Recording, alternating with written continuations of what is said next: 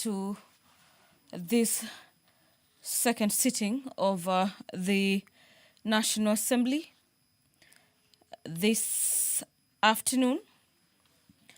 The business of the National Assembly will be commencing in a few, where the House gets into the second sitting of the day today with the consideration of a nominee for appointment as the Secretary as well as the Chief Executive Officer of the Salaries and Remuneration Commission, SRC. This is a consideration of a motion courtesy of a special motion by the Chairperson of the Departmental Committee on Labour that, taking into consideration the findings of the Departmental Committee in its report on the approval hearing of a nominee for appointment as the Commission Secretary, who will also be serving as a Chief Executive Officer of the Salaries and Remuneration Commission. The Departmental Committee on Labour laid its report on the table of the National Assembly on the 4th day of December 2025, and that pursuant to provisions of Section 16, subsection 1 of SRC Act, Cap 412D, and Sections 3 and 8 of the Public Appointments Parliamentary Approval Act, the House approves the appointment of Mr. Ali Abdullahi Surou as the Commission Secretary, as well as the Chief Executive Officer of the SRC Commission. The members of the National Assembly will be debating the report by the Chairperson of the Departmental Committee on Labour, who on behalf of his committee will be seeking to have the National Assembly adopt the report on the approval of the nominee who was nominated to serve as the CEO of the Salaries and Remuneration Commission. So this motion will be carrying some time with its allocation for consideration, a debate, and subsequently approval for the House to agree with the findings of the committee in regards to the suitability of Mr. Ali Abdullahi to serve as the CEO of SRC Commission. But away from that, the consideration of the agreements of establishing the Shelter Afrique Development Bank is also coming up for debate this afternoon, being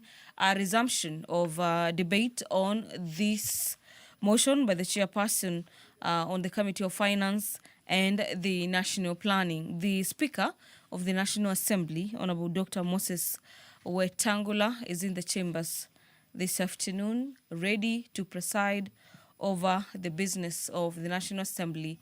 Enjoy your viewing and have yourself a great afternoon.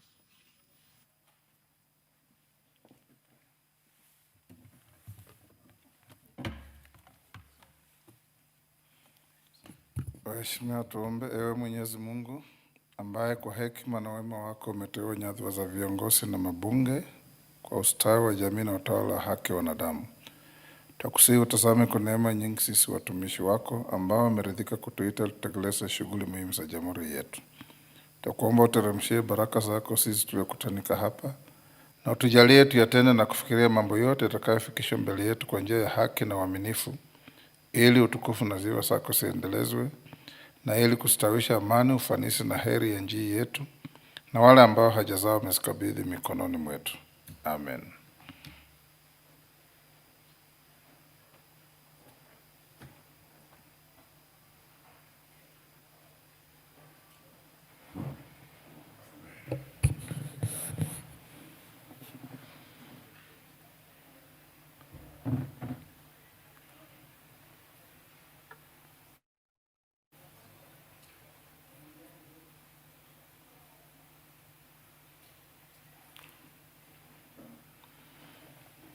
Sergeant, ring the quorum bell.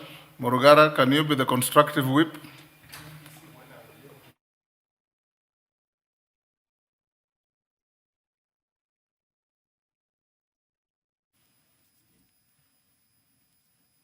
Well, the chair has been taken and a prayer said, signaling the commencement of the business at the National Assembly for the better part of this afternoon, but upon the commencement of this second session of the day, the House lacks quorum to commence business this afternoon, and the Speaker, guided by the House Standing Orders, has directed the Sergeant-at-Arms to ring the quorum bell to notify members of the National Assembly that it is indeed time for them to get back to the chamber this afternoon to allow the House to properly quorate to commence the consideration of business lined up for them during this evening sitting. The inquiry into the proposed sale of share in the East African Portland Cement PLC is coming up for consideration this afternoon, and this is courtesy of a motion by the Chairperson, Departmental Committee on Matters Trade, Industry and Cooperatives, where the Chair is seeking to have the National Assembly adopt the report of the Departmental Committee on Trade, Industry and Cooperatives after the committee conducted an inquiry into the proposed sale of shares in the East African Portland Cement PLC, and the Committee on Matters Trade laid its report on the table of the National Assembly on the 19th day of November 2025. Under this particular motion, the committee that conducted this inquiry grilled a number of stakeholders, among them the executive team from the East Africa Portland Cement, to ascertain whether the decision to sell some shares at the East African Portland Cement to private individuals was the right proposal for the company and the country. The consolidation of the report of the assessment on the utilization of funds disbursed by Social Health Authority, SHA, is also coming up for debate this afternoon.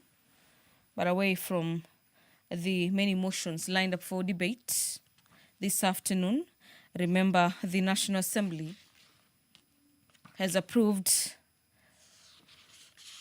through a special motion to sit until 9 p.m. today to dispense with the business before the National Assembly, owing to the fact that upon the rise of business this evening, the House will be proceeding for the long recess and resume business, or the fifth session in the year 2026. On Standing Orders number 44, subsection 2C, Honorable Member for Subukia Constituency, Honorable Samuel Gashobe, will be requesting for a statement following the death of Mr. Eric Tanui, who allegedly lost his life while in police custody, and his statement will be handled by the Departmental Committee on Administration and Internal Security. The quorum has been achieved. Allow me to hand you over back into these live proceedings of the National Assembly this afternoon. Enjoy your viewing. Honorable members, we now have quorum to transact business. Nitakwambia.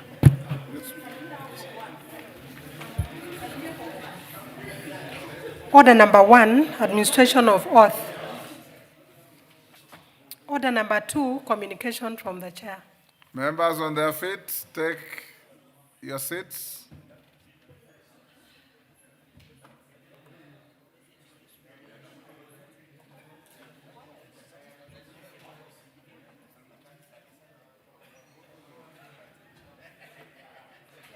Take the nearest seats.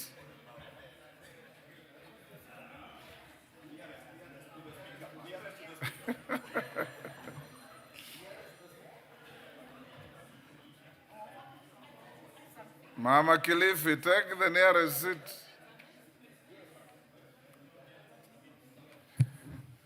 Welcome back, honorable members. I have a communication on suspension of sittings during committee sittings during the long recess. Honorable members, as notified in today's order paper, at the rise of today's sitting, the House is scheduled to proceed on its long recess from tomorrow, Friday, 5th December 2025, to Monday, 9th February 2026, in accordance with the calendar of the House. Today will therefore mark the conclusion of regular sittings for the fourth session of the 13th Parliament and the beginning of a well-deserved break. Honourable members, during this session, the House transacted various key businesses, including bills, treaties, inquiries, and appointments of persons to state offices. The House also undertook its oversight and representation roles through questions to cabinet secretaries, constitutional commissions, and independent officers, as well as statements which continue to elicit great interest, not just in the House, but also from the general public. In line with established practice, the clerk is preparing a more comprehensive report detailing the activities of the House in the fourth session, which will be made available in due course. In line with the calendar of the House, committee sittings will also stand suspended from 15th December 2025 until 25th June 2026. Sorry, they have written it badly. January. You can never have such a long recess. Otherwise, it will amount to suspension of Parliament. In this regard, all committee activities shall stand suspended during the stated period. This will allow members to attend to constituency engagements and for parliamentary staff to take their annual leave. However, you will recall that I had earlier allowed two committees to resume their sittings earlier to undertake extensive public hearings on sessional paper number 3 of 2025 on the partial divestiture in Safaricom PLC by the government of Kenya. Order. Any other committee that may need to conduct any activity during the said period should obtain express permission from the Speaker upon written request. Honourable members, in order to safeguard parliamentary business with statutory timelines from lapsing or taking effect without parliamentary approval and in keeping with the established practice, the counting of days for such business shall cease effective today and resume when the House first sits for the fifth session on Tuesday, 10th February 2026. Nonetheless, should need arise for the House to transact an urgent business, the House will be recalled pursuant to the provisions of Standing Order 29 of the House for that purpose. Having said that, members, I wish to thank the leadership of the House, members and staff for the diligence and commitment exhibited during the session, which enabled the House to transact business both in plenary and in committees. Specifically, I wish to commend all of you for your active participation, which has seen the consideration and conclusion of key priority business by the House. Honourable members, as you proceed to spend valuable time with your families and constituents during the holiday season, I take this opportunity to wish you all happy festive season and a prosperous new year 2026. I also take the opportunity to wish Team Kenya, proceeding to Uganda from tomorrow, not to visit the humiliation they visited on us in Mombasa by making your speaker sit there helplessly watching Uganda collect all the trophies. I'm sure that this time round our teams are well prepared and well psyched to compete in these friendly games and also take the opportunity, as we always say, to widen, deepen, and tighten the relationship of the East African nations so that we can continue with our integration in every sphere. I thank you. Yes, Majority Leader. Honorable Speaker, allow me to join you in wishing members success for those who are proceeding to Kampala, Uganda for the IALA Games. I wish them all the best and also to take this opportunity to wish them a Merry Christmas and a happy festive season. and definitely a prosperous 2026. Honorable Speaker, again, bearing in mind your communication, as you have rightly said, you did exempt in the earlier sitting the two committees of Finance and National Planning and that of Public Debt and Privatization to be able to consider that session of paper on the partial divestiture of, from Safaricom by the government of Kenya. Honorable Speaker, I want to take this opportunity to also ask all our members, and indeed members of parliament and members of public, that you have given a very generous period of public participation from the 8th of December for 30 days, a minimum of 30 days, at least up to the 8th of January. And that is very good, Honorable Speaker, because it will give Kenyans time to internalize the intents of what government intends to do in this divestiture. And Honorable Speaker, also to get Kenyans who are stakeholders in Safaricom and also citizens of our country time to engage with the two committees logically and with reason, Honorable Speaker, and also to understand the intent of that divestiture, Honorable Speaker, because many of us over the years have been asking government to divest from some of these well-to-do companies and reinvest that money in public good. And Honorable Speaker, if you remember, during the State of the Nation address, the President did detail his desire to set up an infrastructure fund that will help to fund many of the development projects in our country, Honorable Speaker.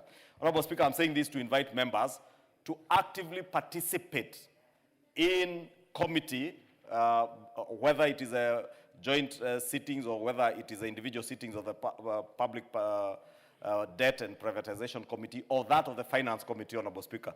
Because at times we have a penchant to address press conferences, speak on issues that are before this House out there, Honorable Speaker. Indeed, today I've seen a member of parliament, even before the session of paper was tabled, he's already out there pontificating or seemingly wanting to look intelligent and misleading Kenyans this early. If you have something important to educate the people of Kenya, please take your time to appear before the Finance and National Planning Committee. Bring your facts and table your facts out there, because in press conferences, nobody is there to challenge you. It is you and the microphone to pontificate and lie to the people of Kenya. Because I've seen somebody telling Kenyans, oh, Safaricom shares are trading at 45 shillings today. I looked at the trading yesterday of Safaricom shares, Honorable Speaker, because I am an investor in Safaricom. They closed at about 28 shillings and 20 cents. And the facts will speak for themselves, Honorable Speaker, when it comes to the time government is divesting. Kenyans will be able to know government is divesting, and whoever is buying the shares will buy at how much. I remember only last year, Honorable Speaker, Safaricom shares were trading at 17 shillings. And I think from the indications that I've gathered from the National Treasury, they will be selling these shares at about 34, 35 shillings. So if they were sold even at 30 shillings, Honorable Speaker, it's twice what I saw some people say in a committee of this House, and give the example of Safaricom, that if you divested in Safaricom today, instead of borrowing, you would raise so much money at 17 shillings a share. The same people have a problem today with government divesting when the share is at 34 shillings. But now, because you will eat your own words, you call press conferences and other forums to lie to Kenyans. Honorable Speaker, I just want to plead that if you have something substantive that will inform and educate the people of Kenya and add value to the process, please make an appearance before the two committees. There is adequate time, Honorable Speaker. You have been very generous to give 30 days, because, you know, ordinary 7 to 14 days are adequate for public participation. But considering that we're also going on recess, 30 days is good time, and we invite Kenyans to have their say. And we reason together for the sake of our country. Let us not allow bitterness and desire for revenge to override common sense and logic, Honorable Speaker. And I beg to support, Honorable Speaker, as I wish all of us Merry Christmas and a happy festive season. Please take care of your families. Take time to spend time with your families, including myself, Honorable Speaker. I just came from a funeral in Nyandarua to condole with a good friend of mine who lost the mom. And as you attend funerals, you get to know the real value of families, Honorable Speaker. And I want to encourage all of us to spend time with our families, including our newly elected members of parliament, the Honorable Amudende, my good friend Boyd there, and Randere, I can see is, they are all geared and psyched up, Honorable Speaker. And I hope they will also take time. And we'll be joining you for your Thanksgiving to come and thank the people of Ugunja, the people of Kasipul, the people of Mbere, the people of Banisa, and all, including my good friend Malava, Dakwa, and Mheshimiwa Kombe here, as much as he's not very new. But we will also go to Magarini to thank the people of Magarini for re-electing him back to the House. Honorable Speaker, thank you. Thank you, Majority Leader. And since I know no sport that you play, you can join Millie in coming to dance for the winners.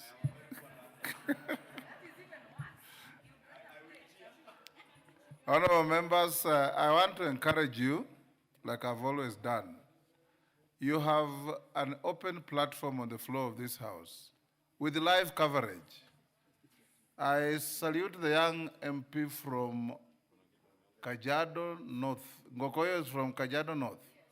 Yes, he came to see me today and said, I have some issues with this Safaricom issue. I'm preparing a statement. I'll come and issue it on the floor of the House. And that is as it should be. And I've told him once we resume, I'll give you the first opportunity to make your statement so that you enjoy not only live coverage. You know, as members of parliament, you represent various interests. Maybe workers of Safaricom are talking to some of you. Bring the issues here. Maybe members of the public who benefit from trading with Safaricom have issues. Bring them here. This is the National Assembly, the Assembly of the People of Kenya. Under Article 1 of the Constitution, the people of Kenya would all be represented here, but the Constitution allowed them to donate their authority to you to come to this House and represent them. Next order.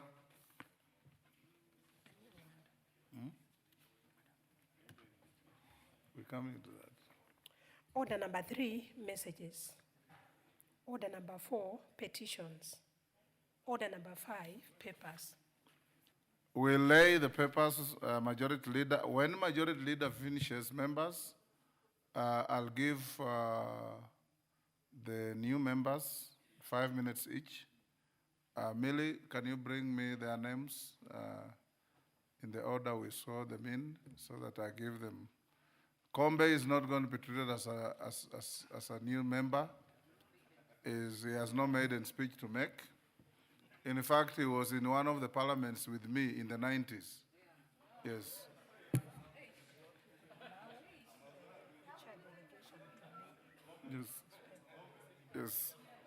Yes. He has been in and out of parliament.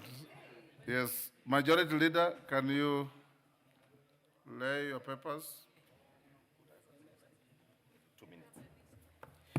Thank you, Honorable Speaker. Honorable Speaker, I beg to lay the following papers on the table of the House today, Thursday, 4th December, 2025, evening sitting. One is the annual report of the National Assembly for the financial year 2024-2025. 2, the intergovernmental partnership agreement between national government through the Ministry of Education and County Government of Garissa. 3, reports of the Auditor General and the financial statements for the year ended 30th June 2025, and the certificates therein in respect of the following. And I'll just read them. A, business service registration, official receiver. B, Chuka Technical and Vocational College. C, Commission for University Education, Staff Car Loan and Mortgage Scheme Fund. D, Cooperative Societies Liquidation Account. E, Ijara Technical and Vocational College. F, Jeremiah Nyaga National Polytechnic. G, Kenya Marine and Fisheries Research Institute. H, Kenya Medical Practitioners and Dentists Council. I, Kenya National Commission for UNESCO. J, Kenya Cessifly and Trypanosomiasis Eradication Council. K, Kirua Technical Training Institute. L, Kisii National Polytechnic. M, Micro and Small Enterprises Authority. N, North Rift Valley Waterworks Development Agency. own Nyandarua National Polytechnic, Nyeri National Polytechnic, Pharmacy and Poisons Board, Policy Holders Compensation Fund, Car, Mortgage and Loan Scheme. S is the Privatization Commission Car Loan and Mortgage Scheme Fund. T is the Public Procurement Regulatory Authority Staff Loans Scheme Fund. U is the Revenue Statements of the Business Registration Service. V is Sigalagala National Polytechnic. W is the State Department for Arid and Semi-Arid Lands and Regional Development. X, State Department for Higher Education and Research. Y, State Officers Mortgage Scheme Fund, State Department for Housing and Urban Development. And finally, Z, the Kenya Scouts Association. Thank you, Honorable Speaker. Chairperson, Committee on Delegated Legislation. Chepkonga, or yes, Vice Chair. Thank you, Honorable Speaker. Gishimu. Honorable Speaker, I beg to lay the following paper on the table of the House today, Thursday, 4th December 2025. Report of the Committee of the Delegated Legislation on consideration of the privileges and immunities, into bracket, the Global Center for Adoption Order 2025. Adoption or adaptation? Sorry, let me repeat. Yes. Honorable Speaker, I beg to lay the following paper on the table of the House today, Thursday, 4th December 2025. Report of the Committee on Delegated Legislation on its adaptation into bracket order 2025. I beg to lay. Thank you. Thank you.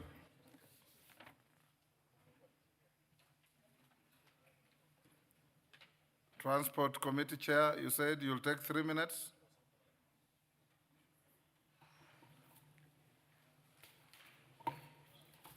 GK, you said you'll take about 3 minutes? Yes, Honorable Speaker, but I can't see the Honorable Member for Machakos. Then stay your statement. Thank you. Now I'll go to our members. For new members making the maiden speech, you know the rules.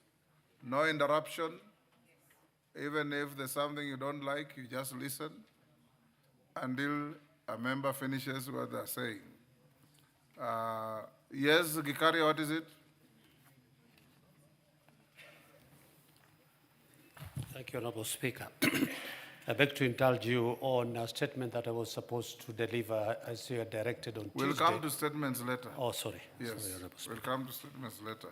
Let me start with the youngest of them all, Boyd Were.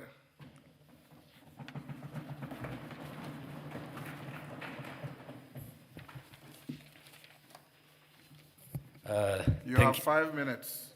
Okay. Since I will not want to interrupt you, obey the rules and spend 5 minutes. Thank you, Honorable Speaker, honorable members. Let me state that I'm deeply honored and privileged to be part of this great house. Today, I rise not with the pride of victory, but with the solemn weight of destiny. I stand before you as the youngest member of parliament, a son of Kasipul, whose journey has been shaped by pain, promise, and profound responsibility. My election is not just a triumph of youth. It is a testament of the resilience of our people, the power of democracy, and the belief that leadership belongs to those who willing to serve with integrity and courage. Honorable Speaker, this victory carries both joy and unbearable sorrow. I stand here with 2 fresh graves behind me. My father, who paid the ultimate price for public service, and Baba, His Excellency Raila Amolo Odinga, whose guidance I longed for as I began this journey. Today, I walk forward holding only their memories. May the soil rest lightly upon them, and may their spirits go before me with the fierce grace of ancestors who never bowed to fear. To the Almighty God, I offer my deepest gratitude. His hand has carried me through mourning, through battle, through a campaign that tested every fiber of my being. May my service reflect His wisdom, humility, and justice. Honorable Speaker, I am nothing without those who stood with me. to our party leader, Honorable Dr. Oburu Oginga. Your steady hand anchored me when the ground beneath my feet felt uncertain.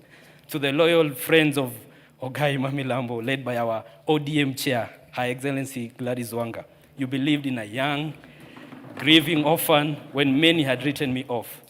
You wrapped me in courage, loyalty, and a shield of protection when grief and duty collided. I will forever be indebted. I extend heartfelt appreciation to the broad-based fraternity, our members of parliament, MCAs, for standing firmly with me and with the people of Kasipul. To the many leaders, friends, and pillars of strength whose names cannot all be mentioned today, please know that I am profoundly indebted. To my family, thank you for your love, sacrifice, and strength. Honorable Speaker, I rise on the shoulders of generations before me, but I also rise carrying the fire of a new generation that refuses to be silent. Gen Z is rising, grateful for the government's commitment to growing our GDP and strengthening our economy, yet yearning for something deeper. A Kenya where national progress is measured not only in numbers, but in human dignity. We dream of a country where every young person can access decent work, earn a fair income, and support their family with pride. We seek accountability, transparency, and zero tolerance to corruption. A Kenya where public institutions are trusted, where integrity is non-negotiable, and where justice is not a privilege but a right. We long for a nation where opportunity is fair, governance is humane, the environment is protected, and where success is guided by a gross happiness index. A society where citizens are not only economically active, but emotionally safe, socially supported, and able to breathe freely in their own country. This is the Kenya Gen Z believes in. This is the Kenya we are ready to build. Honorable Speaker, my father was not simply taken by fate. He was killed. And as a son, I stand here with a heart that still seeks answers. Honorable Speaker, when my father was taken from us, the wound cut deep. But that was not the first grave I learned to stand beside. I lost my mother, the late Immaculate Adhiambo Amoth, long time before I became the man I am today. I grew up knowing the weight of absence, the ache of needing a parent who is no longer there to guide you, to pray for you, to dream for you. And yet, Honorable Speaker, here I stand, the orphan they thought will break, the boy they expected to fade quietly into grief, but I rise today, carrying their names on my shoulders and their strength in my bones. To my late mother, your son did it. Even when they killed our father, your son still stood. Your son still fought. Your son kept going. I hope today, wherever you rest, you feel proud of the man I'm becoming and the service I'm stepping into. I long for truth, for closure, and for justice. Not the justice of retaliation, but the justice that restores dignity, honors life, and heals broken communities. I seek no revenge. Revenge cannot raise the dead, cannot comfort a grieving family, and cannot build a nation. Instead, I seek healing, reconciliation, and an end to the cycles of violence that have stolen too many fathers, mothers, and children from this country. Today, I honor not only my father, but all those who lost their lives in the violence witnessed during the campaigns. Their memories must strengthen our resolve to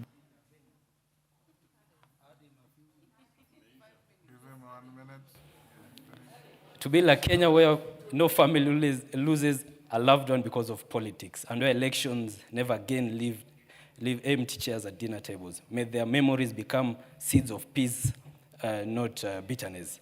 The levels of violence we witnessed, where even an honorable member of parliament like Honorable Peter Kaluma was attacked on voting day, clearly shows that we must act and act urgently. I thank him for standing with me throughout the campaigns and for standing firmly for democracy during its most trying hour. I invite Kenyans, the government, faith leaders, civil society, and our international partners to work with me on this journey of healing. Let us build a country where political competition never again demands human blood, where democracy is defended by ideas, not intimidation, and where every family, regardless of tribe or party, can live without fear. To the people of Kasipul, I am fully aware of the immense responsibility you have placed upon my shoulders. I promise to be the voice of the widowed mother, the struggling youth, the farmer tending hope in hard soil, and the child yearning for opportunity. I recognize the work before us. I know the urgency of electricity, clean water, modern road networks, and sustained development. These are not ambitions, they are necessities, the foundation upon which dignity and progress stand. Together, we shall walk a transformative journey, one that will redefine Kasipul, a journey where our constituency will no longer be associated with violence, but celebrated as a hub of development, a center of peaceful coexistence, and a thriving economy driven by unity and purpose. Mr. Honorable Speaker, this is not just my assignment, it's a covenant with my people, with my generation, and with the ancestors who walked before us. God bless Kasipul, God bless Kenya. I thank you, Honorable Speaker. Thank you. Njeru Leo wa Muthende.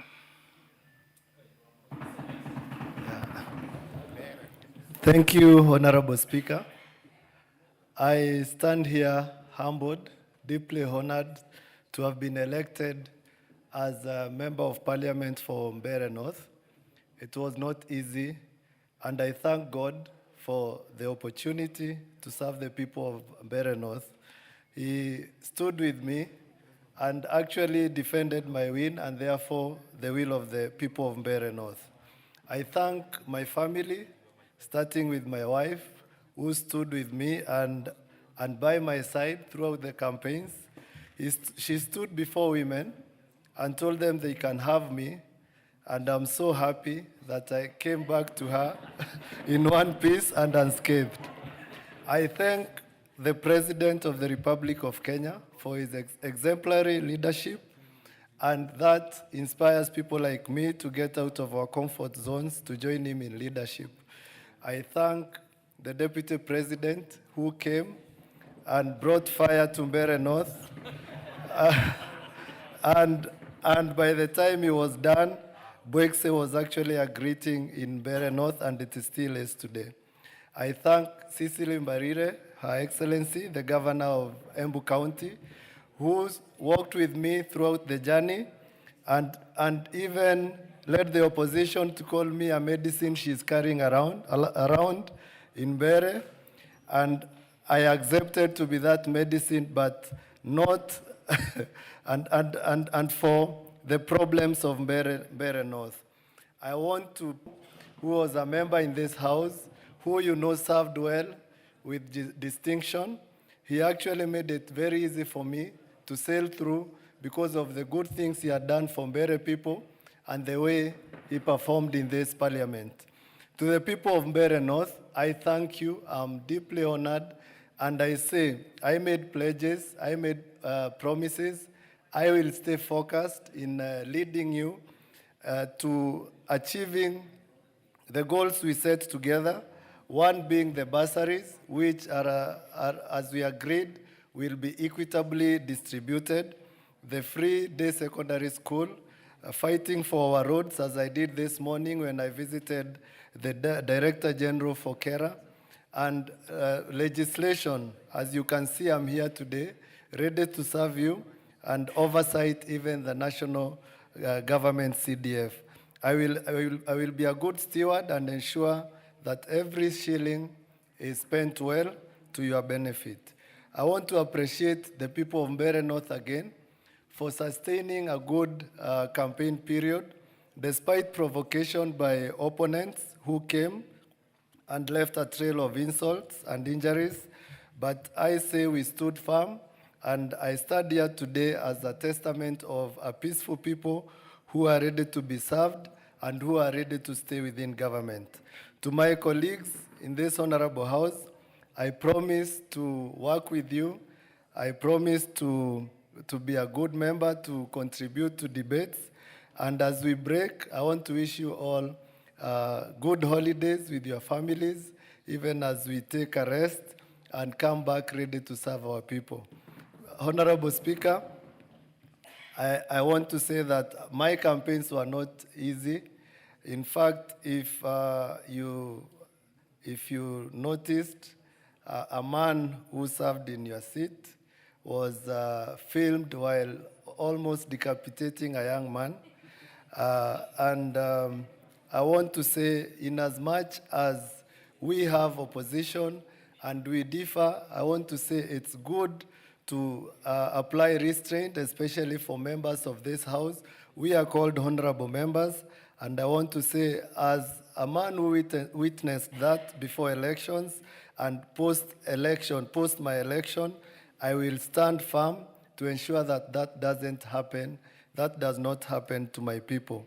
I thank you for this opportunity, Mr. Speaker, and I promise to serve my people and fulfill the promises I made, which were many, so that all who voted for me and those who even didn't vote for me find fairness in my leadership.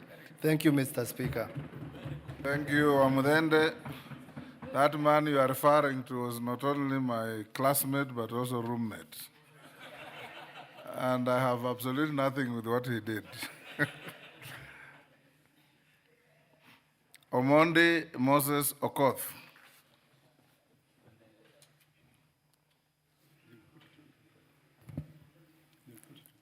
Thank you, Honorable Speaker. Honorable Speaker, I rise with deep gratitude to the people of Ugunja for entrusting me with their mandate in the recently concluded by-election, which were conducted in a peaceful and democratic manner. Their confidence in me is both humbling and inspiring. And their confidence also has also taught me a lesson of resilience and inclusivity.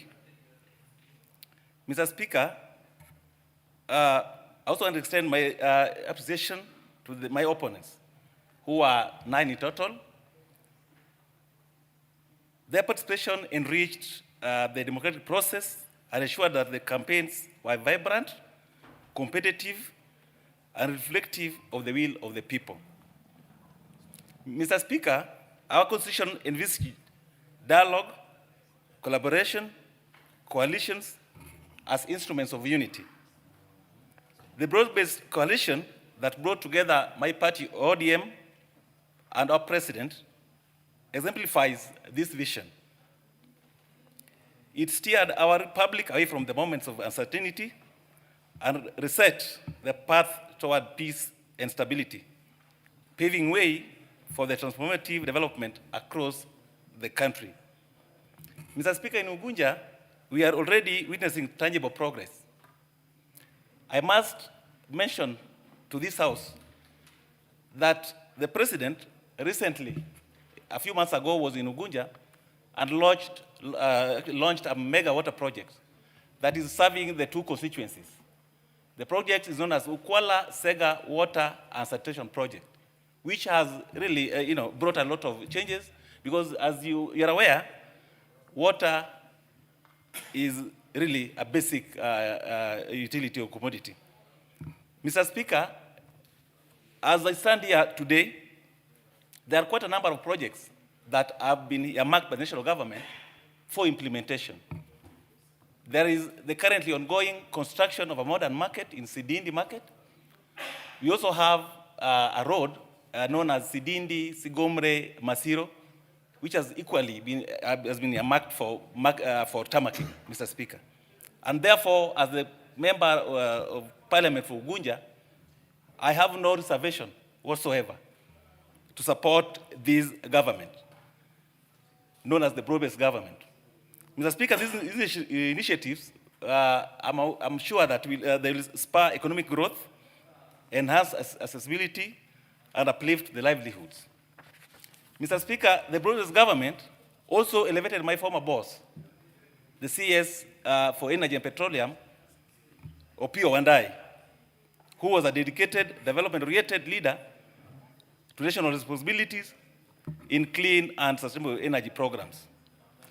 His example sets a standard for me, and I'm determined to uphold and build upon that legacy in Ugunja. For records, members, Omondi, who is now before you, has been the manager for constituency since 2013. And that has given me leverage on development agenda. So, in conclusion, Mr. Speaker, I pledge not to disappoint the people of Ugunja. My mission is to shape a vision that promotes continuous development, strengthen my oversight and respective roles, and ensures that the sustainable development goals are localized and realized within our constituency. Mr. Speaker, thank you. Thank you. Well done, Omondi. Ndakwa David Athman, Malava. Thank you, Mr. Speaker, for the opportunity. Mr. Speaker, I rise today with deep humility and profound gratitude to deliver my maiden speech in this august house. I thank the Almighty God for granting me the opportunity and the privilege in this august house.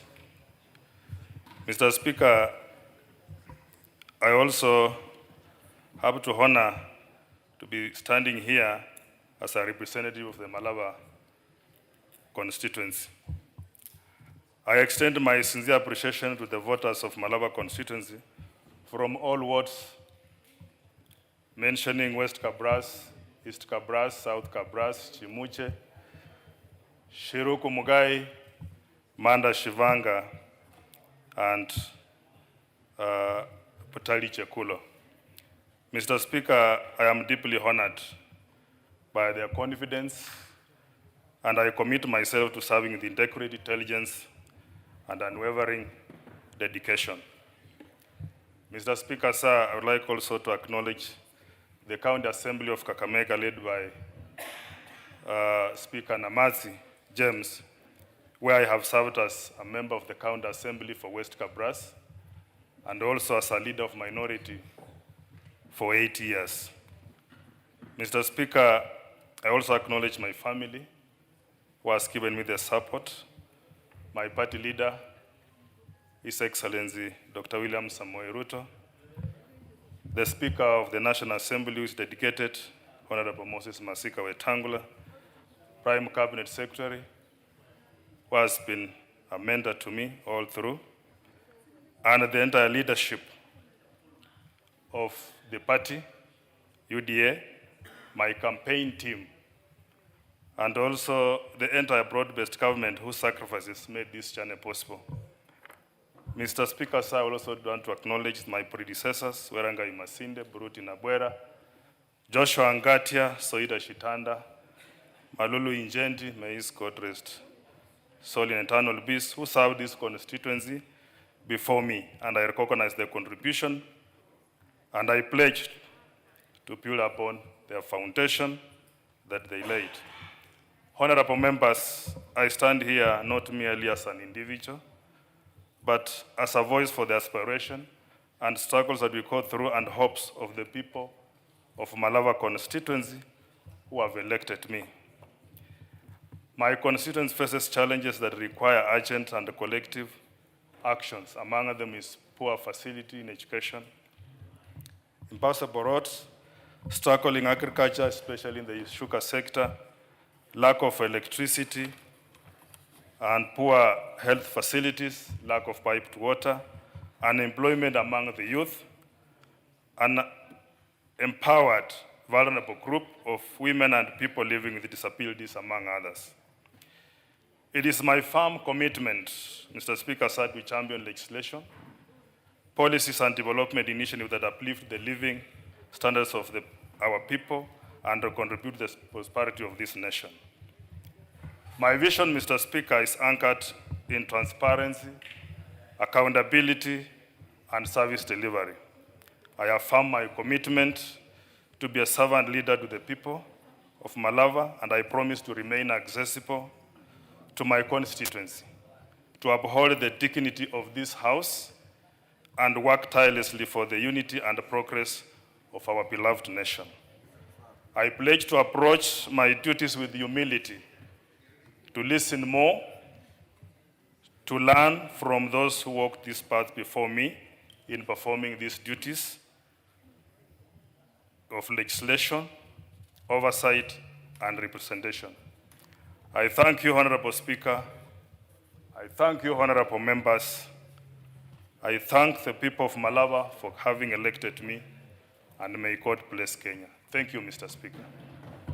Thank you, honorable members for Mbeere North, Malava, Ugunja, and Kasipul for your maiden statements in the House.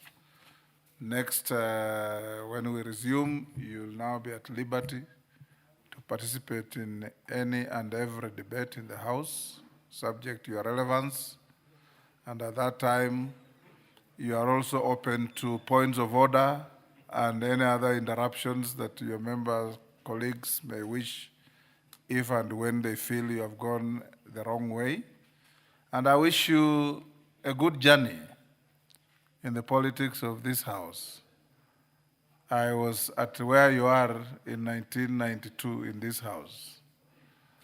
I wish you a long, fruitful journey. When all of you came to see me, I told you in this House, identify people who can mentor you. We have seniors here who can mentor you, who can assist you in getting to know the standing orders.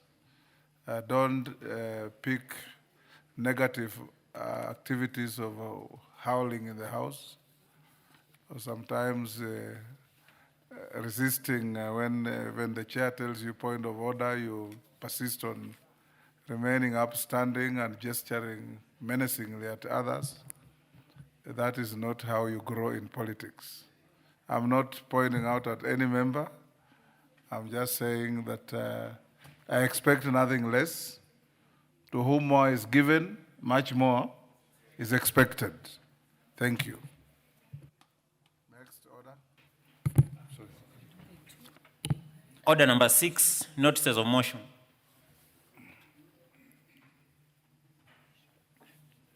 Gishimu, you can come now.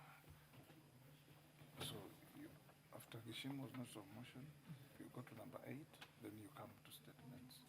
Okay. Thank you, Honorable Speaker.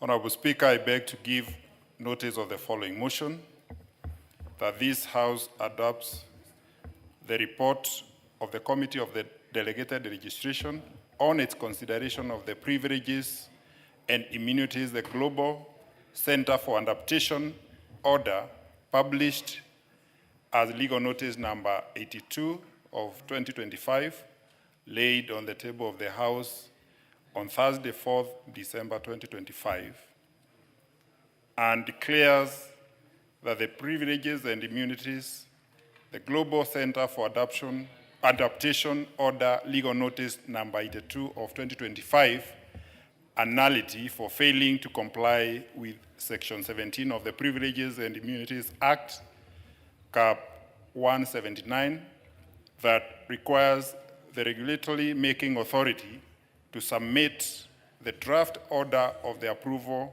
for approval by the Parliament before publication of the order, and infringing Article 94, Sub-Article 6 of the Constitution relating to the principles and Section 13A of the Statutory Instrument Act, Cap 2A. I beg to give this notice, Honorable Speaker. Thank you.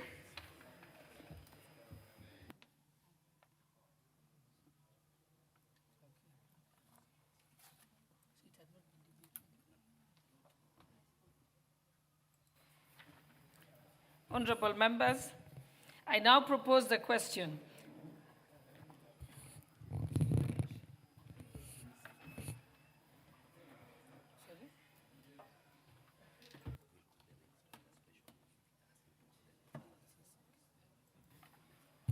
Next order.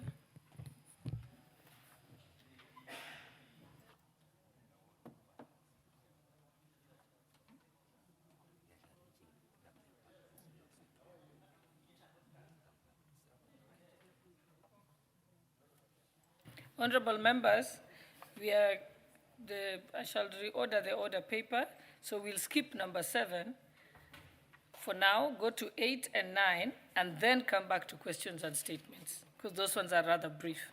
Thank you. Read out order 8. Order number 8, special motion, consideration of a nominee for appointment as Secretary, Chief Executive Officer of the Salaries and Remuneration Commission, SRC.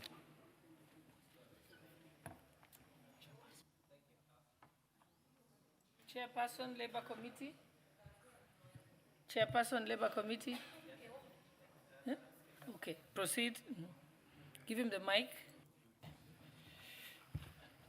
Okay, thank you, Madam Speaker. Honorable Speaker, I beg to move the following motion that taking into consideration the finding of Departmental Committee on Labor in its report on the approval hearing of nominee for appointment as the Commission stroke Chief Executive Officer for Salaries and Remuneration Commission, laid on the table of the House on Thursday, 4th December 2025, and pursuant to provision of Section 16(1) of Salaries and Remuneration Commission Act, Cap 4/2D, and Section 3 and 8 of Public Appointment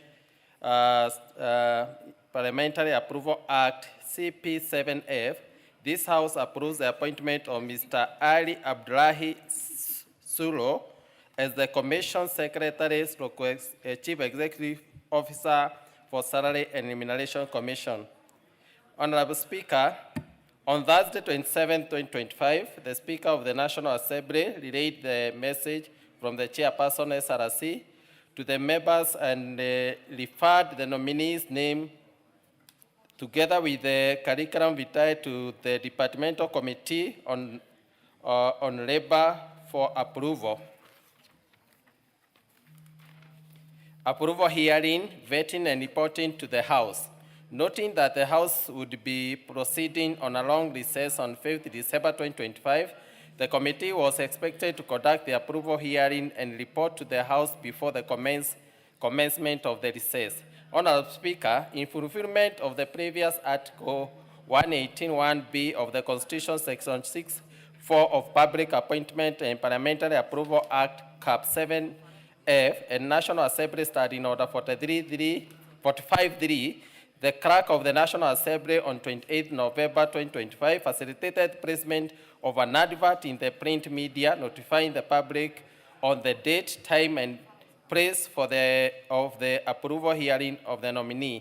Honorable Speaker, in compliance with Section 6(9) of the Public Appointment Parliamentary Approval Act, Cap 7F, the clerk invited the public to submit memoranda by way of written statement on oath or affidavit with supporting evidence contesting the suitability of the nominee to hold the aforementioned office.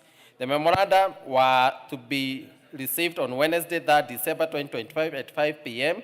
By the close of the deadline, the committee had not received any memorandum in support or in contestation of the suitability of the nominee.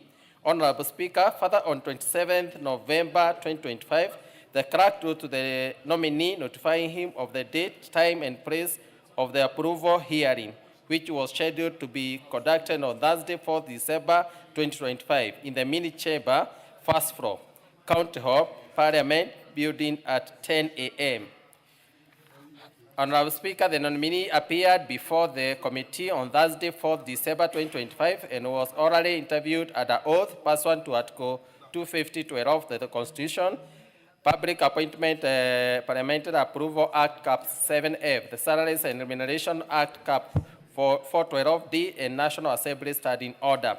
Honorable Speaker, the committee observed that the nominee met integrated threshold, demonstrated knowledge of the topic, administrative and technical issues touching on the position to which he had been nominated, and had the requisite abilities, academic qualification, and professional experience to be approved for appointment as the Commission Secretary and Chief Executive Officer of the Salaries and Remuneration Commission.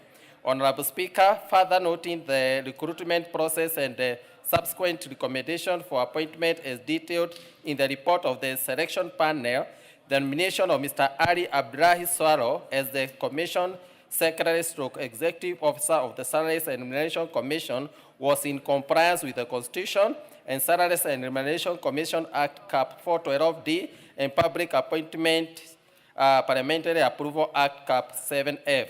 Honorable Speaker, emanating from the above observation, the committee recommends that the House approves appointment of Mr. Ali Abdullahi Saro to the Commission, Secretary stroke Executive Officer of Salary and Remuneration Commission. I beg, Honorable Speaker, I beg to move and now request Honorable Dido Lasso to second.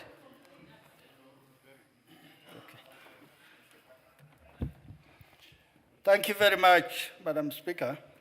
Madam Speaker, I beg to second by saying as follows. Salaries and Remuneration Commission is a very important commission. It is that commission actually at one point this House was really fighting with because of the people who headed that institution.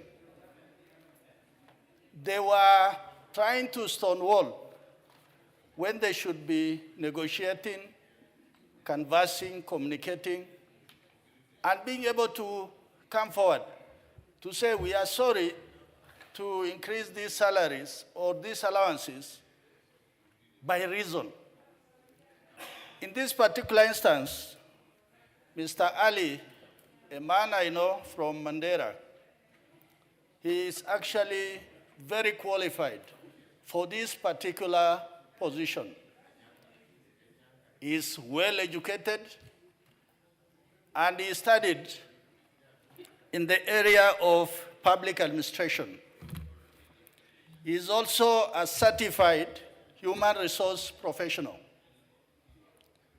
This in the realm actually puts him in the best position to understand how to look after public officers, men and women, different categories, whether they are low in the ranking or high in the ranking, to understand that this particular job prescription, if you pay them this amount, it will not be fair. So for that reason, I am happy the committee did a thorough consideration of this particular nominee.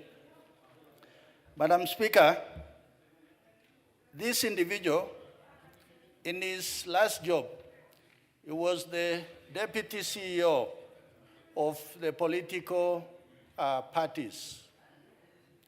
And he has also a knack for understanding the influence of politics in employment, in salaries, and also understanding that salaries are not just a standalone thing. It is about the economy. So for that reason, I think the mover has spelled out very clearly that this particular individual is well-versed, well-qualified, and also I must quickly thank His Excellency the President for identifying minorities and marginalized groups to come to the center of his government. With those remarks, Madam Speaker, I beg to second. Thank you.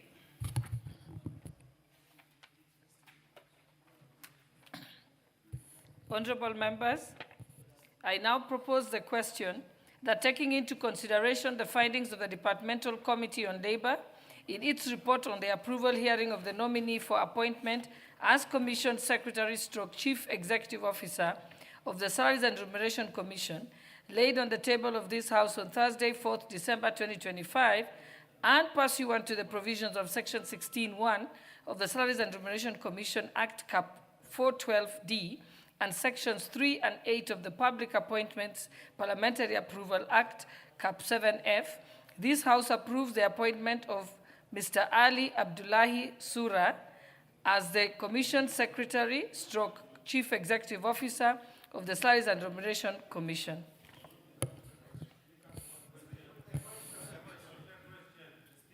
It's the mood of the House that we should put the question. Will as many as of that opinion say aye? Will as many as of the contrary opinion say nay? The ayes have it, so I'll put the question. Honorable members, I now put the question that taking into consideration the findings of the Departmental Committee of Labor in its report on the approval hearings of a nominee for appointment as Commission Secretary / Chief Executive Officer of the Salaries and Remuneration Commission, laid on the table of this House on Thursday, 4th December 2025, and pursuant to the provisions of Section 16(1) of the Salaries and Remuneration Commission Act, Cap 412D, and Sections 3 and 8 of the Public Appointments Parliamentary Approval Act, Cap 7F, this House approves the appointment of Mr. Ali Abdullahi Sura as the Commission Secretary / Chief Executive Officer of the Salaries and Remuneration Commission. Will as many as of that opinion say aye? Aye. Will as many as of the contrary opinion say nay? The ayes have it.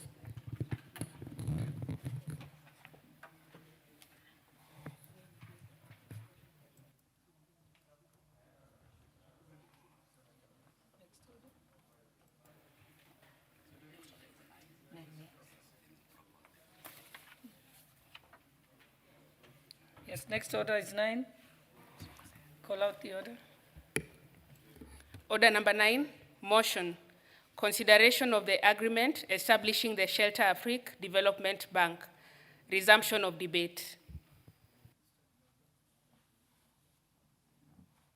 Does anyone have remaining time? Members who want to debate this, kindly press the intervention button.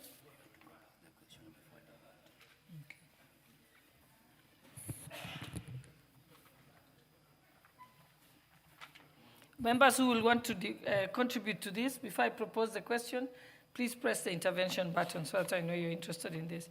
Okay, honorable members, I now propose the question that this House adopts the report of the Departmental Committee on Finance and National Planning on its consideration of the agreement for the establishing the Shelter Afrique Development Bank, laid on the table of this House on Tuesday, 2nd December 2025, and pursuant to the provisions of Section 8(4) of the Treaty Making and Ratification Act, Cap 4D, approves the ratification of the agreement establishing the Shelter Afrique Development Bank.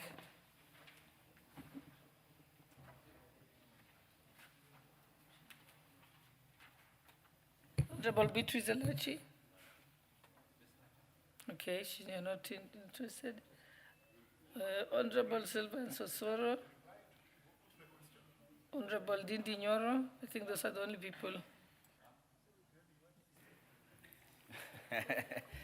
Thank you very much, Honorable Speaker, for this chance. And I'll take a very short time. It is important for a country and a region, a country like Kenya in a region like Africa, to have as many sources of revenue as possible and financing as possible. And Honorable Speaker, Shelter Afrique, just like many other peers that deal with the regional matters, is important, and especially in providing financing that is needed in taking the economies of Africa forward. And Honorable Speaker, it is important even for our country to have subscriptions in other, and to keep on actually adding the amount of shares and subscriptions they have in some of the regional development bodies, Honorable Speaker, and especially a body like AfriExim, which has always come through for a country like Kenya. Honorable Speaker, another entity like ADB, African Development Bank, we have seen it take great part in the growth of the infrastructure in Kenya, and especially citing a road like Thika Road, Honorable Speaker, which was co-funded also by the African Development Bank.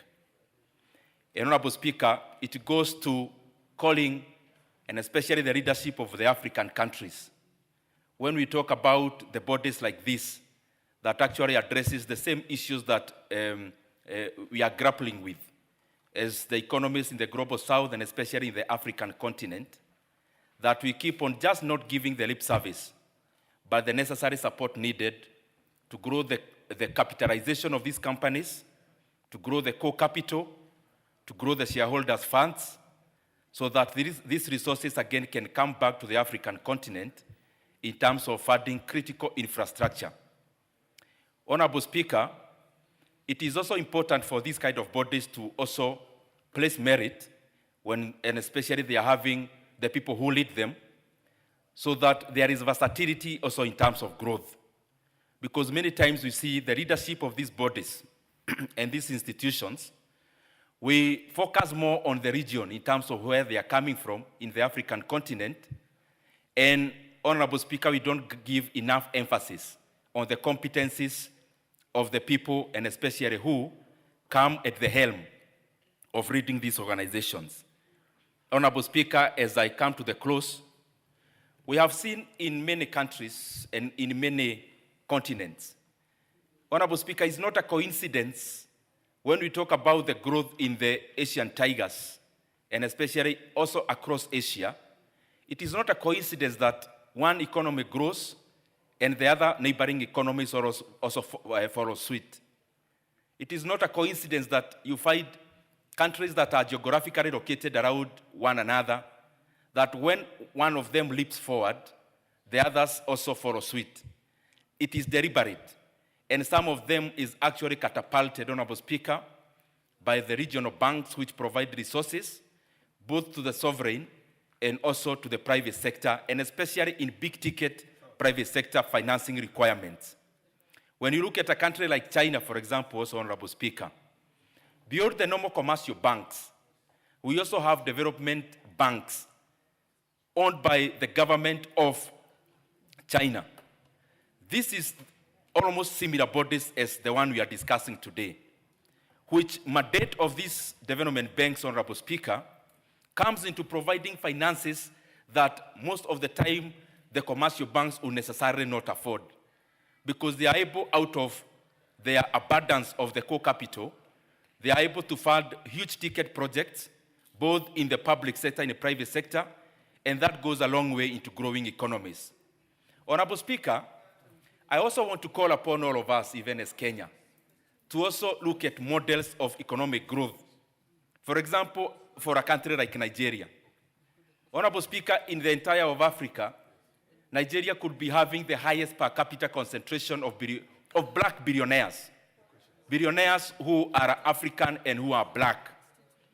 But Honorable Speaker, if you look at how these entrepreneurs grew, people like Aliko Dangote, the entrepreneurs in Globacom, like for example in Nigeria, entrepreneurs, the founders of UBA Bank, Access Bank, you will always find, including BUA Group, which spans across many sectors.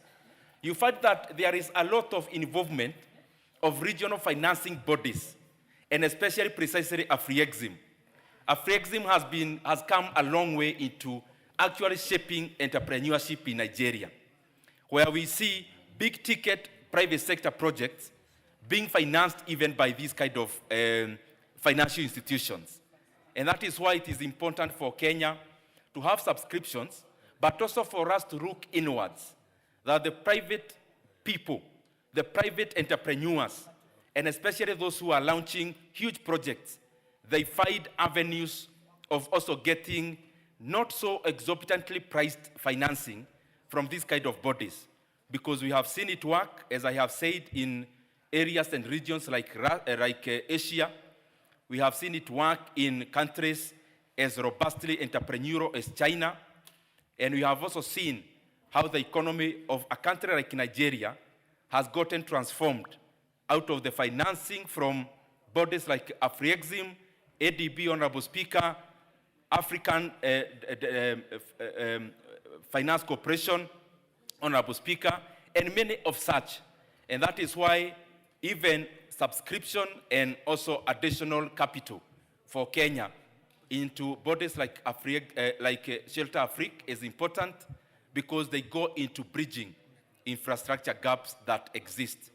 Honorable Speaker, lastly, because we are discussing about financing, I know the Speaker gave a way forward in terms of what Kenyans woke up today in terms of the sale of Safaricom. And I'm putting it in here because, Honorable Speaker, a company like such, we have seen them actually funded by these kind of bodies like you are discussing today. And I'm happy the Speaker has already given a way forward that we need a robust public participation on the sale of Safaricom, because the way we are selling it at 34 shillings per share is grossly undervalued, and especially given the fact that Safaricom share was at 45 shillings in 2021 at a valuation of 1.8 trillion Kenya shillings, Honorable Speaker, and it will be a gross injustice to the Kenyan people when the National Treasury and government undersells such a prized asset as Safaricom, Honorable Speaker, and goes even away further of trying to securitize dividends that will be coming at future revenue from Safaricom. That beyond the consideration, the government is actually asking for dividend in advance. Kenya will exist now, Kenya will exist in the next 2 years, Kenya will exist in the next 5 years.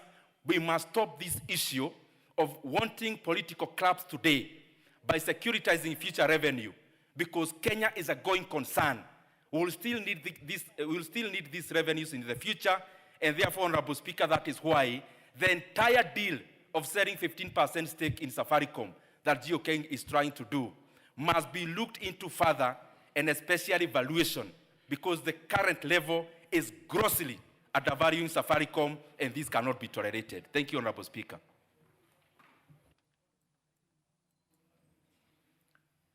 Yes.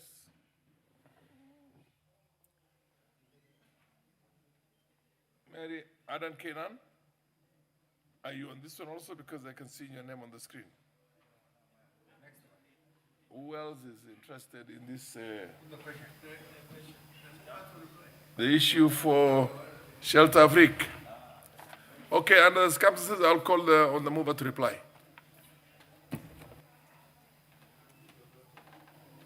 Thank you so much, Mr. Speaker. I rise to beg to move this motion by first of all thanking all the members who showed interest in making contribution to this particular motion, appreciating the fact that Kenya and Africa has matured enough to rise and to begin to have a discussion on the financial architecture of development, starting from the Sheldrick Africa that is focusing on housing, which is a critical focus on our urban cities, on our cities, and on the growth and the needs of our people. On behalf of the committee also, allow me to thank the stakeholders that were able to come forward and make substantive, informative contribution. And out of what they made their proposal is what has informed this report, to indicate that Kenyans are ready for this dimension, where we will have an institution that Kenya is a stakeholder, Kenya is the owner, Kenya is a decision maker, that even the governance of this particular financial institution will compose both the directorship made from the ministers of all member states. Kenya has been there before as hosting it here in Nairobi, but now this one is a demonstration of confidence that Kenya is ready to contribute to the growth of Africa. With that much I have said, as I appreciate the honorable members and the committee members of the Finance and National Planning, starting with the chair, vice chair, and the other members who gave their time, they devoted their time to ensure that this particular agreement has been subjected through proper legislative process to this level that today this House has adopted it for the purpose of ensuring that this Africa Bank is established and as a development and as an indicator that Kenya, we are rising up, Africa, we are rising up. Thank you so much, and with that, Mr. Speaker, I beg to reply.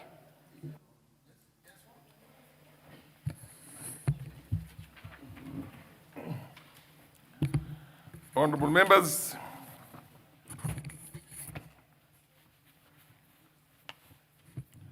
I now put the question that this House adopts the report of the Departmental Committee on Finance and National Planning on its consideration of the agreement for establishing the Shelter Afrique Development Bank, laid on the table of the House on Tuesday, the 2nd of December, the year 2025, and pursuant to the provisions of Section 8.4 of the Treaty Making and Ratification Act, CAP 4D, approves the ratification of the agreement establishing the Shelter Afrique Development Bank. Will as many of the appearance say aye? Aye. Will as many of the contrary say nay?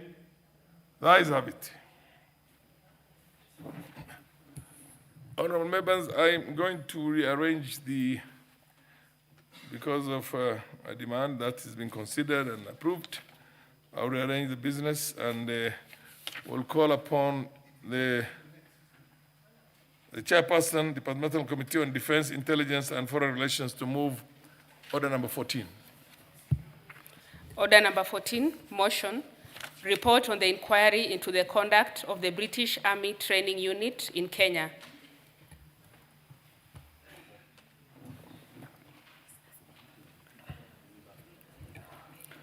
Honorable Speaker, I beg to move that this House adopts the report of the Departmental Committee on Defense, Intelligence and Foreign Relations on the inquiry into the conduct of the British Army Training Unit in Kenya, Batuk, laid on the table of the House on Tuesday, 25th November 2025. Honorable Speaker, the report arises from an inquiry conducted by the Departmental Committee on Defense, Intelligence and Foreign Relations into the alleged unethical, illegal and harmful conduct of the British Army Training Unit in Kenya. The committee's inquiry was prompted by rising public concern and allegations of misconduct brought to its attention during its consideration of the Defense Cooperation Agreement between the Republic of Kenya and the United Kingdom. These concerns were further supported by historical accounts contained in Volume 2A of the Truth, Justice and Reconciliation Commission TJRC report. The main objective of the inquiry was to conduct a comprehensive investigation into the alleged malpractices within Batuk since its inception under the following terms of reference. A, to investigate the alleged ethical breaches related to ethical misconduct, including corruption, fraud, discrimination, abuse of power, and other unethical behaviors. B, to investigate allegations of human rights violations, including mistreatment, torture, unlawful detention, killings, or any other violations of internationally recognized human rights standards.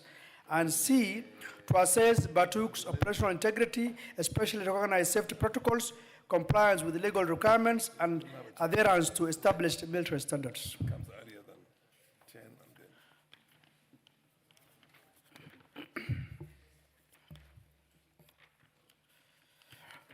Honorable Speaker, the committee conducted public hearings from May 28th to 30th, 2024 in Laikipia County, Laikipia East and Laikipia North, and Samburu County. Subsequently, the committee held multiple stakeholder engagements from May 2024 through October 2025. During these sittings, the committee received oral and written submissions from affected civilians, victims, community leaders, civil society organizations, and relevant public agencies. The inquiry was consistently undermined by the refusal of Batuk officials to cooperate with the committee, despite repeated summons issued under Article 125 of the Constitution. Batuk officials declined to appear before the committee and instead routed all communication through the Ministry of Defense and Foreign and Diaspora Affairs. When, after months of evasion, a written submission was finally sent, the same was unsigned, a gesture far below the standards of intergovernmental accountability and one that reflects a troubling disregard for the authority of this House. Such conduct sets a dangerous precedent for foreign forces operating within our borders. Parliament cannot and must not be treated as a ceremonial body. Despite these challenges, the committee conducted extensive stakeholder engagements with affected communities, government agencies, civil society organizations, and independent experts. The committee also reviewed the legal framework governing Kenya-United Kingdom Defense Cooperation Agreement, DCA, and evaluated Batuk's compliance with Kenyan law, international and bilateral obligations. Honorable Speaker, the inquiry revealed consistent patterns of gross negligence in the handling of unexploded ordnance, leading to multiple civilian injuries and fatalities. Batuk's clearance protocols were found to be dangerously low, lax for that matter, often having hazardous remnants in public spaces. Kenyan workers hired to assist with debris clearances were not provided with protective equipment or training, exposing them to lethal risks. The inquiry also revealed a trend of sexual misconduct by Batuk official personnel, marked by rape, assault, and abandonment of children fathered by soldiers. Survivors of sexual violence reported cases being dropped or mishandled by local authorities. with the many victims denied access to justice. These cases were compounded by the absence of any mechanism within either the UK or Kenyan justice system to hold Batuk soldiers accountable for child support or other consequences of such misconduct. With no independent reporting or accountability mechanism in place, Batuk's immunity from Kenyan law has fostered impunity for sexual and gender-based violence. The inquiry further revealed serious environmental degradation, including the Loldeaga fire incident, illegal dumping of military waste and toxic materials. The committee noted credible community concerns that chemical contaminations, including white phosphorus, may have polluted local soils and water sources. These ecological harms have disrupted wildlife corridors and endangered local biodiversity, with the Kenya Wildlife Service observing increased animal displacement and injury during Batuk's training sessions. Despite the scale of the disaster, Batuk has not provided any substantial remediation or compensation for this. The inquiry also highlighted opaque and inequitable compensation practice by Batuk. The committee noted cases in which ex gratia payments were offered without transparency or fair assessment of liability. In one case, Batuk claimed only 50% responsibility for an injury suffered by Losaka Lesuyan, despite compelling evidence to the contrary. For instance, the African Center for Corrective and Preventive Action noted that Kenyan courts have awarded damages in similar cases, such as Kenya shilling 7 million judgment for Mr. Longoria Mutunge, who was injured by a buried explosive, but only a fraction of such payments have been made. Honorable Speaker, considering the foregoing, the committee made a number of recommendations. One, amendments to the Kenya Defence Force Act to incorporate A, a visiting force code of conduct, B, a provision on zero tolerance for SGBV with survivor support and child support enforcement, environmental obligations, social responsibility, and E, civilian oversight mechanisms. Two, negotiations with the UK government to implement mechanisms to hold Batuk soldiers accountable for child support to children born out of consensual relations. Three, continued collaboration between the Office of the Attorney General and the UK Central Authority in the extradition proceedings of Mr. Robert James Purkis, the suspect in Mrs. Agnes Wanjuru murder case, pursuant to the Mutual Legal Assistance Act Cap 75A and the Extradition Act Cap 41 of the UK Public General Acts. 4, initiation of an inquest into the murder of Mr. Robert Swara Surrey. 5, investigation of the alleged cases of murder of Kenyan citizens by Batuk soldiers reported by the Kenyan National Commission on Human Rights. 6, restorative justice measures, including compensation and psychosocial support for historical victims of sexual offenses perpetrated by Batuk members. Investigations of the alleged case of sexual offenses by Batuk soldiers, including historical case documented in the Truth, Justice and Reconciliation Commission report dated 3rd May 2013. 8, establishment of a survivor liaison unit in Isiolo, Laikipia and Samburu counties in line with the Legal Aid Act Cap 16A to offer legal aid to victims of offenses and other civil claims linked to Batuk personnel. Measures to assist victims in the settlement of civil claims, including cases of injuries sustained and loss suffered as a result of Batuk operations or activities reported by the Kenya National Commission on Human Rights.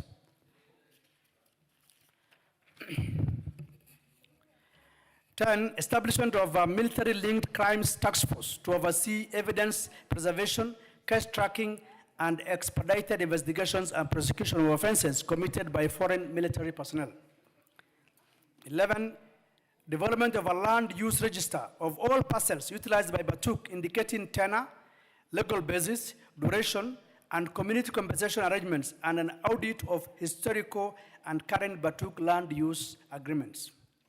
12, Batuk to undertake an environmental impact assessment on its training grounds, and thereafter NEMA to conduct an environmental audit in line with Environmental Management and Coordination Act Cap 387.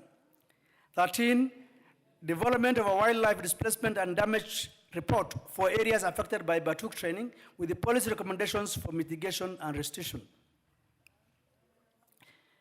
Authorization of a written range safety and ordnance clearance standard operating procedure requiring 100% accounting of expended munitions, UX source clearances within 2 weeks after each exercise, publication of clearance completion reports with the local authorities, and adoption of multi-agency emergency response plans supporting nearby health facilities and first responders. Honorable Speaker, we also made a recommendation on the issue of the DCA, that is the Defense Cooperation Agreement, that right now the status of that agreement certainly is in limbo, and that is what has guided the presence of the Batuk and membership here. Batuk presence here in Kenya. Honorable Speaker, I just want to elaborate a few on the issue of the DCA, the Defense Cooperation Agreement between Kenya and the UK. In 2015, the UK and Kenya signed a Defense Cooperation Agreement, DCA, to strengthen defense ties and address common security challenges. This agreement was entered into force on 11th October 2016, and pursuant to Article 26(2) of the agreement, remained in effect for a period of 5 years. On 27 July 2021, Kenya and UK signed another DCA, which replaced a previous DCA signed in 2015 and expired on 6 October 2021. Pursuant to the Treaty Making and Ratification Act, the agreement was submitted to the National Assembly on 6 September 2021 for ratification. However, the agreement was not concluded by the end of the term of the 12th Parliament. The agreement was submitted on 22nd November 2022, and after consideration, the Development Committee on Defense, Intelligence and Foreign Relations recommended approval of the agreement with the two main reservations. A, Article 6(5) of the agreement should be amended by inserting a new paragraph immediately after paragraph H to include murder as one of the offenses which are under the jurisdiction of the host nation. B, and Article 23 of the agreement to include corporate social responsibility. This report was tabled in the House on 21st March 2023 and was thereafter debated and adopted by the House on 13th April 2023, thereby approving the ratification of the DCA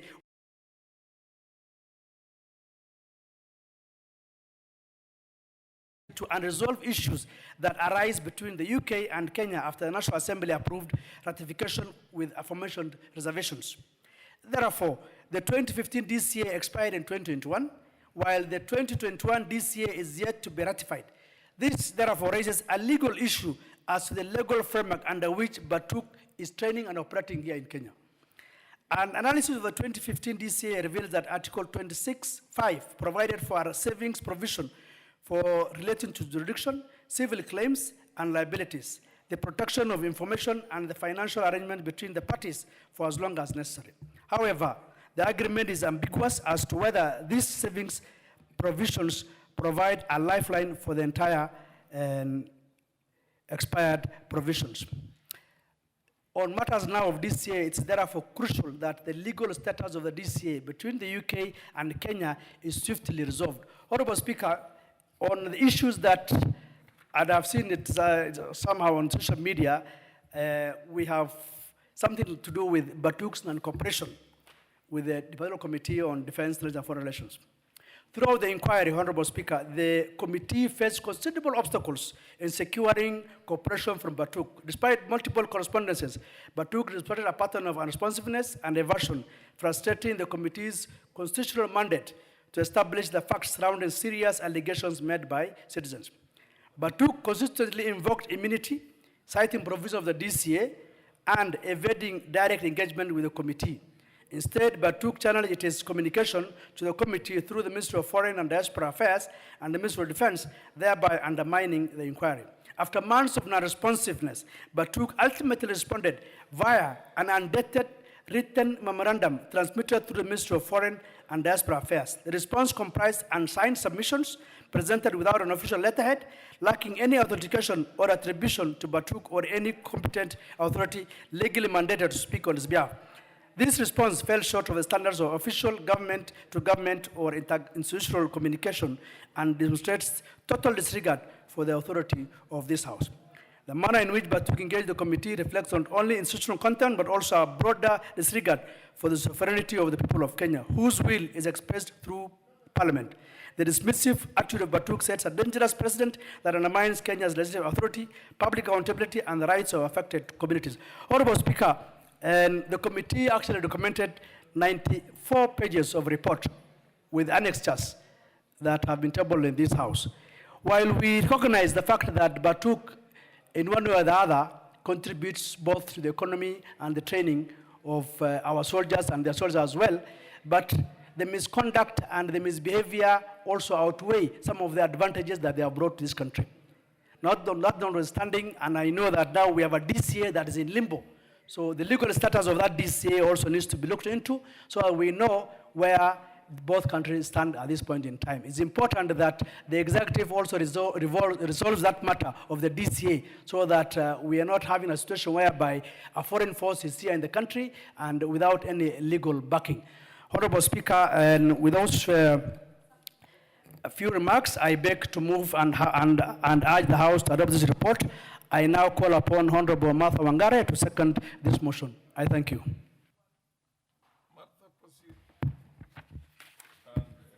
Thank you. Second, yeah.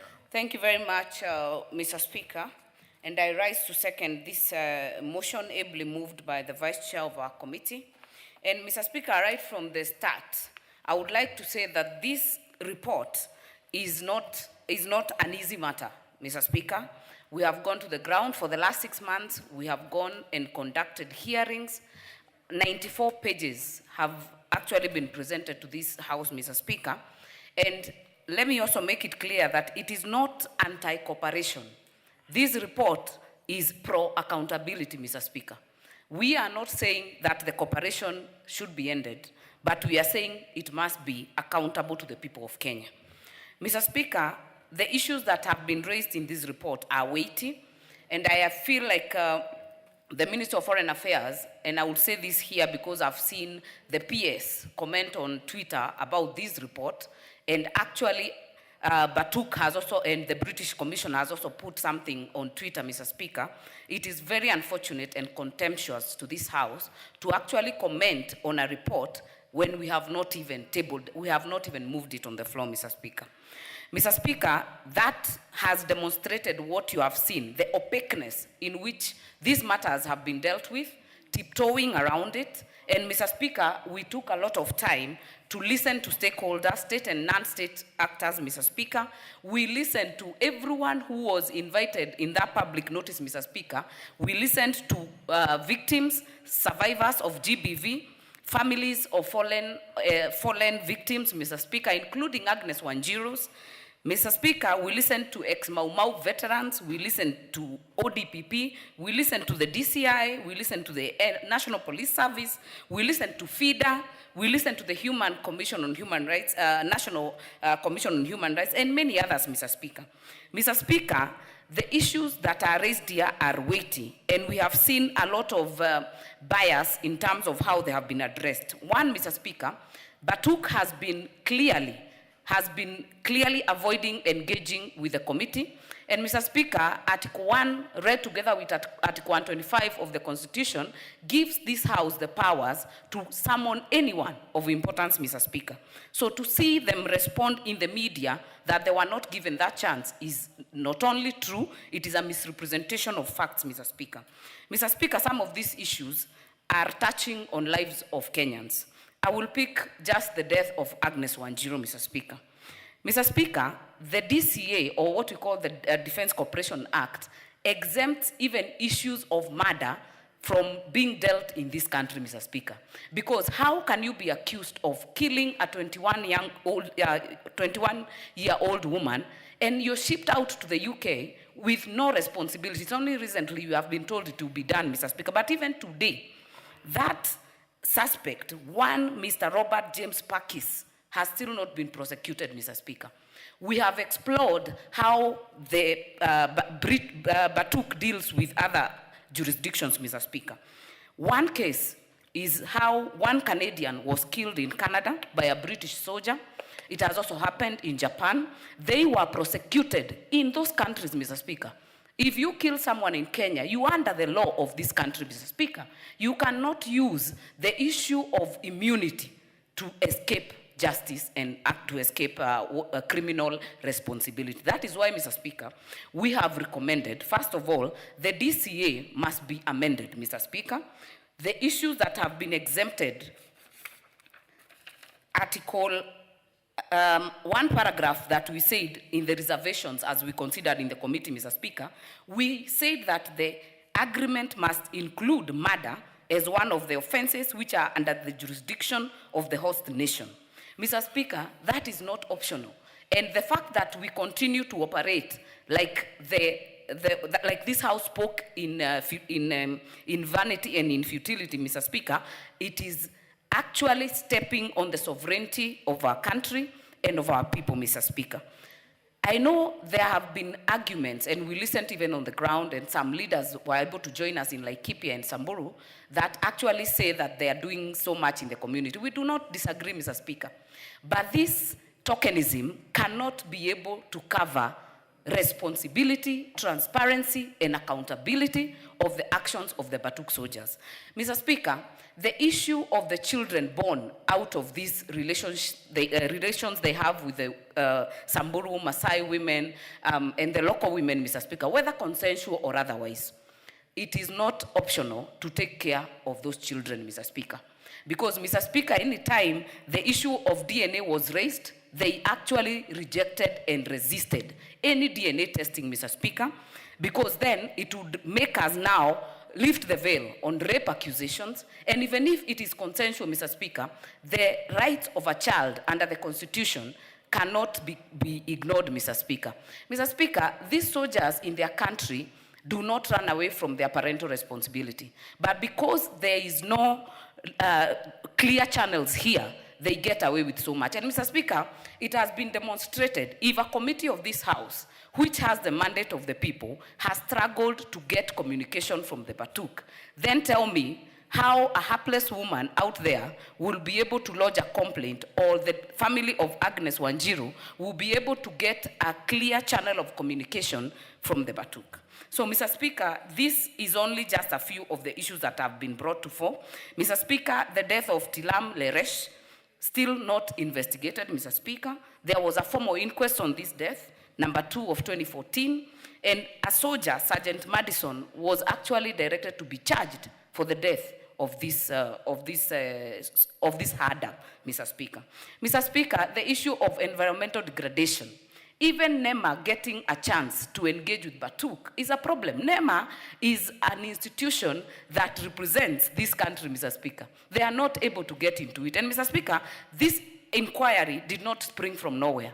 It sprang out from the TJRC report that actually enumerated sexual offenses that have been committed, enumerated the environmental degradation, and more importantly, when we were discussing the DCA, Mr. Speaker, the county government of Laikipia made a submission, and they spoke to the same issues, Mr. Speaker, and that is why we felt we will not just sweep it under the carpet. We will go to the ground and be able to listen, Mr. Speaker, because even the ordinance disposal, Mr. Speaker, it is not being guided by the law. There are water bodies near the area where the Batuk operate, Mr. Speaker, and they have the people there, the community there, Mr. Speaker, have actually complained of many increased respiratory diseases.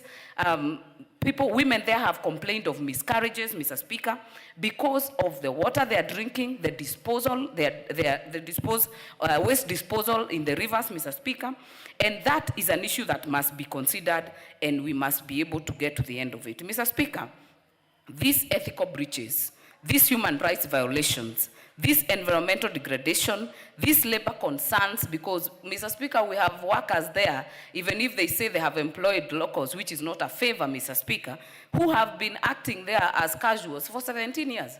And if you raise questions, you are fired, Mr. Speaker. So these are some of the issues that we have been able to unearth using this inquiry,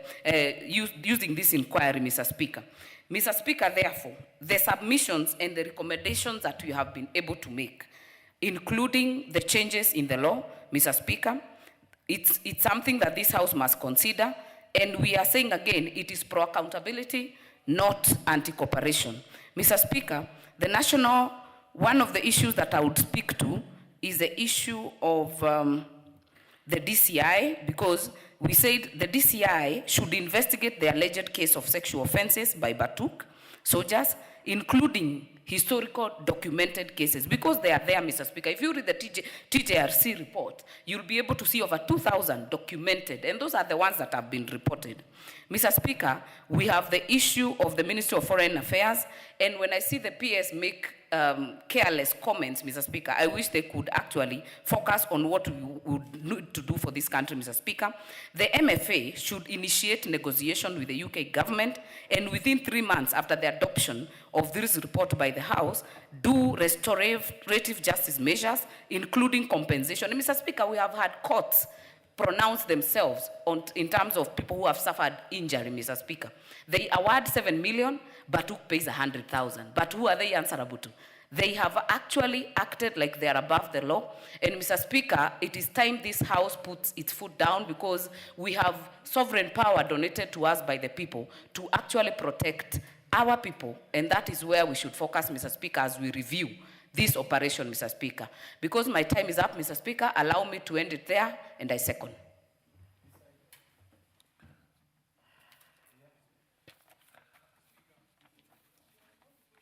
Are you on a point of order? It has to be proposed first before. Honorable Hassan, this is your 4th term in Parliament. Honorable members, we now propose the question. The mic is there, unless it is not working. Is it working? Okay.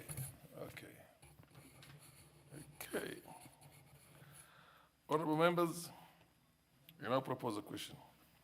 That this House adopts the report of the Departmental Committee on Defense, Intelligence and Foreign Relations on the inquiry into the conduct of the British Army Training Unit in Kenya, Batuk, laid on the table of the House on Tuesday, the 25th of November, the year 2025.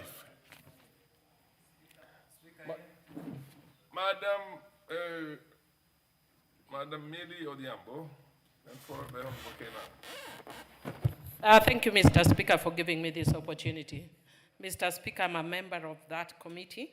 And as a member, Mr. Speaker, I want to say that I've actually run out of class to come and speak to this issue. The first time I heard of Archer's Post was in 1997, when my office then, or my employer then, the International Federation of Women Lawyers, FIDA, undertook a fact-finding mission on the issues of Batuk. Mr. Speaker, what happened then is that the same allegations that are being raised now were being raised in 1997. And as a matter of fact, there was a British lawyer who took up this matter on behalf of the women who were complaining then, and went to the UK, but unfortunately they lost the case because of course, challenges to do with the distance, evidence, and all that. But Mr. Speaker, what I can say for a fact is this. Number one, that if you go there right now, where Batuk is, there are many colored children, and they did not appear there by osmosis.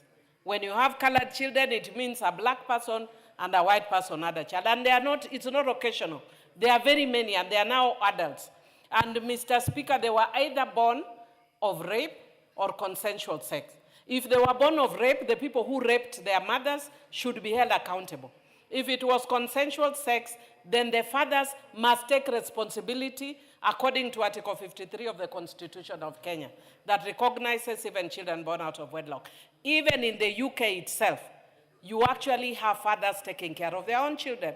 Mr. Speaker, Kenyans have accused this parliament of abdicating its oversight role.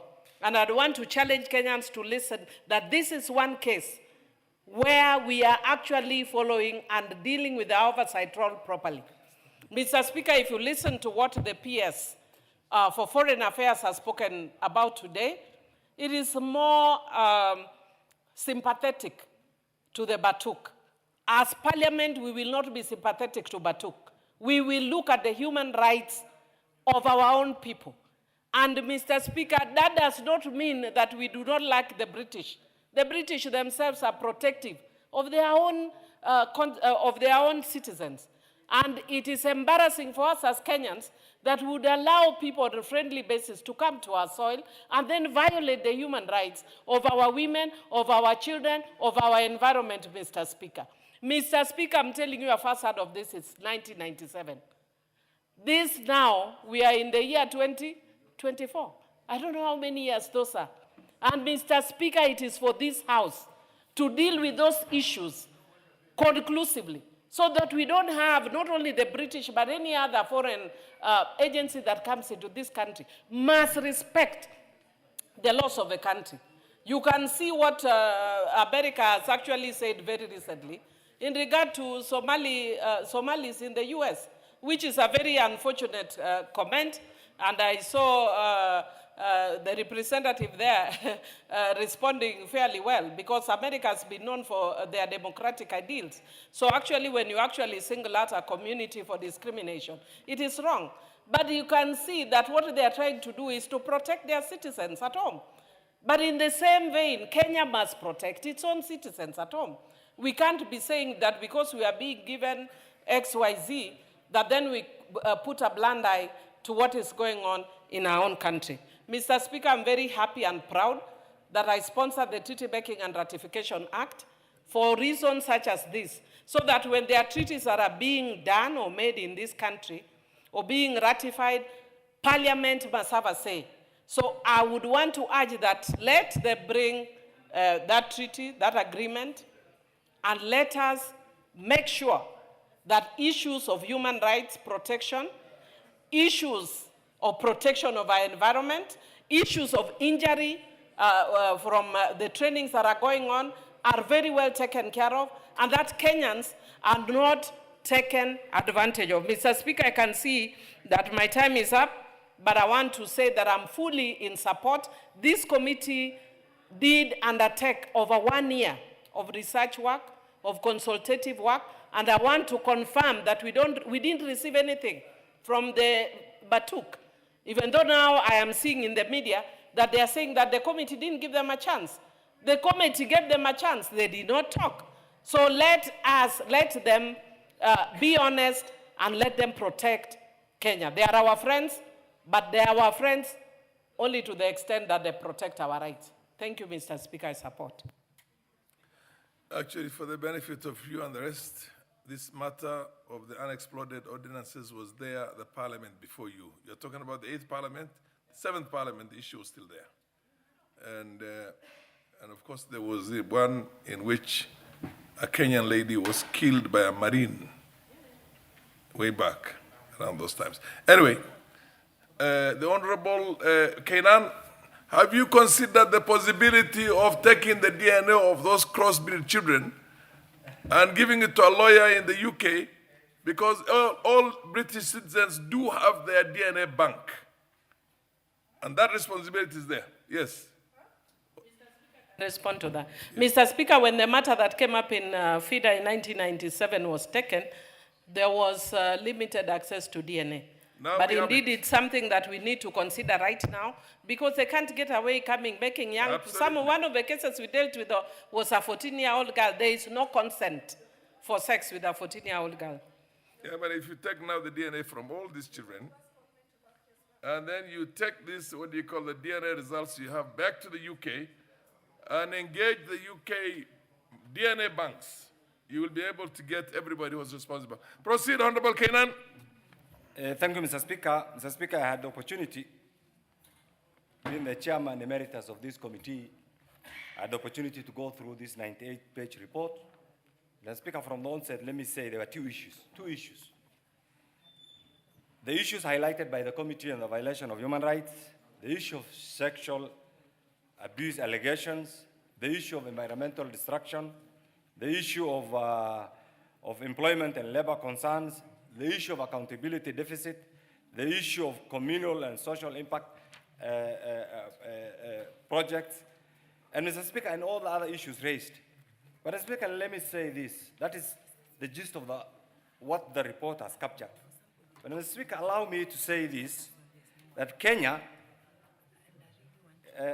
Mr. Speaker, Kenya, for the first time, Mr. Speaker, under the current constitution, has a written foreign policy with a number of pillars. And Mr. Speaker, for information, these pillars include the economic pillar, the peace pillar, the environmental pillar, the cultural pillar, the diaspora pillar, the ocean and blue economic pillar, the science, technology, and innovation pillar, the global governance and multilateral pillar, Mr. Speaker. Mr. Speaker, this being the case, you're also aware, you're a seasoned lawyer, Kenya is a signatory to the Vienna Diplomatic Convention of 1961, which was ratified by over 180 countries, 90 countries, Mr. Speaker, which includes Kenya. Mr. Speaker, I empathize with those Kenyans who have been affected. I sympathize with them, Mr. Speaker. But Kenya is a responsible member of the international community. Mr. Speaker, as a diplomatic practitioner, Mr. Speaker, there are methods of diplomatic communication. There has to be some form of negotiations. There has to be some communication, Mr. Speaker. There has to be some sort of building relationship, Mr. Speaker. And there has to be some sort of promoting interest. And that is the gist of having diplomatic engagement, Mr. Speaker. Mr. Speaker, having gone through this report, the dictum, the observations, the recommendations, Mr. Speaker, are contradictory. The dictum, Mr. Speaker, if you go through, and I can see seasoned lawyers here, is injurious, undiplomatic, and, Mr. Speaker, and unfriendly. Mr. Speaker, in diplomatic engagement, there are types of relations. There is bilateral relations, there is multilateral relations, Mr. Speaker, and there is triangular relations, Mr. Speaker. All these are anchored under 5 diplomatic formats, Mr. Speaker. There is formal diplomatic engagement. There is informal diplomatic engagement. There is, Mr. Speaker, citizen-based diplomatic engagement. There is conference-based diplomatic engagement. And there's also silent diplomatic engagement, which is called the ice diplomacy, Mr. Speaker. Mr. Speaker, taking this into account, the issue I've gone through the report and they say they have issued a summon. They have invited. No, there are different methods of interacting with any diplomatic institution. We have a note verbal. A note verbal, Mr. Speaker, is an informal, unsigned communication. And that the law allows, unless Kenya is in breach of the Vienna Convention. We also have a diplomatic note written formally, and it's signed by whoever is engaged in that format. And we have something called aid memoir, Mr. Speaker. Aid memoir through an MOU, through this. Mr. Speaker, therefore, that note verbal, if there is a mistake, that mistake squarely lies with the Ministry of Foreign Affairs, which is the interface between the outside community and Kenya. And therefore, what is our end game? Our end game is to correct injustices while promoting the relationship, the historical relationship that we have had with the British government, Mr. Speaker. Mr. Speaker, therefore, this report on one side attempts to address the historical issues affecting the Kenyan people. On the other side, Mr. Speaker, this report attempts and injures the bilateral relationship between Kenya and the UK. Mr. Speaker, Batuk did not find themselves in Kenya by force. They can just be told one morning, go away. You know the understanding. They are here as a result of an MOU. The idea will have been, and I want to correct my friends, this is not the way this thing is done. We should have gone in camera to discuss this. That should have been the first thing. What we are doing, I entirely subscribe to the position taken by the PS Foreign Affairs. This is not the way to deal with diplomatic issues. Mr. Speaker, 2 more minutes. Give him 2 minutes. Order. You will learn this. Order, honorable members. I want to tell you this. I've done a lot of... Order. The chair commands the House. So when the chair says 1 more minute or 2 more minutes, you cannot question that. Proceed. Mr. Speaker, today, and I want my friends, don't do anything in anger. You are all diplomats, and all of you subscribe to parliamentary diplomacy. Our officers are in Haiti as part of our peace-building diplomacy. Our officers have served in the UN as some of the best peace security diplomats, Mr. Speaker. We cannot purport to destroy the historical relationship that we have built with the British people, with the British government, with the outside community, because of a problem that we can correct. As much as I empathize, and there's need to correct that, this is not the way diplomatic engagements are done. I want to urge my colleagues here that this report be withdrawn, be subjected to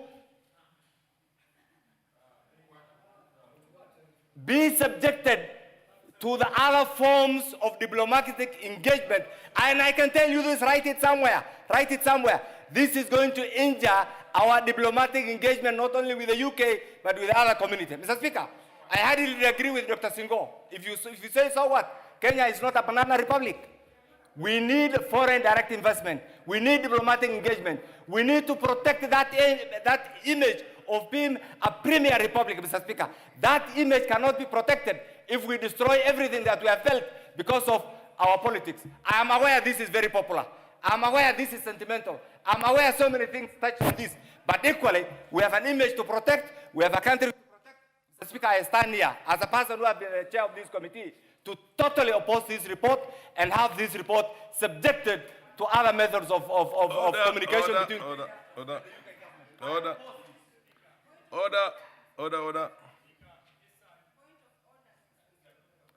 You're on a point of order on what? No, he has already sat. You rise on a point of order when a contributor is on his feet or her feet. The Honorable Murugara, the chair of the Legal Justice and Legal Affairs Committee. Yes. Justice and Legal Affairs. Thank you. Thank you very much, Honorable Speaker. Order. Are you on a point of order? Are you on a point of order? No, you should have asked when he was on his feet. Proceed.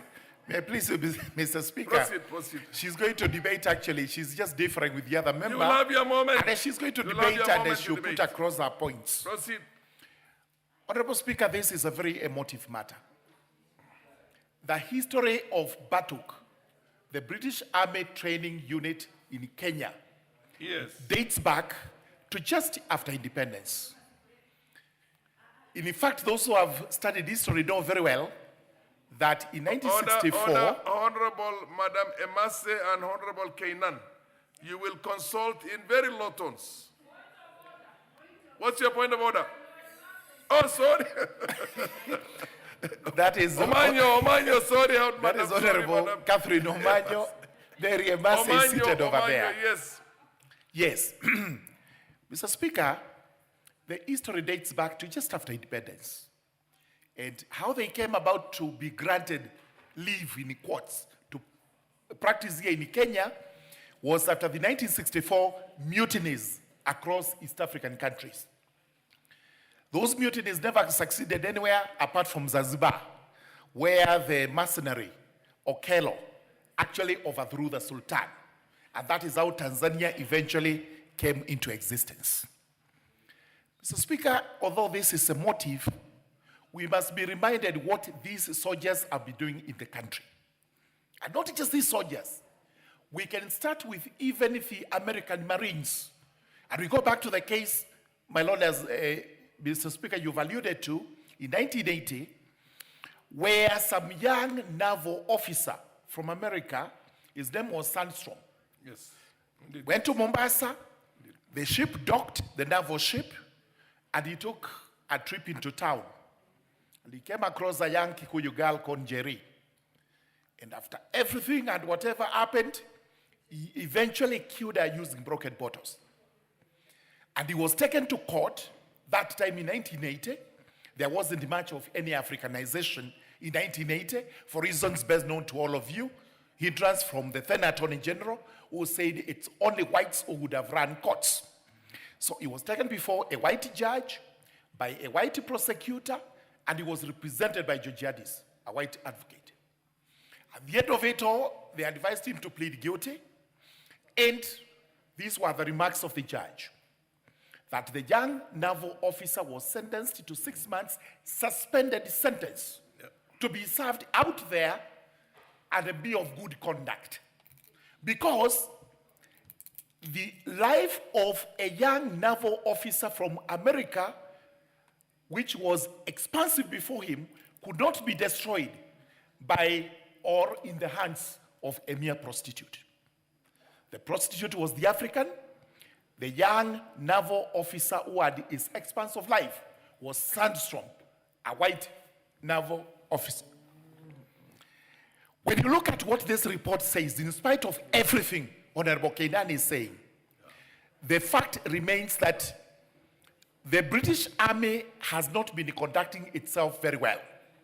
And we took time in the last parliament to amend the treaty so that we would get them to be accountable and answerable to our laws. But these malpractices still continue.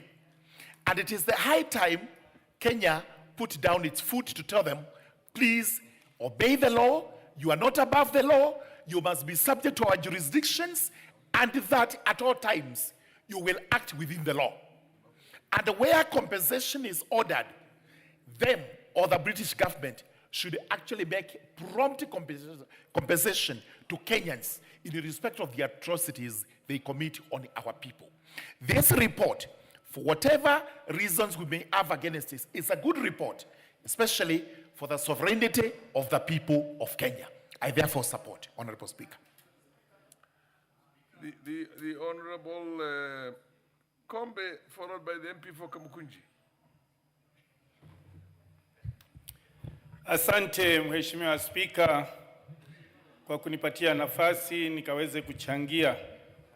Lakini kabla sijachangia Mheshimiwa Spika, naomba tu nitoe shukrani kwa Mwenyezi Mungu na kwa wananchi wa Magarini walioweza kunichagua tena kurudi katika jumba hili. Pia vile vile nikaweze kuwashukuru wote wale walioweza kuungana nami katika maombi na wale walioweza kujitolea kwa hali na mali. Nisiweze kuwasahau Mheshimiwa Rais wa Jamhuri ya Kenya kwa msaada wake na kwa kunishikilia kikamilifu kuona ya kwamba ninaweza kutembea katika hali hiyo ya kutafuta kura. Pia vile vile niweze kushukuru kiongozi wa chama changu cha ODM, Mheshimiwa Oburu Odinga, kwa vile ambavyo pia naye amejitolea na mpaka kufika Magarini kuja kuweza kunifanyia kampeni. Nisipokuwasahau magavana wangu wawili, gavana wa Mombasa Abdul Swamad Sharif Nasir na gavana wangu wa Kilifi County Gideon Maitha Mung'aro, kwa vile alivyojitolea na kuongoza harakati zote za kampeni mpaka mwisho, na wajumbe wote wa Kenya walioweza kuja kushiriki pamoja nami. Nikichangia hoja hii iliyo mbele yetu leo, kwa hakika wa Afrika sio wakati tena huu wa kuweza kunyemelea na kurambaramba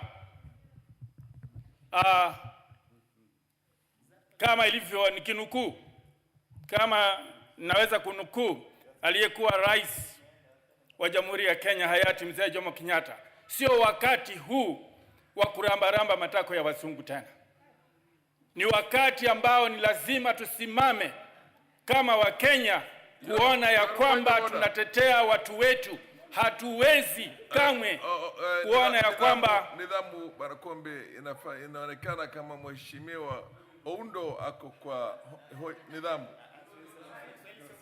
Hoja nidhamu. Thank you, Honorable Speaker.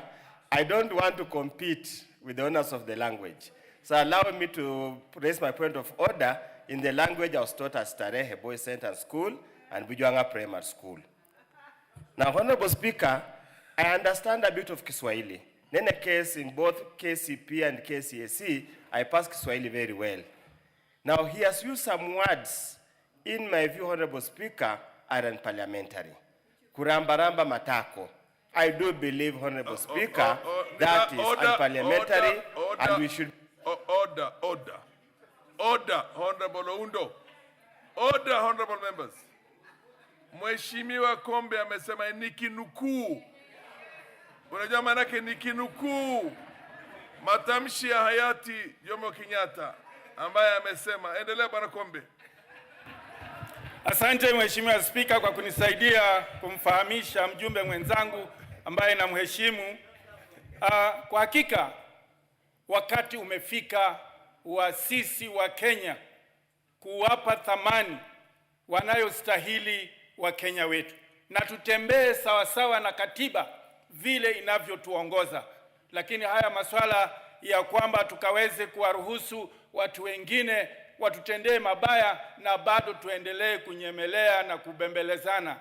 Hakuna wakati wa kubembelezana. Kama kosa limetendeka, limetendeka. Kama mtu amenajisi, kama vile mtu Mkenya anavyoweza kunajisi na kunaswa na sheria, hata huyo mzungu akiwa amenajisi, tena kunajisi mtoto wa miaka 14, ni dhambi hata mbele za Mungu, na ni hakika inastahili ya kwamba akaweze kubanwa na sheria za nchi.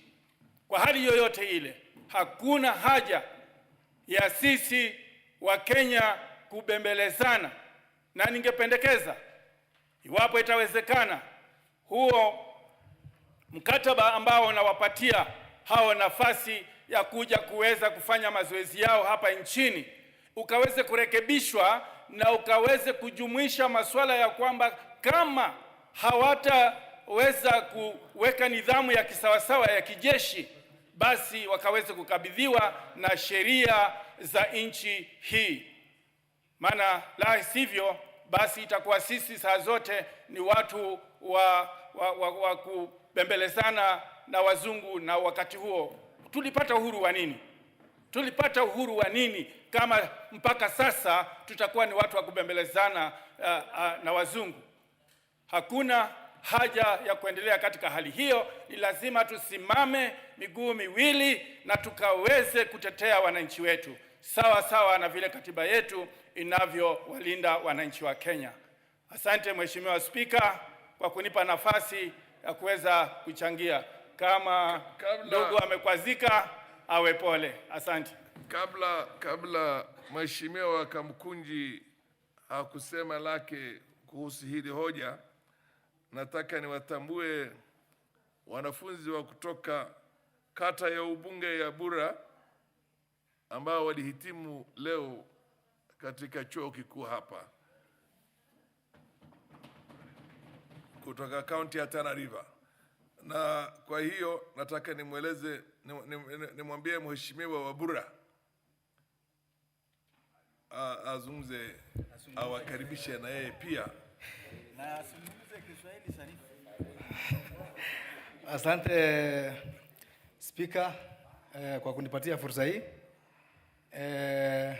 ili niweze kuwakaribisha rasmi wa mahafala ama graduates ambao wameweza kuhitimu katika chuo tofauti tofauti, na wanafunzi hawa hususan ni katika eneo bunge langu ya Bura constituency katika kaunti ya Tana River, na nataka kuambia kwamba hapa ndio bunge la kitaifa, mahali ambaye sheria ya nchi huundwa, mahali ambaye maslahi ya wananchi hudhaminiwa, na ningependa kuambia karibuni, na pia nyinyi ni viongozi wa kesho. Ikifika wakati wenu pia muongoze Kenya vizuri. Asante sana ndugu Spika.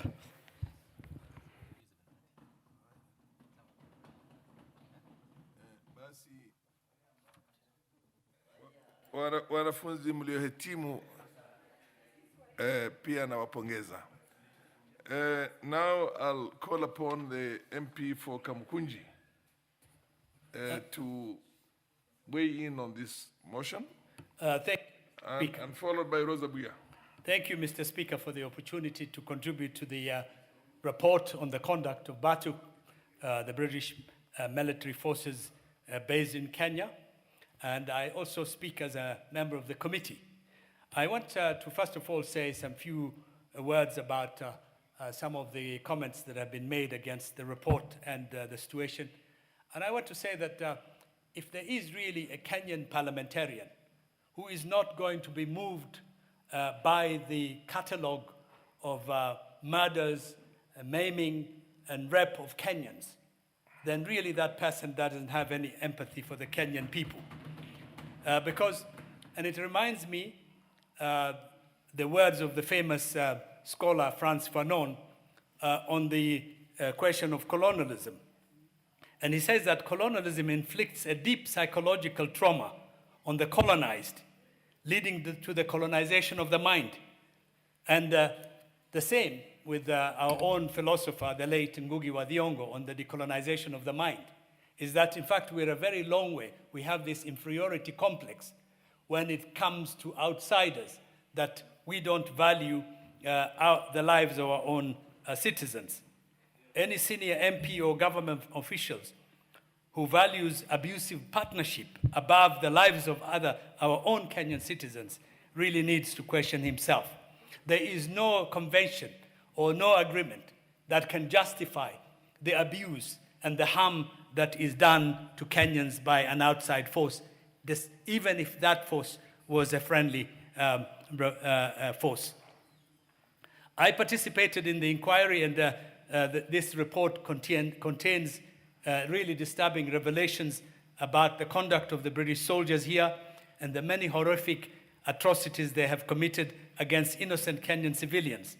The report indicates point by point the killings, the injuries that have been caused, the rape of girls and women, the degradation of the environment and the destruction of the ecosystem. We found that the partnership between the Kenya and the United Kingdom is an unequal one.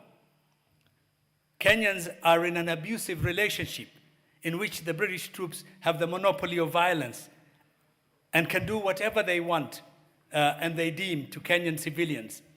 And in fact, we found that in the same tone, that they absolutely do not, the Kenyans that we spoke to, who are in fear, who feel terrorized, don't enjoy the protection and the security of the Kenyan government. And it is one of the casualties of this report, that in fact these atrocities have been committed right under their nose, and none of these cases have been brought to court and to book. When we arrived in Laikipia and Samburu for the inquiry, we were surprised to find out that in fact these soldiers could do whatever they want and get away with it. It was indeed very hard to believe, because some of the things we had could only happen in an area in conflict or at war. Yet, here was a very peaceful part of Kenya, where a foreign force, and a friendly one at that, which was here under an agreement, a defense agreement, would more or less be out of control and conduct some brutal activities without any repercussions or consequences whatsoever. The British troops in Kenya, as this report indicates, have often behaved as a band of outlaws and bandits operating in what seems like a disorderly and unregulated territory with total impunity, rather than a disciplined armed force of a civilized nation. They operate out of control in all the incidents that we were able to investigate, and that's why we are calling for a review of our relationship, a review of the agreement, a tightening of the agreement, and also a review to insert the key elements that are missing from this agreement, of which they have not been able to include, as has been agreed by this Parliament when we reviewed and approved.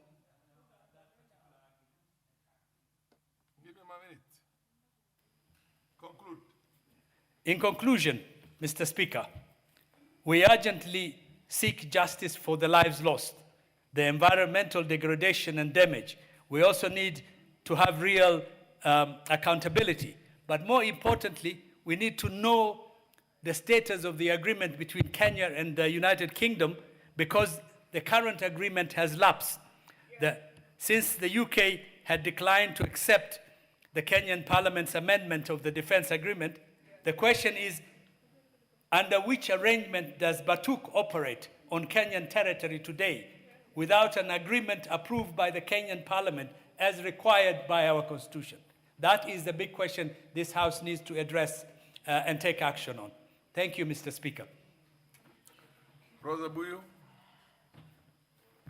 Thank you, Mr. Speaker, for giving me this opportunity. Are you sure, the Honorable Hassan, that Parliament had taken a positive, or rather what you want to say, a serious Kenyan position any time in the past on this matter? Proceed, Honorable. Thank you, Mr. Speaker. Mr. Speaker, no relationship is cast in stone. Whatever relationship it is, no relationship is cast in stone, even if it's diplomatic relations. Mr. Speaker, our Constitution is very, very clear that regardless of your race, regardless of any discipline or your class, social class that you come from, the Constitution is very, very clear that we are all equal, and it is the responsibility of the government to protect all its citizens, regardless of who you are. Mr. Speaker, a former member spoke about Wanjiru having been a prostitute or somebody having been referred to as a prostitute. If that prostitute is Kenyan, that Kenyan must be protected. If that prostitute is Kenyan, that prostitute or Kenyan must be protected, fully protected under the laws of this country. Mr. Speaker, it doesn't matter what goes with that relationship. If it's abusive, and it can be reviewed and must be reviewed. Mr. Speaker, there is no way we are going to turn a blind eye to atrocities that have been mentioned by that committee just because of the aid or because of purported relationship that we have with some superpower. Mr. Speaker, this is where we must stand up as Kenyans if we really mean to protect Kenyans. Just recently, we had a politician come up and say that some sections of this country cannot benefit from the proceeds and development of this country because they are not shareholders. The president came up and Kenyans came out blazing to say that every Kenyan, regardless of which side you voted, is Kenyan and must partake of everything that is in Kenya. What is different now? Mr. Speaker, I support the committee, I support the report, and I thank the committee for giving us a very detailed report. Thank you, Mr. Speaker, for this opportunity. The Honorable MP for Mbere. The new MP for Mbere, followed by the MP for Nandi. Thank you, Mr. Speaker, for giving me this chance. I rise to support the report in its entirety, and this is because I have encountered cases of rape, maiming, discrimination, abuse of all sorts. And I must say, standing here, a Kenyan man, a student, a Kenyan young man student in the UK, has a consensual sex with a British girl. They break up, the girl reports it as rape, and even without investigation, the Kenyan young man is deported. Why do we have double standards? The member cited laws signed in 1961. Who signed on behalf of Kenya? So we cannot stand here and purport to defend something that involves rape, murder, maiming of Kenyan citizens. We are not second class, and there is no first class human being. These people must be brought to justice and in our soil. We need them to be put in Kenyan jails, and they are not above the law. So I support this report, and I insist it is long overdue. It is actually long overdue because we have been reading about these cases for very long now, and I thank the committee for taking its time investigating, and let these soldiers not purport to have not been given time to respond. They got time to respond. They treat us as second-class citizens. It is post-independence. We are a sovereign state. I support the report. The Honorable MP for Nandi.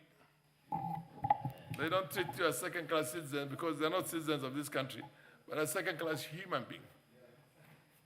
Thank you, Honorable Speaker. I want to appreciate the committee for this very detailed report, a report that has actually painted a very deeply disturbing picture of the situation in Batuk or in the general areas of Nanyuki. Honorable Speaker, this is not a question of the dignity of us as the people of Kenya. It is also speaking a lot of things into the integrity of our sovereignty as a country, and Honorable Speaker, the credibility of the partnerships that we have been able to enter through the years. And Honorable Speaker, the issues that have been raised are not minor breaches, Honorable Speaker. They are abuses that have affected families and people. And Honorable Speaker, I would have loved to be very diplomatic in this House today and on this report. But Honorable Speaker, the tribe that I belong to, which is woman, Honorable Speaker, is the most affected tribe in this particular report. Honorable Speaker, tell me how a woman who has mothered a pointee child explains to them who their father is. Tell me, Honorable Speaker, how that woman who lives in Nanyuki and the areas of Batug explains to the son or the daughter that comes back telling the parents that the children in the playground have asked him or her why they have that particular color, Honorable Speaker. Honorable Speaker, this is unacceptable, and as a country, Honorable Speaker, we must support and stand with the report that has been given to us by the committee. Honorable Speaker, we cannot continue to say that we must stand and keep quiet because of the benefits. Honorable Speaker, as a Kenyan and as Kenyans in this country, we must accept to die on our feet as opposed to dying on our knees. Part of the dying on our knees, Honorable Speaker, is accepting this abusive, utterly abusive relationship that we have in the name of a partnership. Honorable Speaker, for the record, this has changed from a partnership to some sort of, I don't know what to call it, or some occupying presence, because it looks like the British Army or whatever it is that has camped in Batug is calling the shots. Honorable Speaker, as a Kenyan, when we were dealing with GBV, when we were dealing with girls dying and being killed, Honorable Speaker, we have all stood up and we did not care where the perpetrator comes from. Honorable Speaker, we cannot then apply double standards today because this is someone who comes from British. Honorable Speaker, the rules and the British must come to an end. And part of the remainders of things that the British did to us is exactly what Batug is perpetrating. And Honorable Speaker, it must come to an end. I want to appreciate the committee because they have been bold enough, Honorable Speaker. They have been bold enough to speak on behalf of the people that live around the area. The people who are living in very hazardous environments because of the pollution and the things that the people there are releasing to the environment. On behalf of the women who cannot even go and report it to anyone else, Honorable Speaker, because they will be victimized instead of being given solutions. So I want to appreciate the committee for standing on behalf of Kenyans and for representing Kenyans and for going out there to listen to the people. These are the stories, Honorable Speaker, that must be told in broad daylight so that then, Honorable Speaker, we can make an informed decision. And Honorable Speaker, we have no problem with the diplomatic relationships. We will really like to keep them. But what is the essence of a good diplomatic relationship when we are dying? What happens to the relationship when we are no longer breathing? Honorable Speaker, we must put the people of Kenya first, then we can consider the diplomatic relationships so that it can foster the livelihoods of Kenyans, not the other way around. If the partnership is abusive, the people will die, and therefore there will be no partnership. I support this report, Honorable Speaker. I give the opportunity now to the most senior veteran military man in this House, none other than Colonel Russell. Thank you very much, Honorable Speaker. Honorable Speaker, thank you for indulging me. Honorable members, the way you think that we should not be despised by British or the whites in the West, every member is an equal order, an equal member of this House. Nobody should complain that an opportunity is being given to another member of Parliament. That is the basic rule you get. Proceed, Honorable Russell. Thank you very much, Honorable Speaker. Honorable Speaker, I don't know why members are complaining. I am almost like an authority on this particular matter. Absolutely. I trained in the UK, and I am very versed with Batug training in Kenya. They are offered the best training facility in the world. Unfettered, total access, without any limitation by any Kenyan authority. And that particular fact should not be abused by anybody. Honorable Speaker, the historical relationship between Kenya and the UK is one thing, but troops behaving badly is another thing altogether. And we cannot say that this will affect our diplomatic relationship. Not at all.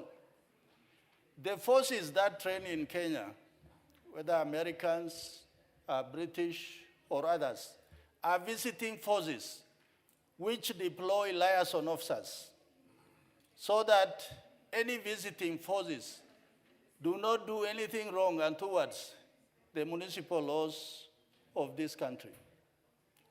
And, Speaker,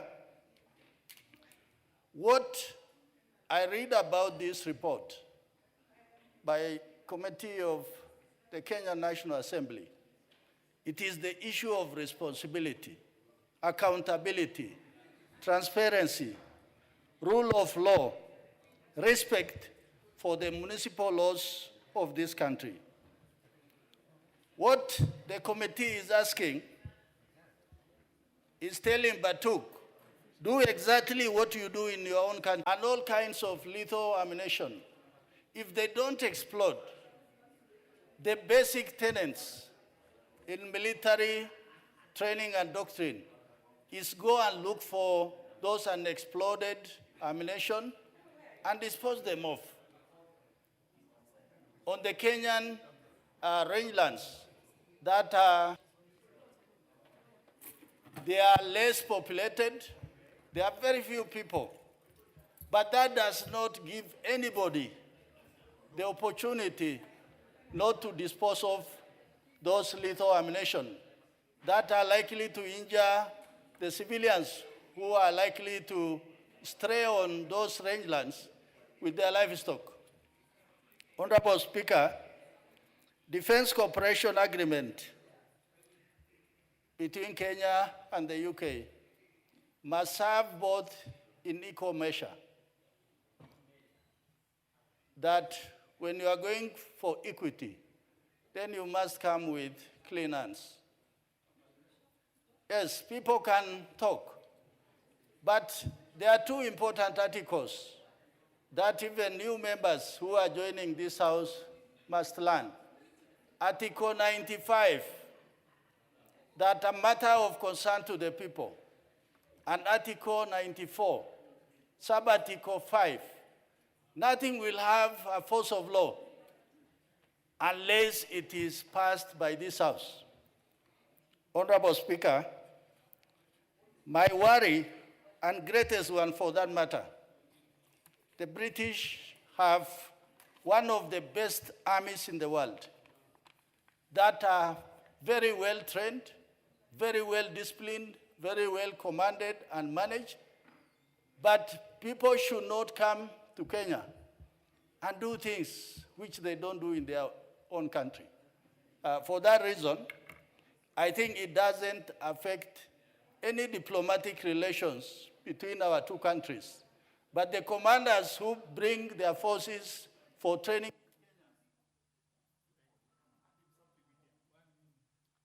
One more minute. Thank you, Speaker. What I was saying is those commanders who will bring their forces for training in Kenya must take full responsibility, and that command responsibility will eliminate all these nuances that we are seeing, that there are soldiers who will kill civilians, who will carry out rape, or who will engage in sex with youngsters that they wouldn't be allowed to do in their own countries. Finally, Mr. Speaker, I want to say no one should escape scrutiny, especially if that is breaking the law. Thank you, Honorable Speaker. Honorable Russell, you trained in the US, the same way, or the UK, the same way British soldiers are training in our country. You did not have any immunity against criminal activities. Maybe you should educate the members on that. Did you have any immunity? Give him the... Mr. Speaker, I trained both in the UK and in the US. I trained in Pakistan, in Germany. And wherever you arrive in that country for training, you are taken through an induction. These are do's and don'ts, so that you stay within a straitjacket of the municipal laws of the host country. So that is why you will never go against the law. Yep. Thank you, Honorable Speaker. Fair enough.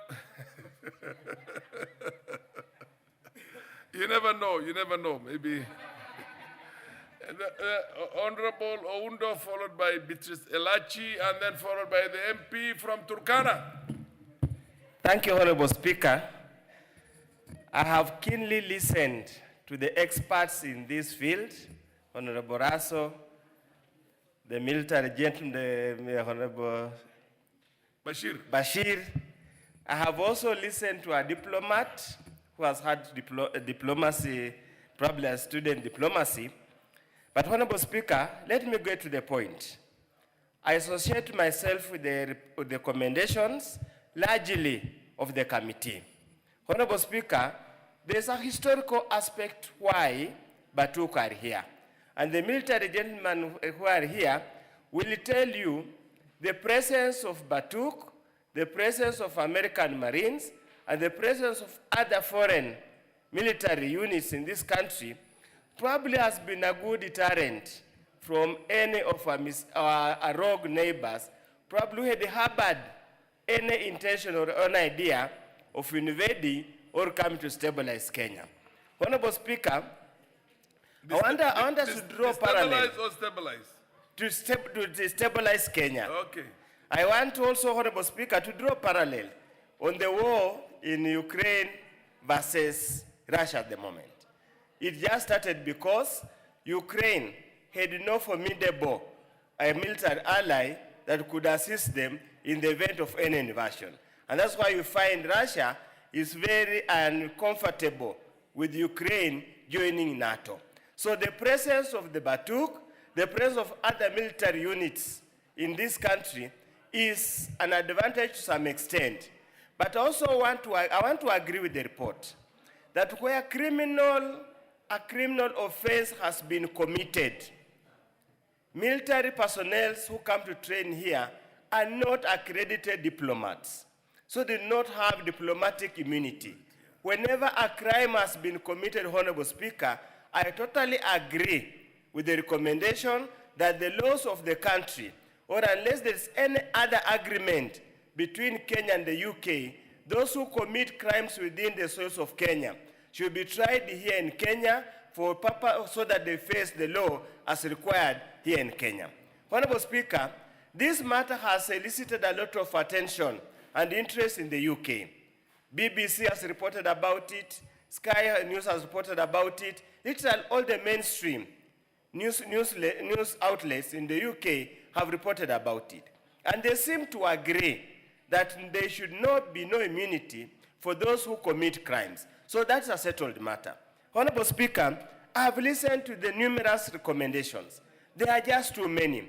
Again, when the recommendations are just too many, it becomes difficult to get the best out of it. I would request the committee to go and concretize and make sure one of the best recommendations, one of the most important recommendations, is to have the new cooperation agreement signed as soon as practically possible. Because at the moment, nothing binds, nothing holds them anywhere.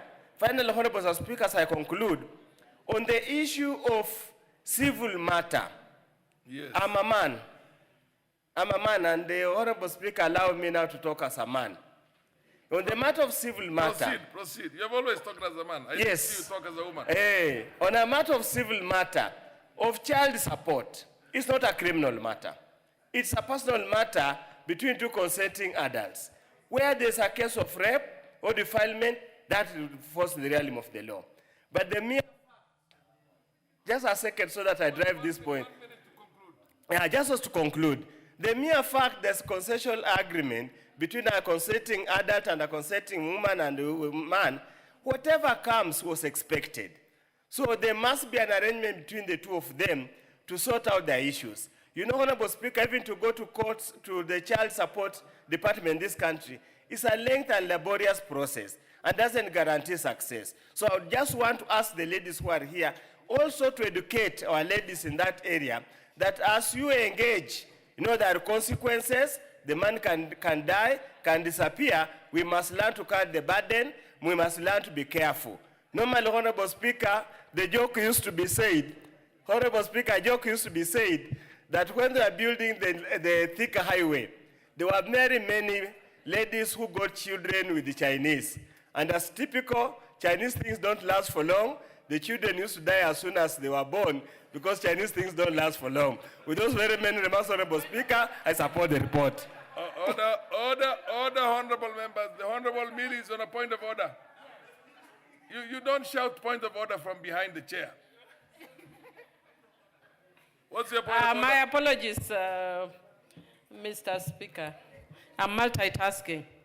Mr. Speaker, in the age of technology, I'm both in class and in parliament. But I couldn't fail but listen to Honorable Undo, implying that in a situation where a child is born, we blame the women because they were responsible. Mr. Speaker, you will blame both the man and the woman because there is nothing that is dormant. Both sides are active, but you can never blame a child. Yeah, I'll do it. You can never blame a child. So do not purport, do not imagine, do not even try. Where two adults are involved, the resultant effect is a child. Both the Convention on the Rights of the Child and our Constitution protects that child. So is he in order to go against the Constitution? He is not in order, basically. The responsibility has always got to be there. Honorable members, the Honorable Murugara, I think for the benefit of the House, for those of you who are not around that time, and I'm glad Murugara was around that time, there was a mutiny in 1964. And the mutiny was done by the King's African Rifles, 11th Battalion. And that one was put down by the Johnnies. They were called the Johnnies, the British forces who were here. And I think from then on, completely established here. So there is although they did not, I didn't see them in action on the coup attempt in '82. But I have no doubt in my mind if the coup had begun to succeed, they would have gone into action. So, but anyway, but that's just for the benefit of. Yes, Murugara. Thank you very much. I wasn't there in 1964, 100%. I don't been born. However, exactly that is the reason. Yes. The 1964 mutiny in Lanette and the guild was actually put down by the Johnnies. Yes. And it's how they got themselves that agreement to remain here, to protect their interest, not anything to do with Kenya. It's purely to protect the British interest here, and they continue to do it unabated. 1982, we never saw them. Fair enough. And therefore, Honorable Elachi, that 11th care was 11th Kenya Rifles was disbanded, was dissolved and disbanded. Yes, yes, Honorable Elachi. Thank you, Mr. Speaker. I also rise to support this report. The report comes when we... I'm sure Aden Daud was around that time. I have no doubt in my mind. Proceed. The report comes when, Mr. Speaker, we are also within the 16 days of activism. Therefore, it becomes a very sad report, even as we support. And it also brings back the memories of the late Agnes Wanjiru of 2012. Mr. Speaker, if you remember this case. Yes, yes. Where this Kenyan girl was found in a septic tank in Nanyuki. And you remember the investigations resurfaced in 2021, where we thought now at that time the former soldier, who is James Robert Pakis, would today have faced his trial. So may her soul rest in peace with many others who have gone through rape and many other inhuman human rights sufferings that they've gone through. Mr. Speaker, I think as Parliament, one of the things we know, and we will appreciate, that yes, this is a sensitive matter. It's a sensitive matter in terms of our justice for local citizens. It is a sensitive matter for our environmental protection. It is a sensitive matter, Mr. Speaker, on foreign military presence, which I know we have signed bilaterals and we have agreed on it. But then that does not take away the sovereignty of a country and the rules and regulations of a country and the constitution of a country, that indeed when you step into Kenya, you will not tell me the Batuk where they are in Nanyuki is now Britain. No. This is one thing the Ministry of Foreign Affairs must take very, very seriously. That indeed when they are here and they are training, just like any other army will go to train across the world, they would respect and adhere to the rules and environmental rules of a country and all the laws, Mr. Speaker. And so therefore, it is important for us to accept that as Parliament, what we are trying to say, that we have realized there is a serious imbalance bilateral negotiation. And that in this report, while we are saying we need to see justice and accountability to those who are victims, we are saying there is need of fair balance, sovereignty, and cooperation through disciplined diplomacy. That's what we are asking. And we are saying if there's extradition protocol, then it is important for you to produce the accused when requested. That it is important to cooperate fully in investigations, and more importantly, to allow joint access to evidence. That's what we are saying as Parliament. And Mr. Speaker, the other thing we are saying, there must be mandatory disclosure. For example, names of the personnel of Batuk, those who come in, it's important for the country, so that even when we are going through all this, we understand how we engage. Mr. Speaker, there must be deployment and rotation logs if required in investigation. We can't run away from that. And provide legal assistance for survivors. We are saying come up with a fund for both Kenya and UK, co-funded. But then let us have an engagement that is very clear. And so, Mr. Speaker, even as this report goes, I think the most important thing we can say is let us have a conversation between our brothers in Britain who are within their parliament and us, and tell them this is our report. You've seen how His Excellency President Trump has done in the US. I mean, what is it wrong with us for Kenya? And so anyone fearing to talk about this in Kenya at this time, Mr. Speaker, will be doing a very bad injustice to our people. And so even as we table the report, we are saying the Ministry of Foreign Affairs must, with Parliament, see how we work around this matter. I beg to support. Mr. Speaker, my name is Joseph Emade Namwar, the MP for Turkana Central. Honorable Namwar, I know you, but you have all. Thank you, Mr. Speaker. Now, I want from the onset to support the report, Honorable Speaker. When you visit Laikipia and Nanyuki, Speaker, what comes into your sight is children who are white. Maybe we can call them pointees, but, Honorable Speaker, burning charcoal and some riding motorbikes. You know what it means to have a white skin in such kind of an environment. And when these children are asked about their fathers, they even don't know. Honorable Speaker, I rise to say that United Nations is one thing that happened in the world. And when United Nations provides for governing principles, and request that when we are doing our business, we must obey all the human rights. Honorable Speaker, human rights are not negotiable. They are not. We cannot say it is a diplomacy issue. We cannot say we have to postpone.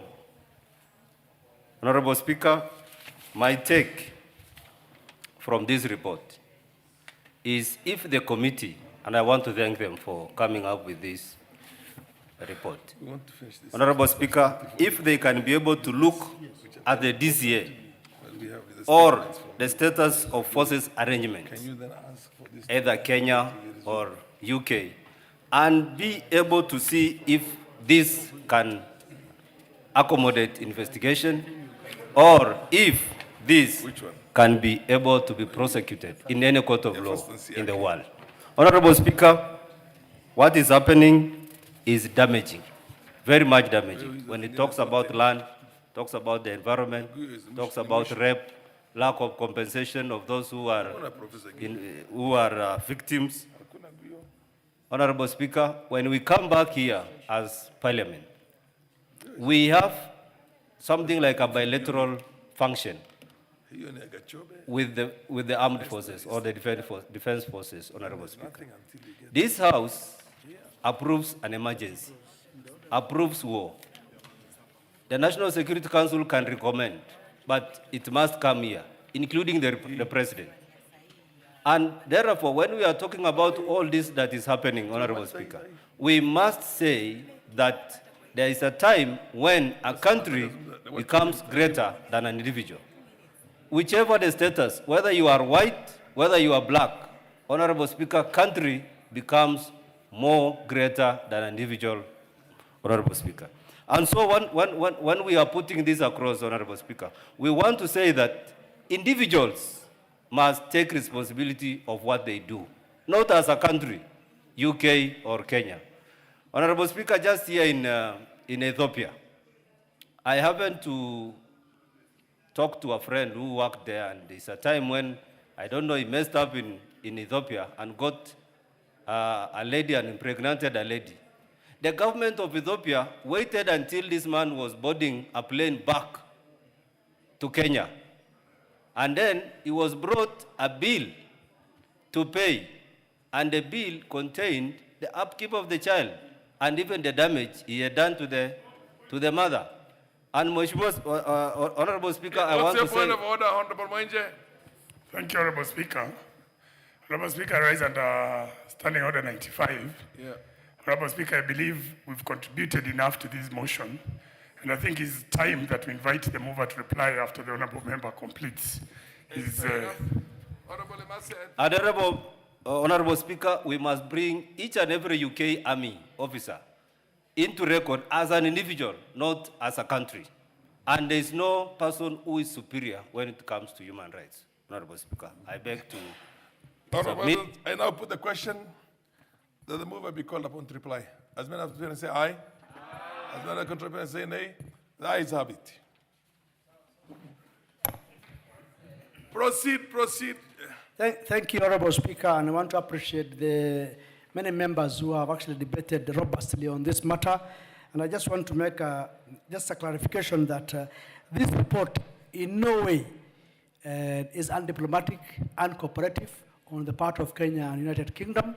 Remember, we have a number of agreements with the UK government, and that is all being touched on this report. This is a report specifically touching on Batuk, which is just one facet of our engagement with the United Kingdom. So all we are saying is that when you look at this report, it tells Batuk, please be responsible, be accountable, and ensure that your activities and your operations are in line with the laws of the Republic of Kenya. And that's how it is. So if you look at the recommendations that we have made, it's something that they can use it to ensure that they improve on their operations and their activities while operating here in Kenya. And two, the DCA is still in limbo. So all we ask is that it should be fast-tracked so that we have a legal basis for these troops to operate in Kenya. Otherwise, our cooperation, our diplomatic status with the United Kingdom of Kenya is still intact, and nothing has been dented by this report.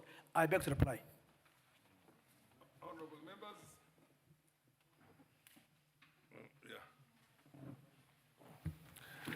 Honorable members, I now put the question that this House adopts the report of the Departmental Committee on Defense, Intelligence and Foreign Relations on the inquiry into the conduct of the British Army Training Unit in Kenya, Batuk, laid on the table of the House on Tuesday, the 25th of November, the year 2025. Will as many of the opinion say aye? Aye. As many contrary opinion say nay? The ayes have it. Next order. Order number 10. Inquiry into the proposed sale of shares in East African Portland Cement PLC. Do we have the Departmental Committee on Trade, Industry and Cooperatives here? The chair. You're there? Yeah, I'm there. Proceed. You move that motion. It had already been moved, this discussion. Oh, it's a discussion? Yes. So who was on the floor at the time? I don't see that being. Put the question. Yeah. It has not been moved. Order, honorable members. You don't run the House with me. When a matter has been moved, it indicates on the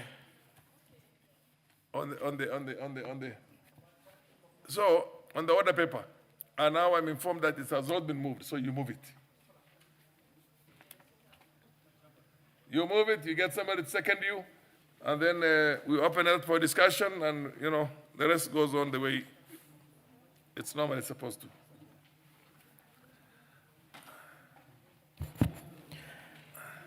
Thank you, Honorable Speaker. Honorable Speaker, I beg to move that this House adopts the report of the Departmental Committee on Trade, Industry and Cooperatives on the inquiry into proposed sale of shares held by Holcim Group in East African Portland Cement, EABC PLC, to Kalahari Cement Limited, laid on the table of the House on Wednesday, November 12, 2025. Honorable Speaker, the committee held several meetings in the course of this inquiry, and it had and received submissions from East African Portland Cement, Competition Authority of Kenya, Capital Markets Authority, National Treasury in its capacity as a major shareholder in EABC, the Office of the Attorney General as the principal legal advisor to the government, and the principal secretary for industries. Mr. Speaker, sir, the inquiry was occasioned by heightened public interest and the potential implications of proposed sale of corporate governance, market competition, public investment, and national industrial policy. The committee examined in particular the potential shift in corporate control arising from Kalahari Cement Limited's proposed acquisition of a combined 41.7% shareholding in East African Portland Cement through the purchase of shares held by Holcim subsidiary, namely Associated International Cement Limited and Cemendia Holding AG.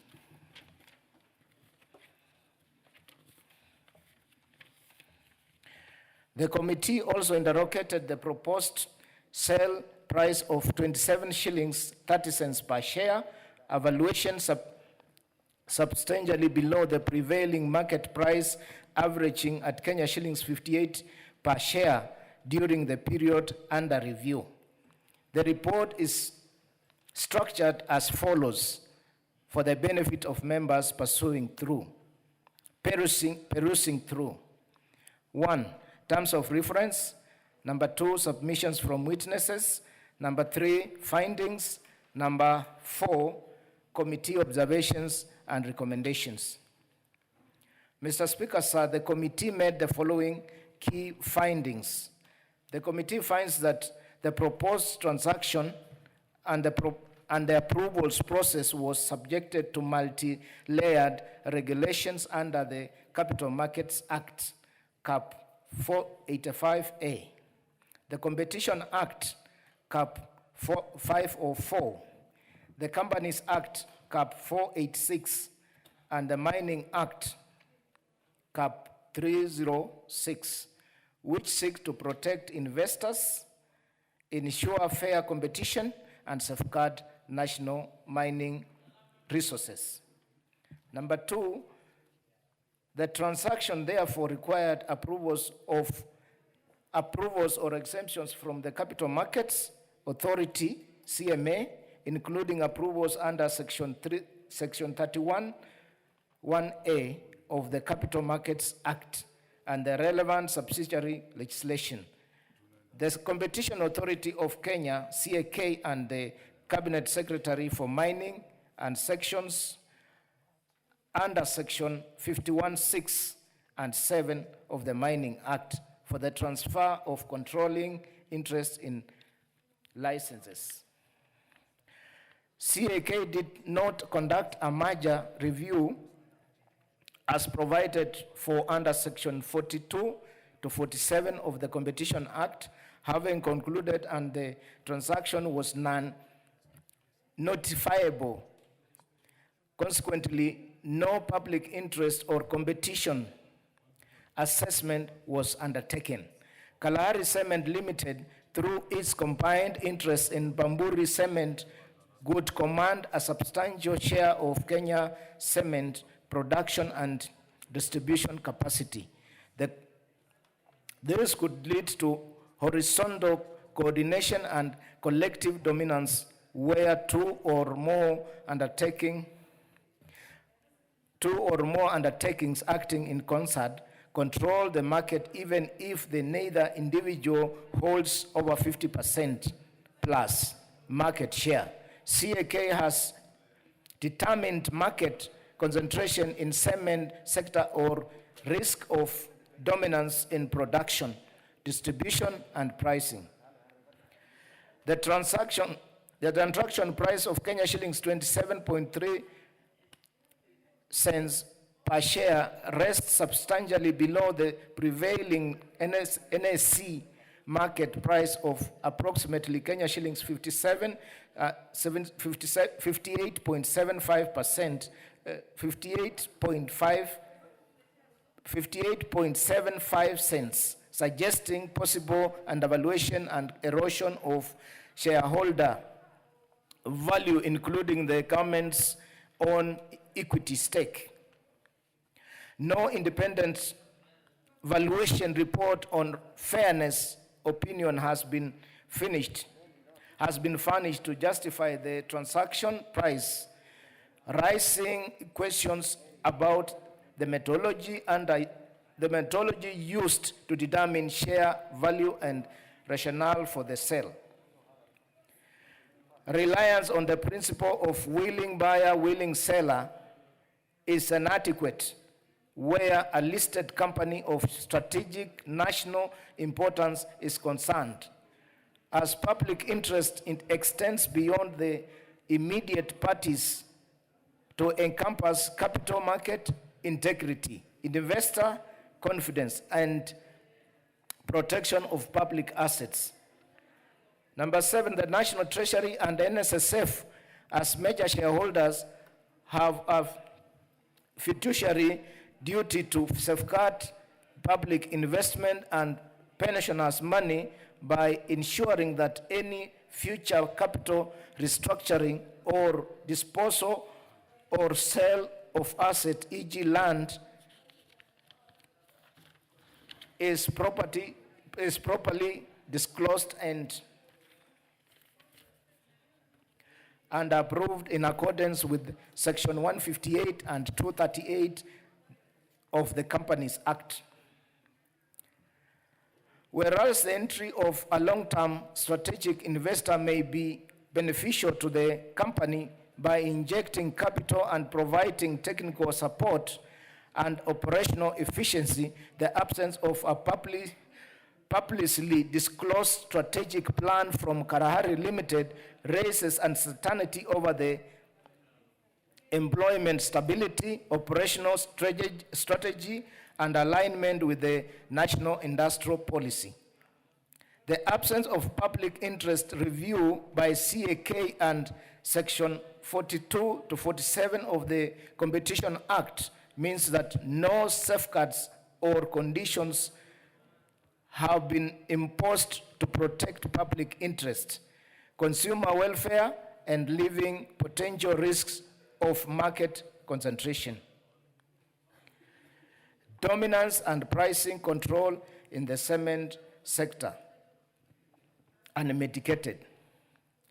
East African Portland Cement PLC has expressed desire to buy back the shares proposed to be sold in the interest of company and for the broader public. Buyback of company shares is possibly under Section 447 of the Companies Act 2015, which provides that a company limited by shares may purchase its own shares out of distributable profits or through a fresh issue of shares, subject to shareholder approval by special resolution and compliance with the disclosure, approval, and solvency requirements prescribed by the Act. The committee noted that existing legal framework governing off-market share transfers, takeovers, and mergers of public listed companies under the Capital Market Act and the Capital Markets Takeover and Mergers Regulation 2002 lacks explicit provisions for exercise of preemptive rights by existing shareholders in private sale transactions or competition hiding or transparent sale mechanisms where significant shareholding in listed public companies is being disposed outside the exchange. From the submissions proposing EAPC buybacks its shares, the committee observed that in respect to the strategic economic benefits, the proposed transaction supports the objectives set out under Section 6 of the Privatization Act number 18 of 2025. It will broaden ownership in the economy by encouraging private investments, and under Section 6C of the Privatization Act, it will also enhance and develop the capital markets under Section 6F of the Privatization Act through new public shareholding and increased market activities. Committee recommendations. Mr. Speaker, the committee, having considered the submissions made by the shareholders and the evidence presented during its inquiry into the proposed sale of shares held by Holcim Limited in East African Portland Cement PLC to Kalahari Cement Limited, and having reviewed the applicable laws and regulations, regulatory frameworks, makes the following recommendations. Kalahari Cement Limited should submit a written undertaking to current shareholders, business partners, and staff of East African Portland Cement PLC that it will safeguard jobs, support company 5-year turn-around business strategic plan, including a commitment that Kalahari Cement will not cause asset stripping and disposal of non-core assets. Number 2, the Competition Authority of Kenya should, within 60 days, conduct a comprehensive public interest and competition assessment of the cement industry in Kenya and submit a report to the National Assembly. The review should determine market concentration levels, risk of dominance, or coordinated conduct. Pricing trends and the adequacy of existing safeguard for employment, SMEs, and consumers. Number 3, the Board of Directors of East African Portland Cement PLC may evaluate feasibility of implementing a share buyback program under Section 447 of the Companies Act. The evaluation may consider the buying back of shares proposed to be sold by Associated International Cement Limited, AIC, and Cemendia Holding AG as a lawful means of stabilizing ownership, preserving shareholder value, and safeguarding public interest in a strategic national enterprise. Number 4, the Board of Directors of East African Portland Cement should, within 60 days, review its memorandum and articles of incorporation to align with them with the Companies Act, the Capital Market Acts, and current best corporate governance and business practices. Number 5, in view of the legislative gaps identified with the respect to transfer of shares in public companies listed in the Nairobi Securities Exchange, the committee recommends that the National Treasury, in consultation with the Capital Markets Authority, should undertake legislative audit of the Capital Markets Act, the Capital Markets Takeover and Merger Regulations 2002, and present a legislative proposal to A, provide for exercise of preemptive rights in the sale and transfer of shares of public listed companies through private sale. B, introduce competitive bidding for the purchase of shares among existing shareholders. Pursuant to the findings and observation of the proposal by EAPC to buy back its shares, the committee recommends that National Assembly resolves that EAPC PLC buys back shares from Holcim Group and offer them to the public through a fresh initial public offering on the basis that the transaction aligns in the privatization policy in Kenya and will deliver clear public benefits. Pursuant to the recommendations under paragraph 6, the committee recommends that the National Assembly resolves that the National Treasury, the Capital Markets Authority, the Privatization Authority, and any other relevant agencies give regulatory guidance and approval to enable smooth and lawful execution of the transaction. Mr. Speaker, sir, these observations and recommendations, if considered and implemented, will enable smooth and lawful execution of the transaction. Mr. Speaker, sir, having noted the proceedings of the Departmental Committee on Trade, Industry and Cooperatives on the inquiry into the proposed sale of shares held by Holcim Group in East African Portland Cement PLC to Kalahari Cement, I beg to move and urge the House to adopt this report. And I now request Honorable Mary Kaitani, MP, and tie to second. Very well, and before Mary moves, I think after order members, after this order, we shall go to order number 7 on questions and statement and then proceed. Honorable Mary, you may proceed to second.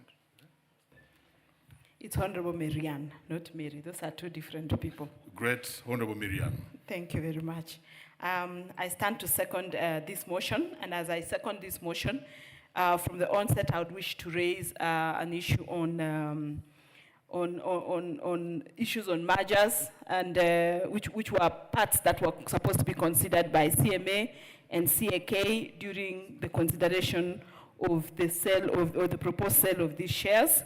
And the second issue is a very pertinent issue, especially in the cement industry. We've seen our cement industry have difficulties. Many of the cement factories have closed down because of many difficulties, one being Savannah Cement. Athi River Mining Cement was also affected at some point, and there was a buyback or a takeover of Athi River. And now Bamburi Cement, which was taken over by Kalahari. And because of that, the issue of dominance, which was an issue that had been raised by CAK in about 2014, on dominance by one player, which was the owners of Bamburi on EAPC, because at that time, which is the same as now, is that both companies combined would then command dominance in terms of share of cement manufacturing or cement industry.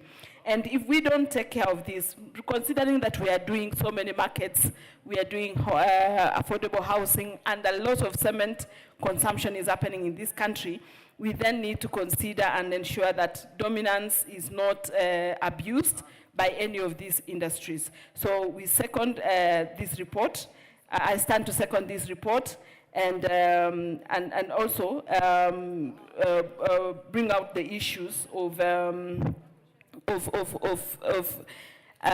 sale, I think also that is being proposed by NSSF, again to the same company Kalahari, and that if that happens, then for sure this company or East African Portland Cement would now be about 80% owned by Kalahari, and at the same time owned by owning Portland Cement, which then brings out the issue of dominance or abuse of dominance that can easily happen in the cement industry, which is a very critical industry for us as a country as we grow or as we take off from the stage at which we are in. I second. Thank you.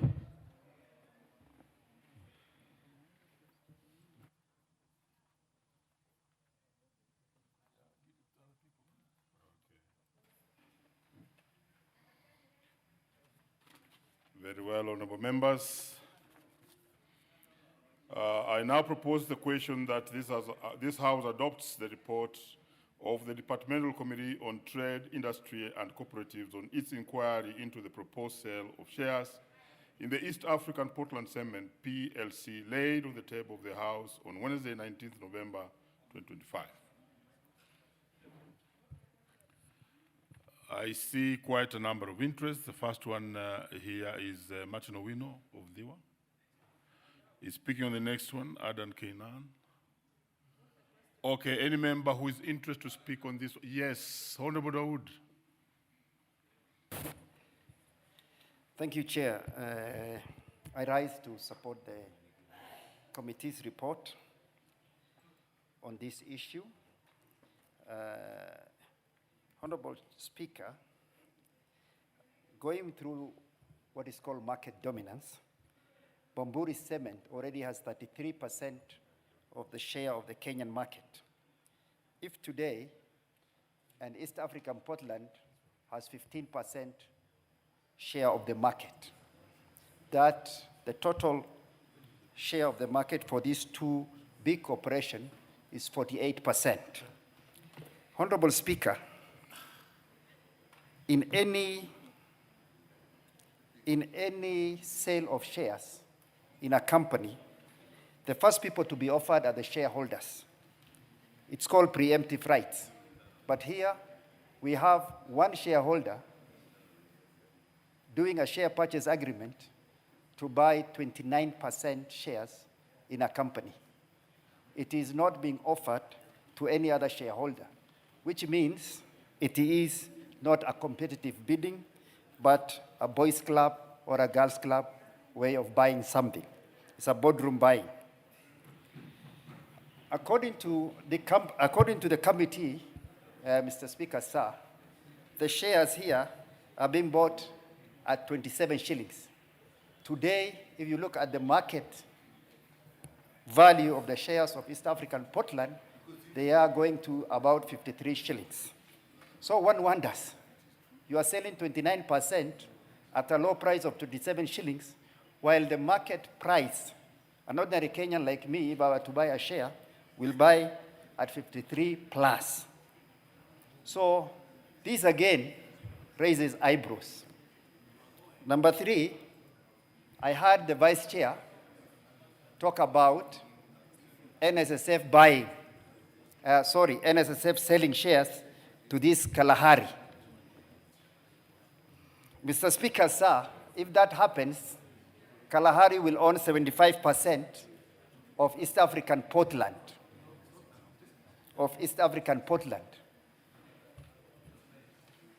And if they were to own 75% of East African Portland, they will be controlling 48% of the cement market in Kenya.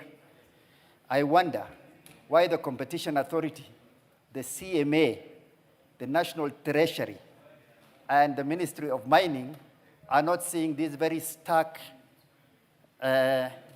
figures. I am surprised that the CMA and the Competition Authority gave the go-ahead for this transaction. Mr. Speaker, sir,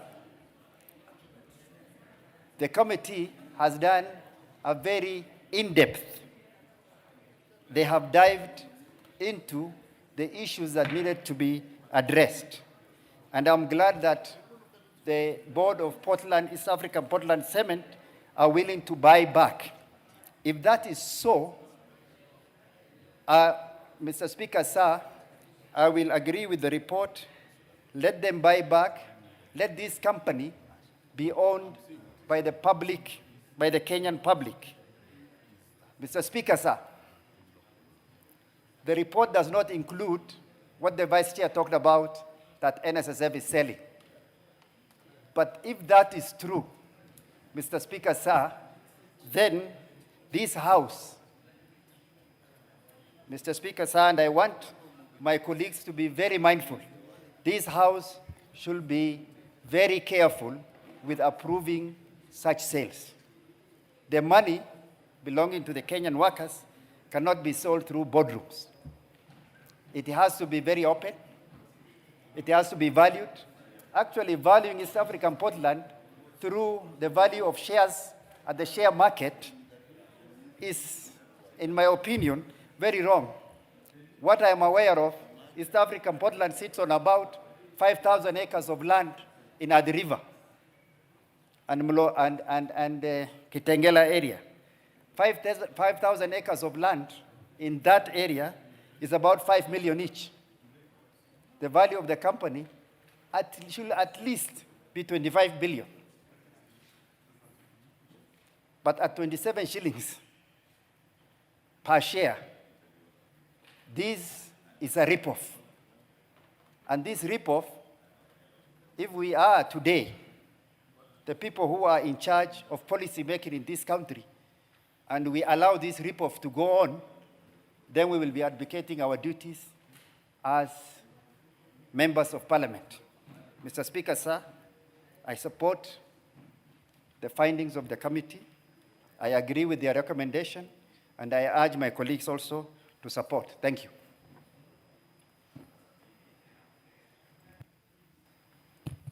Very well. Yes, the honorable member at the back here, there. Yes, what's your point of order, Honorable Jematia? Thank you, Mr. Speaker. I am rising on standing order number 96, that I propose the adjournment of this debate for further. Considering the debate on the floor, Mr. Speaker, this debate has a very weighty issues, and I think it is going to be prudent for us to be given further time. And looking at the time now, if we continue debating this, we might not exhaust it and give it. So, Mr. Speaker, I seek your guidance. Thank you. Very well, I hear you, Honorable Jematia, but maybe before we come to that, could we hear what Honorable wanted to say on this particular one?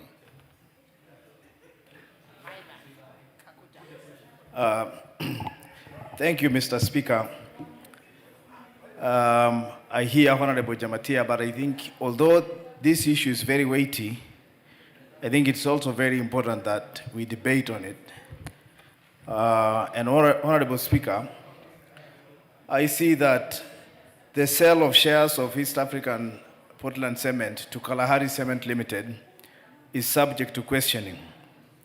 I should make clear that East African Portland Cement Company gets its raw material from Kibini in my constituency, and that really concerns me. Honorable Speaker, when I sat during the presentation of this report to the committee, I would expect that before this company was sold, the shares were sold to Kalahari Cement Company Limited, that at least public participation should have been done to inform all those, since this is obviously a company that is a state corporation. Honorable Speaker, I also find it questionable that the shares are being sold at a very throwaway price of 27 shillings and 30 cents against 58.75 market value. Why sell it at a throwaway price? Honorable Speaker, I feel that the sale of the company should be offered on a competitive basis if that's the real decision, so more companies can compete to buy. That way, we will be able to get a better price for the shares rather than just giving one sole company to be the only competitor and the buyer. I am afraid that selling of East African Portland Cement Company jeopardizes employment for my people of Ngama community who depended on this company for years. Selling of shares should go to Portland Cement Company instead of Kalahari Cement Limited, because East African Portland Cement Company has the capacity to buy the same shares at even a higher price. Therefore, I conclude by saying I support the report of the Committee on Trades, but I strongly believe that even if the shares were to be sold, let it be sold to the East African Portland Cement Company now that it has clearly shown that it has the capacity to buy. But I support the report. Thank you, Mr. Speaker.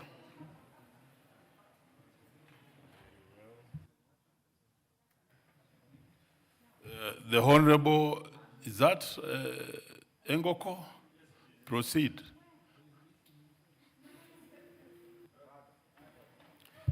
Thank you, Honorable Speaker. First of all, I would like to rise and oppose the request by Honorable Jamatia, because, Honorable Speaker, these are very sensitive motions in this floor. By the mere fact that they are being debated at night,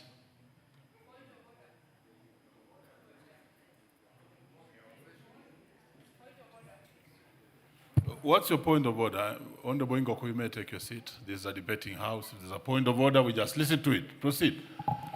Thank you, Honorable Speaker. I again rise on standing order number 6 in support of the order that the Honorable Member has said that it is suspicious that this motion is being debated at night. It is why we are asking for adjournment and postponement of this particular motion on the floor of the House, Honorable Chair, so that members can prepare and be able to gather all the comments they need to gather so that we can be able to prosecute this particular matter. So, Honorable Speaker, I raise a point of order, standing order number 96, on postponement of debate that is on the floor of the House, Honorable Chair. Okay, I hear you, Honorable. What's your point of order, Honorable Chair? No. Give Ochieng the mic. The Honorable Speaker. Order, Honorable Chieng. Let's be orderly. The Honorable Speaker. Order, Honorable Chieng. Let's go back to Honorable Ngoko, so that because he was on a point of order before we listen to you. Honorable Chieng, you are a seasoned member. You cannot have... Order, Honorable Chieng. Take your seats. Let me listen to Honorable Ngoko. Thank you. Thank you, Honorable Speaker. And Honorable Speaker, I would like to request that you protect me from interruptions. Honorable Cheng, kindly allow me. Honorable Cheng, there was a point of order by the previous honorable member, and Honorable Ngoko was on the floor. Are you rising on a point of order?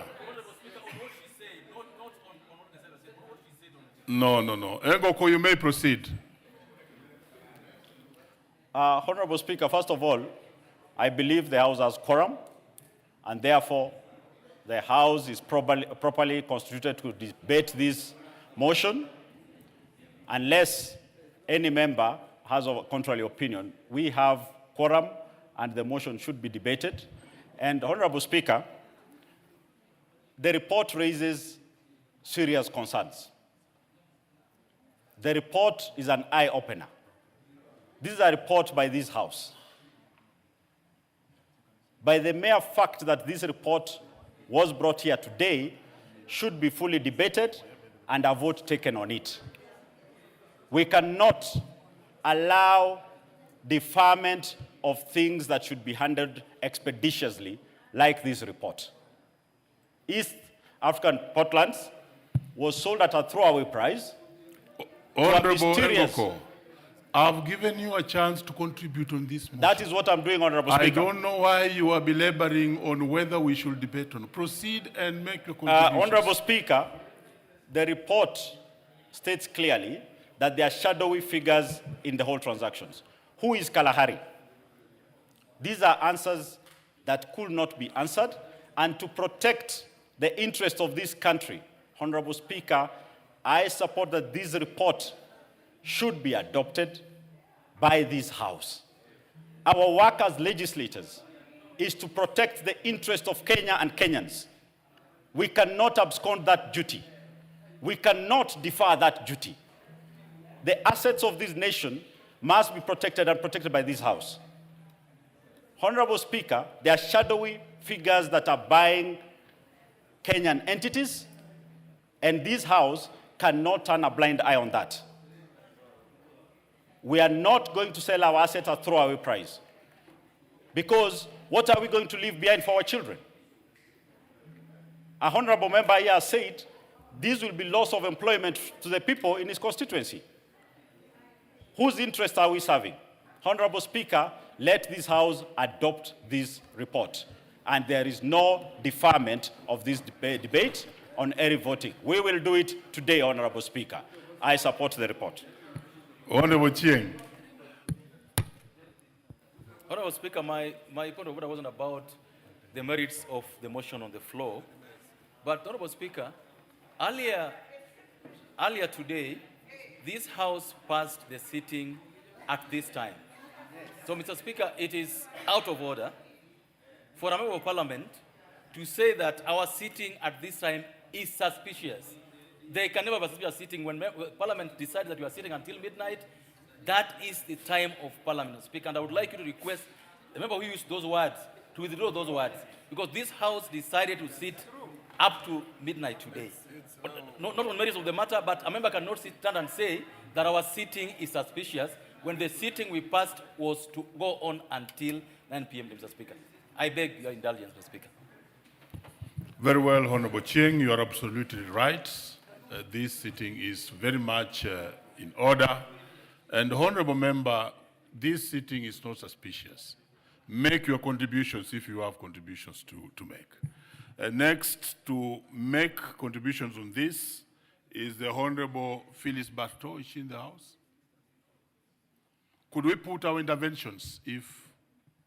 Yeah, Honorable Bartow, you are in the House. Proceed.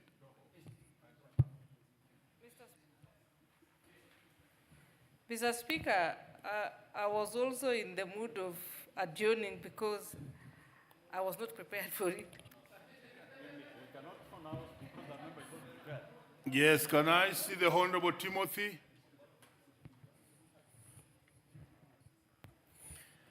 Thank you, Honorable Speaker, for giving me an opportunity to contribute on this very important motion.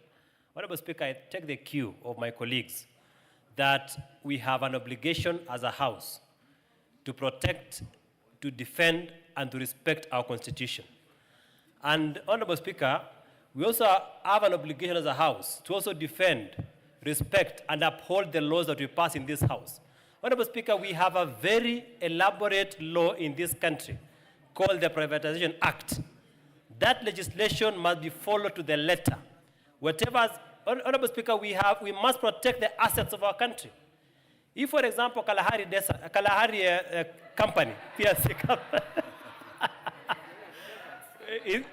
yes, Honorable Speaker, it's a desert because it is denying us growth as a country, you know. So, Honorable Speaker, if Kalahari has bought East African Portland Cement, which has been undervalued, then as a country, we must raise concerns. Honorable Speaker, we have loss of jobs. So, Honorable Speaker, we must also protect. In this country, the biggest problem we have is unemployment. So, Honorable Speaker, I support the report of the committee that one, East Africa Portland Cement must buy back the shares from Kalahari PLC. Or, in the alternative, if it doesn't, then that entire process should be declared a nullity by this Honorable House. Honorable Speaker, we have the powers. And I want to call upon the committee on implementation. Honorable Speaker, sometimes we adopt reports in this House that end up in the shelves. Whatever we adopt as a House, Honorable Speaker, must be implemented by the Committee on Implementation. Honorable Speaker, I support the letter, the intent, and the spirit of the report of that committee. When a committee of this House, Honorable Speaker, sits, it has the same powers similar to that of the High Court to make certain decisions. They have made the decision under the report, and as such, that report should be adopted wholesomely by this House. Thank you, Honorable Speaker. The Honorable Gitonga Murungara, you are. The Honorable Joyce Kamwene.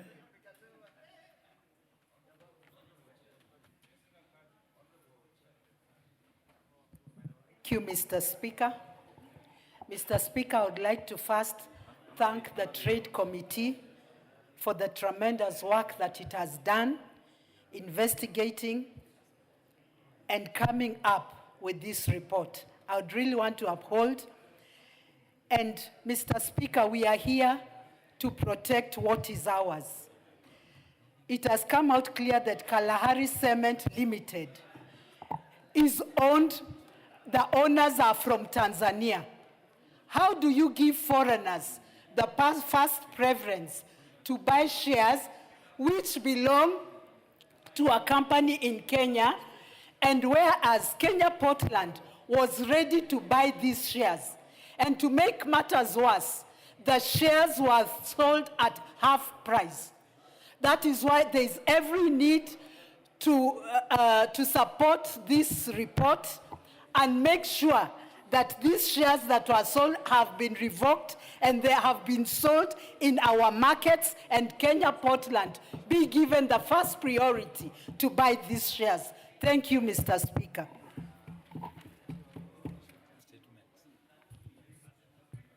Next is the Honorable Cynthia Munge. Did you speak on this, or you have no interest?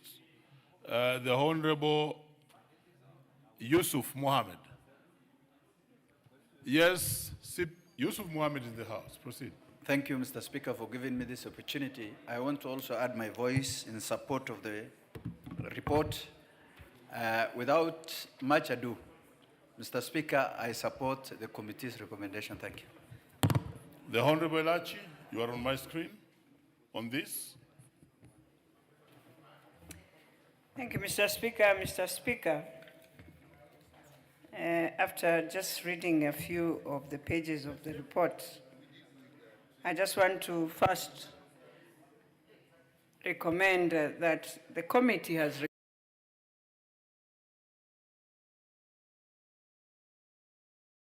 very interesting how Portland, a government institution, now sells shares.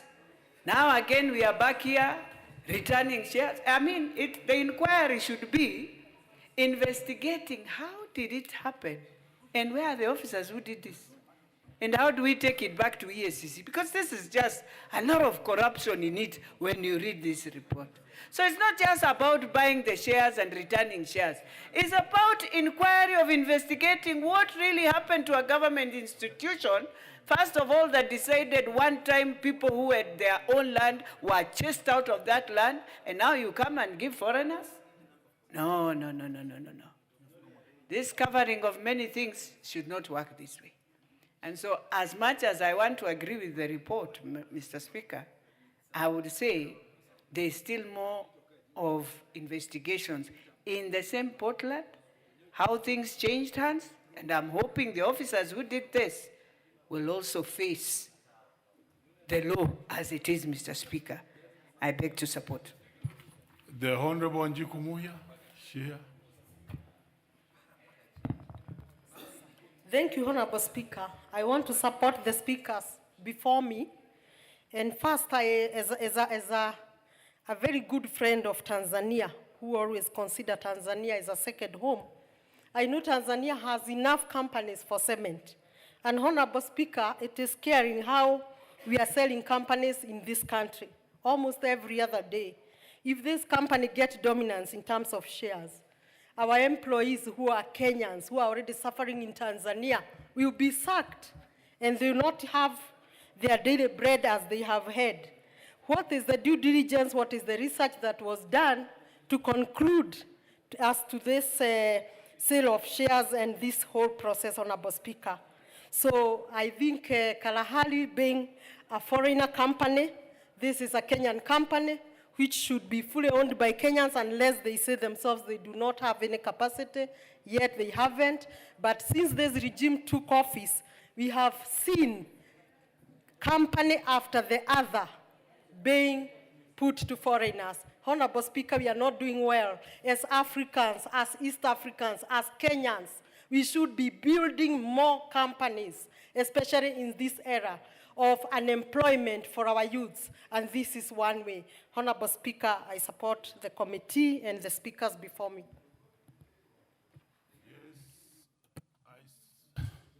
Yes, Honorable CPA.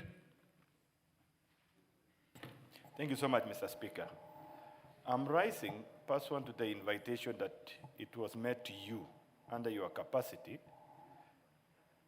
to use your discretion, first of all, and make comment on the standing order that was raised. And listening to what members are contributing, it is clear that there are weighty issues that ought to be looked at deeper than what it is right now. And for that purpose, Mr. Speaker, it is only fair if you allow, and in pursuant to what members have made comment to the responsibility of this honorable House, if you really allow that this particular debate be given ample and adequate interrogation and time. I'm making my contribution, Mr. Speaker. You have to protect me. Because listening to either side of the, we are in agreement to the extent that there are more issues that have to be dealt with, that have to be excavated from the content of this. Mr. Speaker, I'm calling upon you to make comment on that standing order so that we can move forward. Because you were invited, Mr. Speaker, to use your discretion on the same. Thank you. Very well. I hear you. Honorable Mawade, what is it? You want to make a contribution? My understanding of the honorable member having stood up on standing order number 96 was informed by the fact that there was no enough interest, but also having followed the debate very well, it was very important to give those who are ready to speak on this. And I did not find it necessary to adjourn at that particular time when there were people who are ready and have been waiting in the House to speak on this. So let's hear what Honorable Mawade has to say before I make a ruling.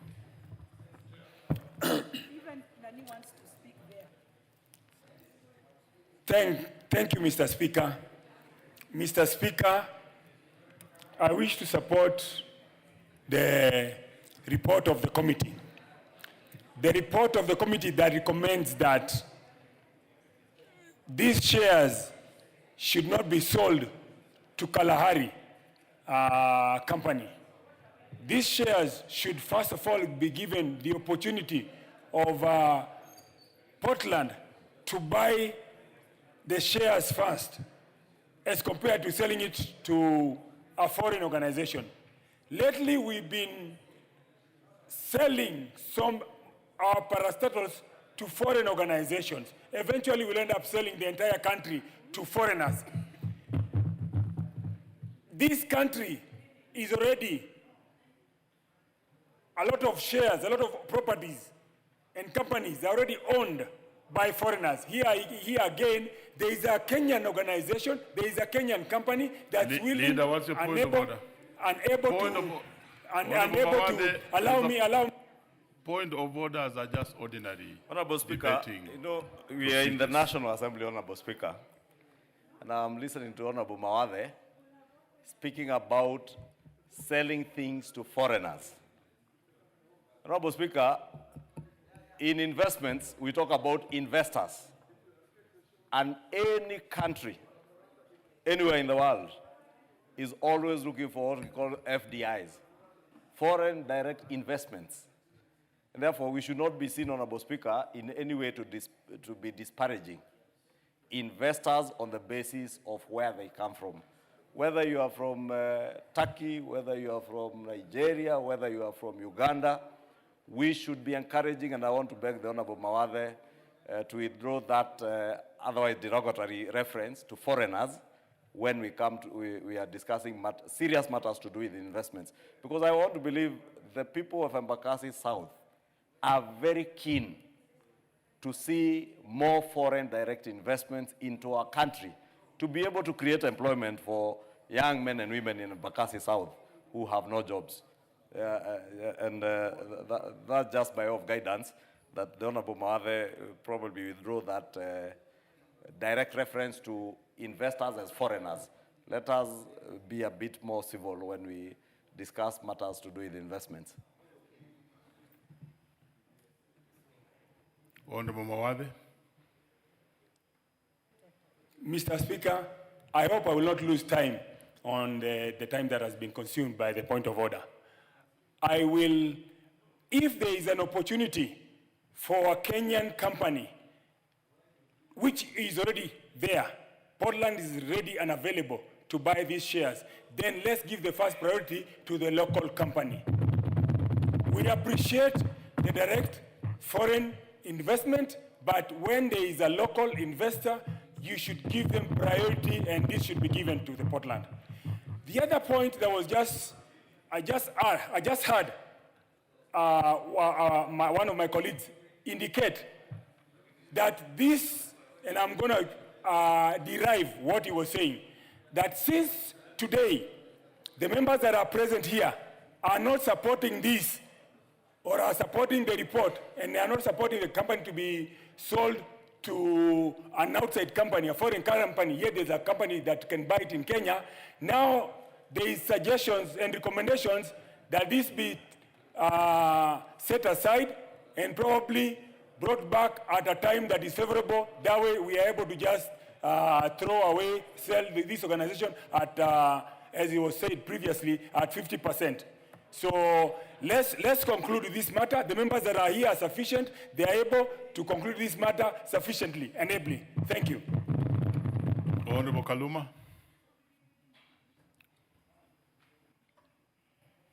Thank you, Honorable Speaker. Honorable Speaker, I beg to reiterate the motion initially moved by some honorable members here.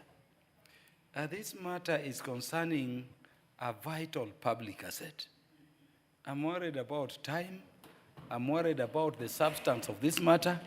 And Honorable Speaker, I'm worried about our other considerations considering, Honorable Speaker, that we are set to go on recess. We have other businesses, including questions and statements, raising matters of concern to Kenyans. Honorable Speaker, without seeking review of your previous decision, may I move, Honorable Speaker, that this motion be adjourned to a future date for a more detailed consideration by the House. And Honorable Speaker, so that we can go to questions, we can go to statements, And this would be important because if we are adjourning today, the matters which were raised for questions, the matters which were raised in request for statements are matters the Kenyans who raised them want to hear about, even if you are going on recess. We have heard you, Honorable. May I request that the standing orders require that you make a ruling in the interest of the House and for our convenience. You adjourn this motion. You allow some of us, like myself, who has not read it, to go and read it so that we can come and together as a House we make a decision on this important issue, but we use this time to raise those issues before we go. Thank you, honorable members.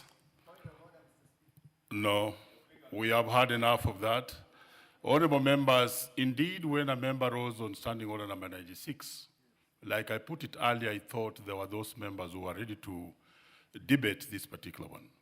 But again, the first speaker who did speak on this, who was the Honorable Daud, raised very pertinent issues. And you were listened to in silence, and your speak was very, very weighty. And given that these are very weighty matters, as you can see, the interests are very high. And the Kenyans, who are the owners of that particular property, are also very important. You would agree with me that this is a matter that would require that we deal with when this House is at a later date. So therefore, Honorable Speaker, honorable members, I want to defer this putting of the question and debate.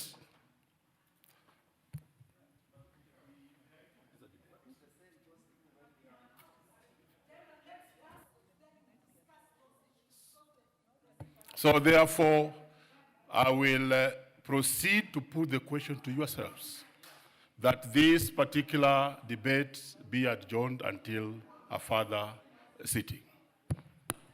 Honorable members, you may take your seats. Honorable members, you may take your seats. I proceed to put the question, which is that this particular debate be adjourned until the next sitting. Will as many as of that opinion say aye? Will as many as of contrary opinion say nay? The ayes have it. Next order. Next order. Order number 7, questions and statements. As we move to questions and statements, we have done it very well, very orderly, and everybody has taken his place. Questions and statements, order number 7.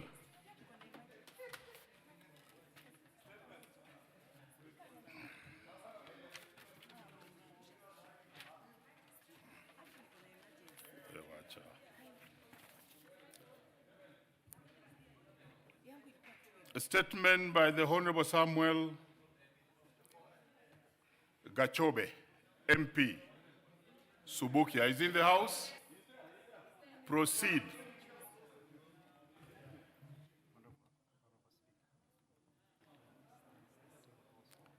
Thank you, Mr. Speaker, sir. And I rise to request for a statement regarding the death of Eric Tanui Koros in a police custody at Solai Police Base.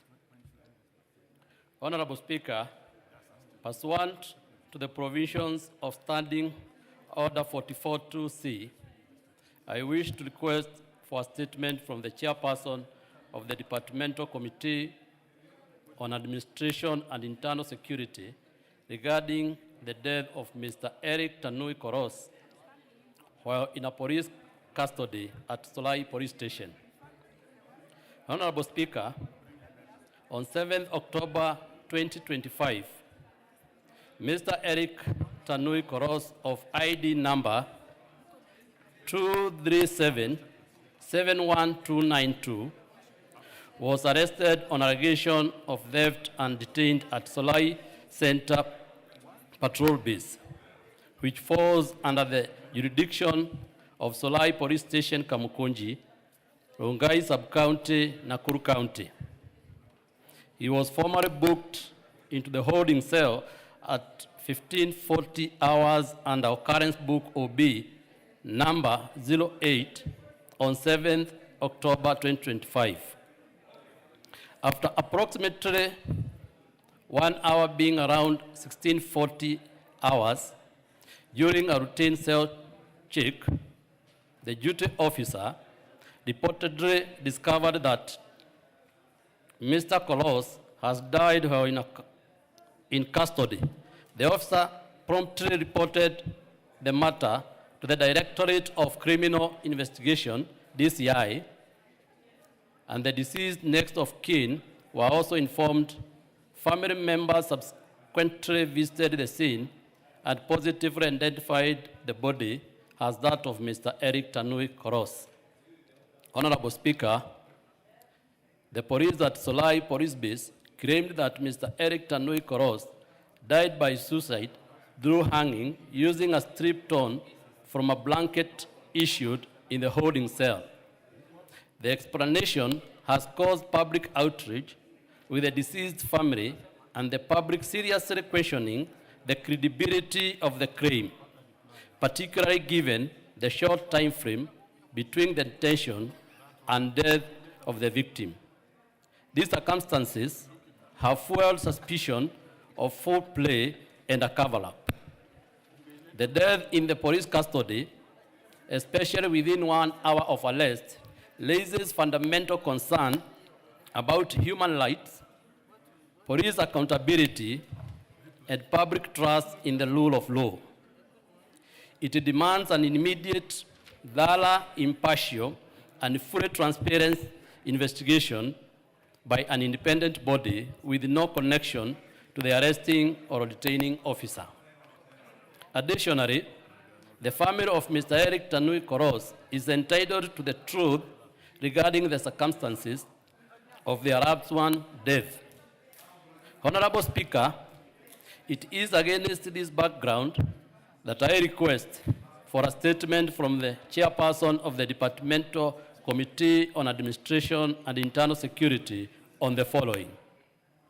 Roman 1, a comprehensive report on the investigation into the circumstances surrounding the death of Mr. Eric Tanui Koros while in police custody at Solai Police Patrol Base.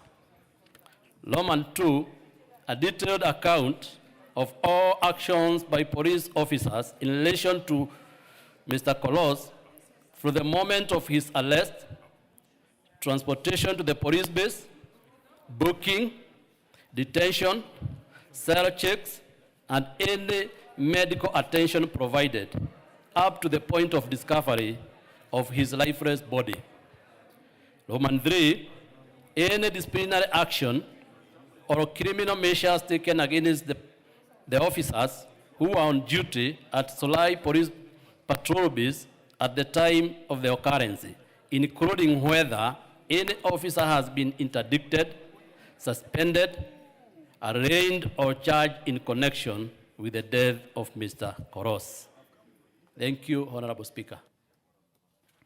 Very well. The statement is referred to the Chair, Administration and Internal Security. Yes, the deputy is there.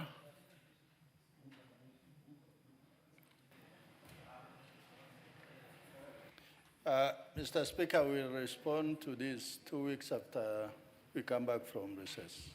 Thank you. Very well, 2 weeks after recess.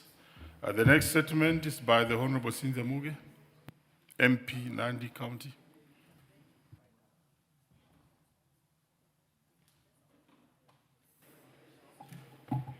Thank you, Honorable Speaker. Pursuant to the provisions of Standing Order 44-2C, I rise to request for a statement from the chairperson of the Departmental Committee on Administration and Internal Security regarding 2 tragic incidents of insecurity in Tindret, Nandi County.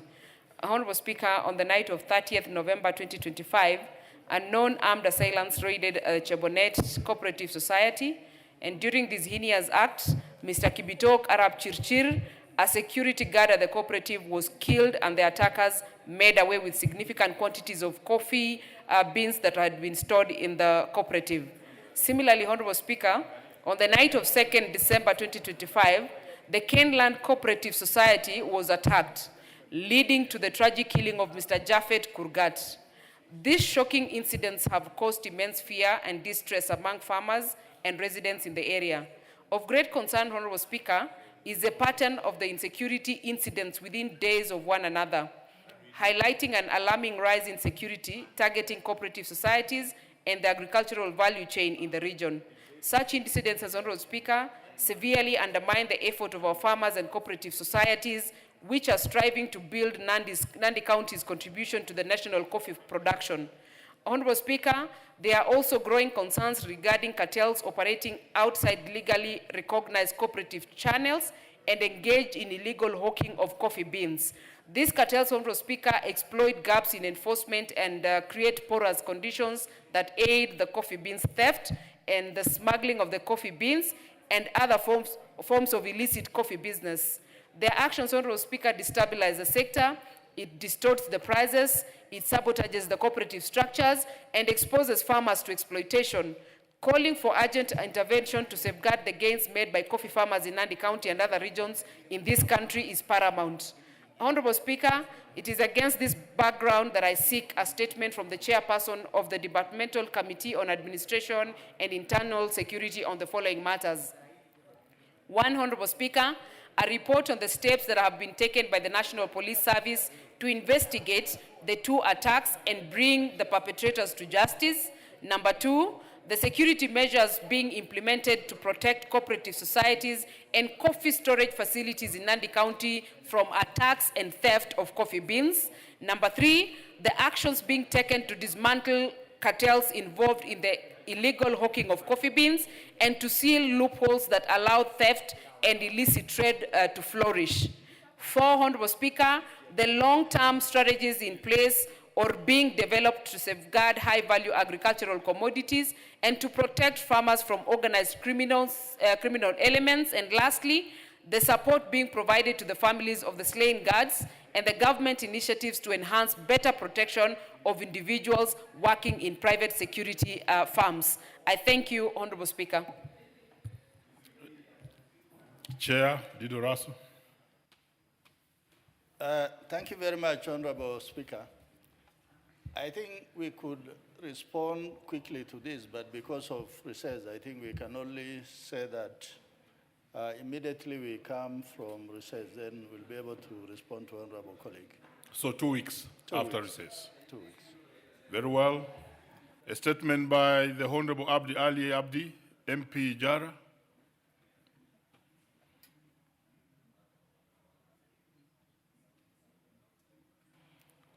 Please give Abdi the mic. Honorable Speaker, in pursuit to the provision of Standing Order 44.2c, I rise to request for statement from the chairperson of the Departmental Committee on Blue Economy, Water and Irrigation regarding the status of water connectivity in Ijara constituency. Honorable Speaker, access to clean, safe and sustainable water is a fundamental human right expressly granted under Article 43 of the Constitution and a cornerstone of public health, food security, economic prosperity, and environmental resilience. In Ijara constituency, a region of over 300 people, as per the projection 2025 projection, situated along the perennial River Tana, this constitutional entitlement remains gravely unfulfilled. Despite the river's abundance, reliable piped water reaches only a small minority of households. The vast majority rely on untreated surface water, distant and frequent saline boreholes, costly water tracking or unregulated vendors exposing communities to recurrent waterborne diseases, crippling expenditures, lost productivity, and acute vulnerability to climatic shocks. The devastating 2025 drought recorded by meteorologists as the worst in 50 years, with temperatures regularly exceeding 40 degrees, has intensified this crisis to a breaking point. Honorable Speaker, nationally, per capita water consumption has fallen to 26.4 liters per day. In rural Ijara constituency, households often survive on less than 15 to 20 liters, barely 1/3 of the world Health Organization minimum standard of 50 liters required for basic health and dignity. Persistent shortages compounded by power outages, silted intakes, and chronic maintenance delays perpetuate a vicious circle of disease, school absenteeism, particularly among girls tasked with water collections, diminished livelihoods, and deepening poverty. This situation constitutes a systematic and a continuing violation of the state constitutional duty to progressively realize the right to water without discrimination. Immediate large-scale and climate-resilient investment in suitable water infrastructure for Ijara is therefore an urgent moral imperative. Honorable Speaker, it's against this background that I seek a statement from the chairperson of the Departmental Committee on Blue Economy, Water and Irrigation on the following. The current planning, design, procurement status of Ijara Water Works, that is piping from Masalani to Ijara, Sengailu, Hulugo, that is Masalani, Ijara, Bodai town, and also Masalani to Kuhara, Kotile, and Korisa and Abaratiro through the Northern Waterworks Development Agency. Budgetary allocation and financial plan for the project, if any, including funds already disbursed, the challenges including technical, financial, or administrative, and the strategic interventions taken by the ministry to overcome those challenges. Plans put in place by the ministry to guarantee the long-term sustainability, efficiency, and affordability of water supply to the people living along Tana River corridors and also above Tana River corridors, that is Ijara to that is Masalani to Ijara, Hulugo, Sengailu, that is also Masalani Ijara to Bodai town. And that's also Ijara Masalani to Kotile, Hara, Korisa, and Abalatiro. Thank you, Honorable Speaker. The Chair, Blue Economy, Water and Irrigation. Very well. The statement is referred to that particular committee, the Blue Economy, Water and Irrigation, and leadership to inform the Chair the same, and to be replied to 2 weeks after recess. The next statement is by the Honorable Emate Namwar, MP Turkana. Request for statement regarding disruption of the Kalokol water project in Turkana Central constituency. Honorable Speaker, pursuant to the provisions of Standing Order 44.2c, I rise to request for a statement from the chairperson of the Departmental Committee on Blue Economy, Water and Irrigation regarding the disruption of the Kalokol water project in Turkana Central constituency due to rising water levels in Lake Turkana. Honorable Speaker, residents of Turkana Central constituency, particularly those in Kalokol and parts of Kangatoda ward, have for a long time faced chronic water scarcity due to arid climatic conditions, erratic rainfall patterns, and inadequate water infrastructure.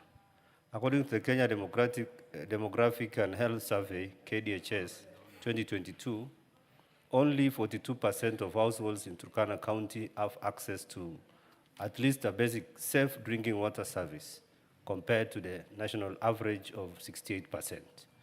To address this need, the Kalokol Water Project was initiated under the Central Rift Valley Waterworks Authority, with water sourced from the Elia Spring in Kangatoda ward. The project was designed to supply approximately 21,841 residents with water through a 35-kilometer pipeline with distribution points at Wadach, Lobolo, Loyoro, Napeget, and Nayane Kalale. However, in July 2025, rising water levels in Lake Turkana submerged the Elia Spring, crippling the project. This disruption has adversely affected households, businesses, tourism, and public institutions relying on this water supply. This situation has caused setbacks in the progress made towards addressing water scarcity in Turkana and highlights the urgent need for sustainable and climate-adaptive water systems in the region. Honorable Speaker, it is against this background that I request for a statement from the chairperson of the Departmental Committee on Blue Economy, Water and Irrigation on the following. Number one, a report on assessment of the damage caused by the rising water levels of Lake Turkana on the Elias Spring and the Kalokol Water Project, including its impact on livelihoods and the community. Two, reasons for implementation of the Kalokol Water Project by the Central Rift Valley Water Works Authority instead of the North Rift Water Works Development Authority, which ordinarily has jurisdiction over Turkana County. Number three, immediate and long-term measures that the ministry has taken to salvage or rehabilitate the Elie water spring, including provision of alternative and sustainable water sources to ensure uninterrupted water supply to residents of Turkana Central constituency.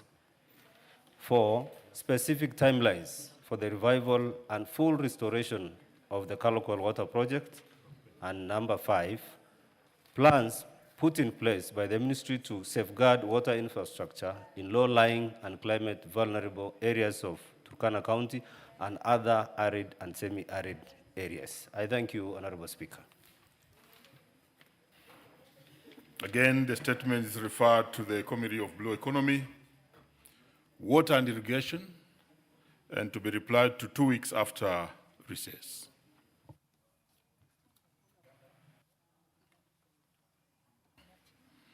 The next statement is by the Honorable Tandaza Kasim MP, but I have a letter here to the Speaker of the National Assembly asking the Honorable Elachi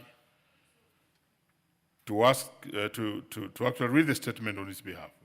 Honorable Elachi. Thank you, Mr. Speaker. Mr. Speaker, I rise to ask a statement regarding the blocking of a bank account of a Kenyan citizen by the Al Raji Bank in the Kingdom of Saudi Arabia. Honorable Speaker, pursuant to the provisions of Standing Order 44-2C, I rise to request from a statement from the chairperson of the Departmental Committee on Defense, Intelligence and Foreign Relations regarding the blockage over the bank account of Ms. Msawe Suleiman Mambo, a Kenyan national, by the Al Rahaji Bank in the Kingdom of Saudi Arabia. Honorable Speaker, Ms. Msawe Suleiman Mambo of passport number AK04694069 has been living and working in Saudi Arabia for 2 years, during which period she opened and operated a bank account with Al Raji Bank. On 7th September 2025, while at the airport in Saudi Arabia for her flight back to Kenya, she was able to access her bank account and transact without difficulty. However, upon her arrival in Kenya on 8th September 2025, she has been unsuccessful in reaching the bank, which remains unresponsive, and no reasons have been given for blocking access to her account. The account holds her savings accumulated during her period of employment in the Kingdom of Saudi Arabia. It is unfortunate that with her life savings locked and inaccessible, she is now unable to afford basic amenities, further exacerbating the economic challenges she faces in settling back in Kenya. Honorable Speaker, it is against this background that I seek a statement from the chairperson of the Departmental Committee on Defense, Intelligence and Foreign Relations on the following. The steps taken by the Kenyan Embassy in Saudi Arabia in collaboration with the relevant Saudi Arabian authorities to facilitate the restoration of Ms. Msawe Suleiman's access to the bank account to allow utilization of her funds, and the measures put in place to strengthen consular support for Kenyans working in the Gulf region, including assistance in financial disputes, documentation, challenges, and other forms of distress. I thank you, Honorable Speaker. The statement is referred to the Committee on Defense, Intelligence, and Foreign Relations. Is the chair in the House? The Vice Chair, proceed. Thank you, Speaker. And I think looking at the urgency of that matter, we will be able to do that 2 weeks within resumption of recess, but nevertheless, we'll be able to transmit the same to the ministry concerned so that they can give us an answer even much earlier. Very well. The next statement is by the Honorable Bernard Shinali, MP, Ikolomani constituency.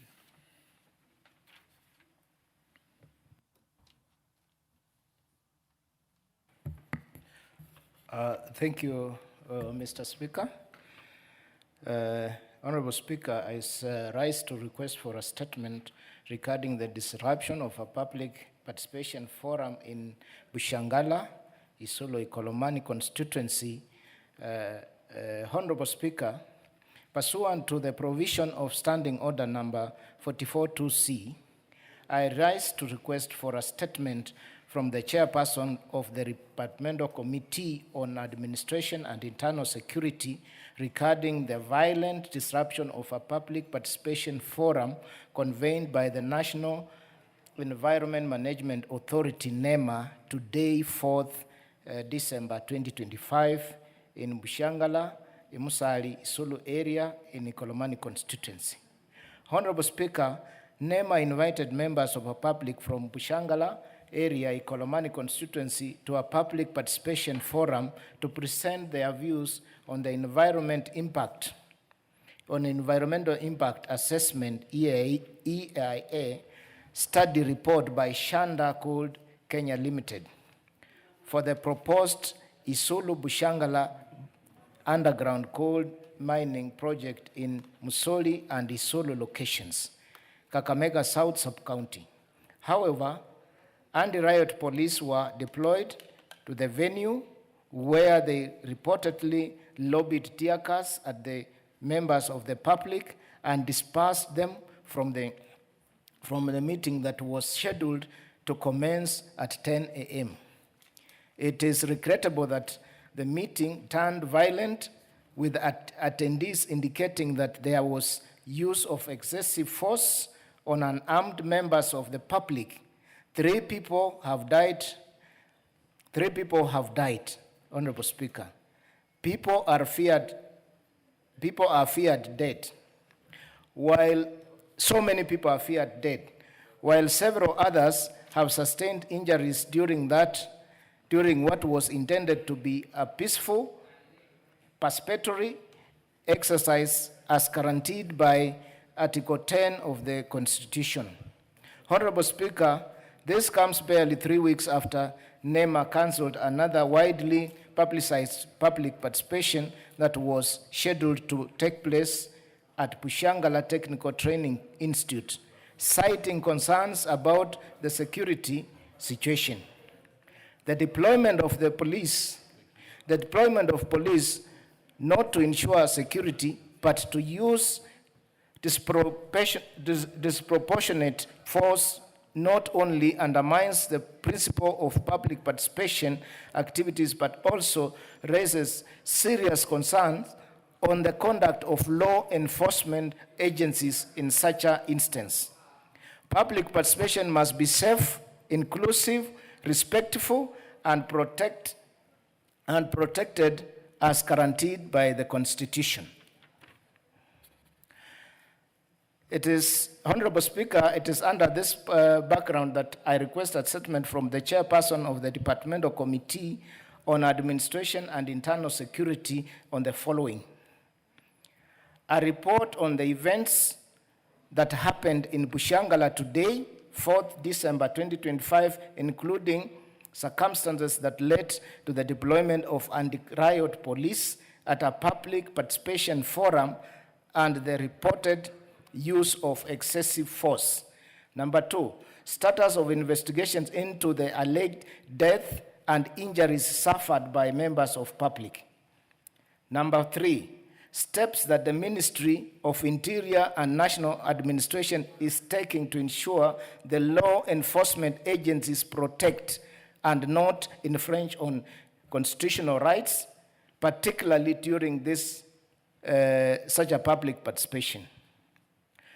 Number 4, the reason for NEMA exposing public to attacks by convening a second public participation exercise in the same area before guaranteeing the safety of members of public, given that the initial activity was cancelled due to security concerns, and measures that the ministry is taking in conjunction with the NEMA to safeguard the public participation process to ensure it is free from intimidation or harm.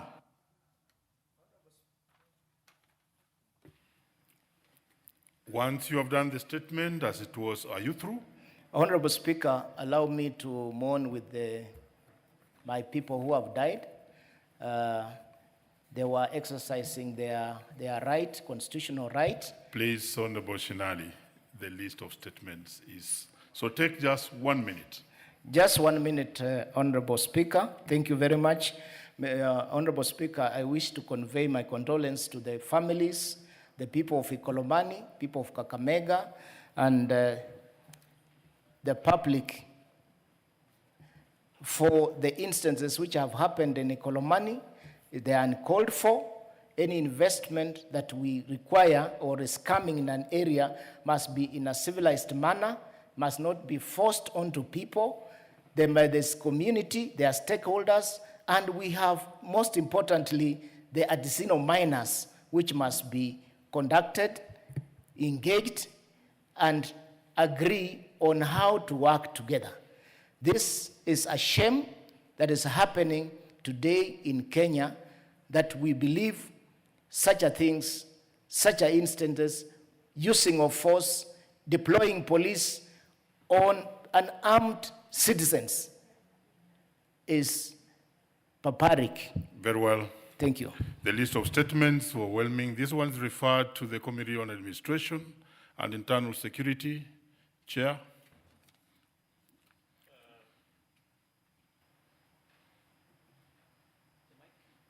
Please give the chair the mic. Honorable Tongoyo.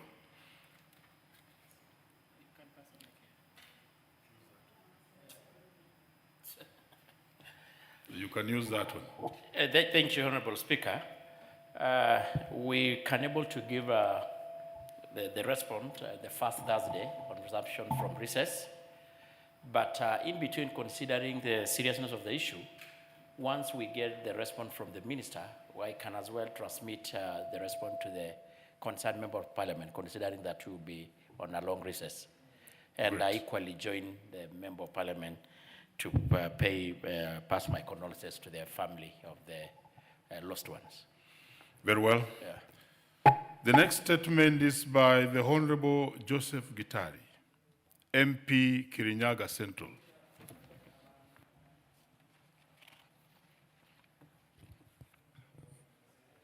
Thank you, Honorable Speaker. Honorable Speaker, pursuant to the provision of Standing Order 44.2c, I wish to request for a statement from the Chairperson of Diaspora and Migrant Workers Committee and repatriation of Mrs. Ririan Jerry Jockey from Oman. Honorable Speaker, on 8th November 2025, Ririan Jerry Jockey, holder of passport number AK 129-2887, traveled to Oman under domestic worker visa issued by her official sponsor, Mr. Issa Abdul Sarim Al Mamari of Shohal, Oman. She was recruited through Mosa Placement Company, located at Campus Towers, Nairobi. Shortly after commencing employment, Jockey fell ill and sought medical attention. Subsequently, she was dismissed by her employer and handed over to a local recruitment agency, where she was allegedly subjected to assault, verbal abuse, and confinement in a hostel without access to medical care. The agency is reportedly demanding a payment of $2,000 as a condition for her release and repatriation to Kenya. The action raised grave concerns relating to the labor exploitation, coercion, and possible human trafficking and require urgent intervention. Honorable Speaker, it is against this background that I request for a statement from the chairperson of the Diaspora and Migrant Workers Committee on the following. The immediate steps the government is taking to secure the safety of Lilian Jerry Jockey of passport number AK-129-2887, who is stranded in Oman, and facilitate her access to medical care and repatriation to Kenya. Number 2, a report on whether Mosa Placement Company is duly licensed in accordance with existing regulation governing foreign employment, recruitment, and a track record of the company's recruitment activities from its inception. 3, long-term measures the government is putting in place to strengthen protection mechanisms for Kenyan migrant workers to prevent exploitation and abuse by recruitment agencies and employers. I thank you, Honorable Speaker. The statement is referred to the Departmental Committee on Diaspora and Migrant Workers. Is the chair in the House? Honorable Dido Raso, you inform the chair of Diaspora and Migrant Workers that this statement will be replied to 2 weeks after recess. Next statement, yes, Dido Raso? Thank you, Honorable Speaker. Most obliged. Thank you. The next statement is by the Honorable Mohamed Machele, MP, Mvita. Thank you, Mr. Speaker. Honorable Speaker, pursuant to the Provisional Standing Order 44-2C, I rise to request for a statement from the Chairperson of Departmental Committee on Education regarding the harmonization of the house allowance and review of the delocalization policy for teachers in Mombasa County. Honorable Speaker, Mombasa is the second largest city in Kenya and among the most expensive to live in. Despite the high cost of housing, the Teachers Service Commission, TSC, continue to categorize Mombasa under Cluster 2, while Nairobi is classified as Cluster 1, resulting in a wide disparity in house allowances. For example, teachers in job group C5 earning Kenya shilling 25,500 in Mombasa, compared to Kenya shilling 35,000 in Nairobi, while those in D1 to D3 earning Kenya shilling 28,000 in Mombasa against Kenya shilling 45,000 in Nairobi. This disparity has demoralized teachers in Mombasa who struggle to afford decent house despite working in a city with a cost of living comparable to Nairobi. To make matter worse, the TSC continued to enforce the delocalization policy under which teachers promoted to administrative positions such as head teacher or deputy head teacher are transferred outside Mombasa County. This not only disturbed families, but also reduced their house allowance when moved to a low-cost cluster, effectively turning promotion into a financial demotion. This policy is both unfair and counterproductive. Honorable Speaker, it is against this background that I request for a statement from the Chairperson Departmental Committee on Education on the following. 1, a report on the reason for continued classification of Mombasa City under Cluster 2, despite the high cost of living comparable to Nairobi City.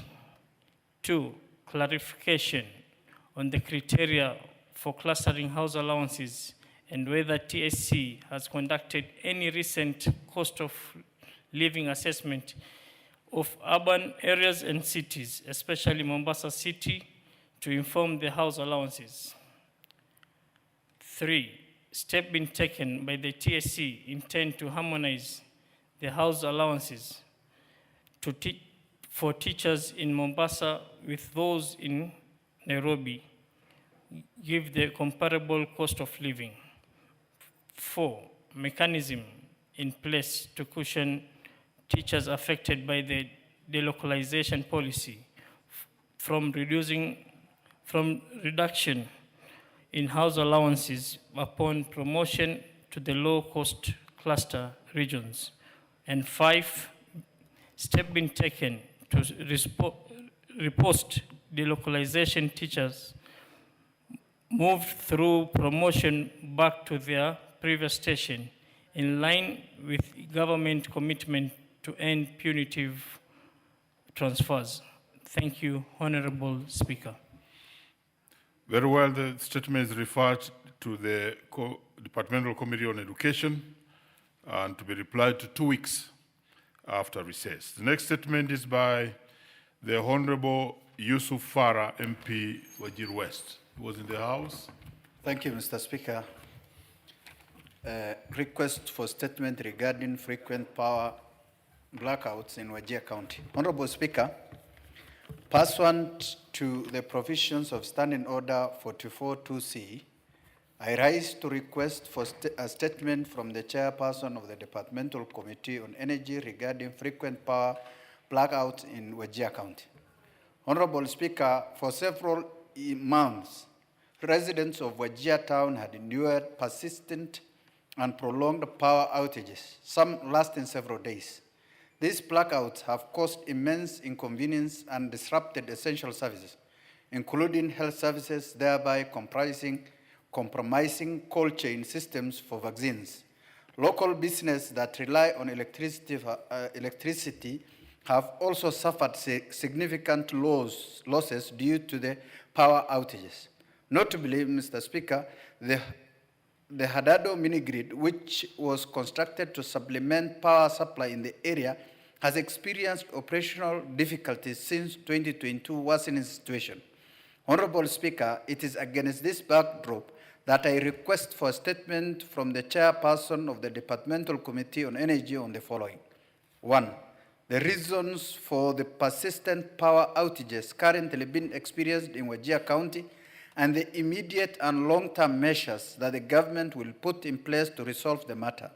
2, the operational status of the Hadado mini-grid in Wajir County. I thank you, Honorable Speaker. Very well, the statement is referred to the Departmental Committee on Energy. Is the chair in the House? Vice Chair?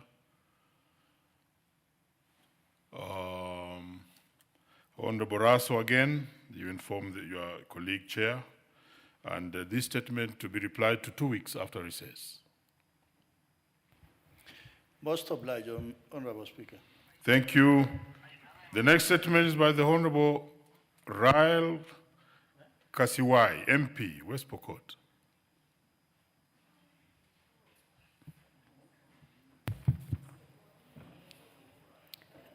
Request for statement regarding the welfare and rights of workers engaged in the Kitale Morpus Road. Honorable Speaker, pursuant to the provisions of Standing Order 44-2C, I rise to request for a statement from the chairperson of the Departmental Committee on Labor regarding the recent protests by workers engaged in the construction of the Kitale Morpus Road in West Pokot County. Honorable Speaker, the construction of the Kitale Morpus Road in West Pokot County being implemented by the Chongqing International Construction Corporation, CICO, the construction commenced in November 2024, and approximately 100 workers are currently assigned to the site. However, the workers have raised serious concerns regarding poor remuneration, harassment at the workplace, and exposed to unsafe and hazardous poor working conditions without adequate safety measures. Honorable Speaker, while the grievances have been highlighted by workers on the Kitale-Morbus Road, similar complaints have been reported across various work sites in the country, pointing to a broader systemic challenge that requires urgent intervention. Honorable Speaker, it is against this background that I seek a statement from the chairperson of the Departmental Committee on Labor on the following. 1, measures put in place by the Ministry of Labor to investigate the allegations of poor pay, harassment, and unsafe working conditions affecting workers employed by CICO on the Kitale-Morbus Road project in West Pokot. 2, steps in place to ensure that all workers engaged in the project enjoy their constitutional rights, including the freedom to join and participate in trade unions without intimidation or victimization. 3, I want to know the mechanisms that exist at the ministry level to monitor compliance with occupational safety standards on construction sites nationwide. And lastly, but not least, Honorable Speaker, I want to know the long-term policy or enforcement actions being pursued to address the recurring national complaints relating to workers' rights, fair remuneration, and protection from exploitation on public and private infrastructure projects. I thank you, Honorable Speaker. Great. The statement is referred to the Departmental Committee on Labor. Is the chair or vice chair in the House?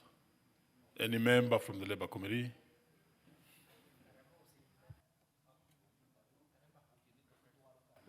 Okay, thank you, Mr. Speaker. I think I may not commit, but within that time of recess, maybe in the first 2 weeks, we can be able to report the report of the statement. You just need to commit because you can always act. So Okay. 2 weeks. 2 weeks, after yeah. recess. Thank you. Yeah, thank you. The next statement is by the Honorable Mark Mwenje, MP Embakasi West. Thank you, Honorable Speaker. This is a request for a statement regarding the alleged grabbing of land for public utility in Umoja and Embakasi West. Honorable Speaker, pursuant to the provisions of Standing Order 44.2c, I wish to request for a statement from the chairperson of the Departmental Committee on Lands regarding the alleged grabbing of a public utility land in Umoja and Embakasi West constituency. Honorable Speaker, the parcel land LR number Nairobi, block 109-2380, situated along Moi Drive in Umoja area, Embakasi West constituency, was originally designated as a public utility intended for the benefit of residents. Despite the need for essential facilities, including provision of a bus terminus to serve public service vehicles operating along the area, the land has allegedly been illegally occupied by a private individual. This alleged encroachment has raised concern among residents who rely on the facility for essential social services. Such encroachment, if not forestalled, could undermine public confidence in land administration and deny communities access to essential services. Honorable Speaker, it is against this background that I request for a statement from the chairperson of the Departmental Committee on Lands on the following. 1, a report on the current ownership status of LR Nairobi Block 109-2380, situated along Moi Drive in Umoja area, Embakasi West constituency, including details of any allocation or change of user that may have been undertaken and the legality of such allocations or changes.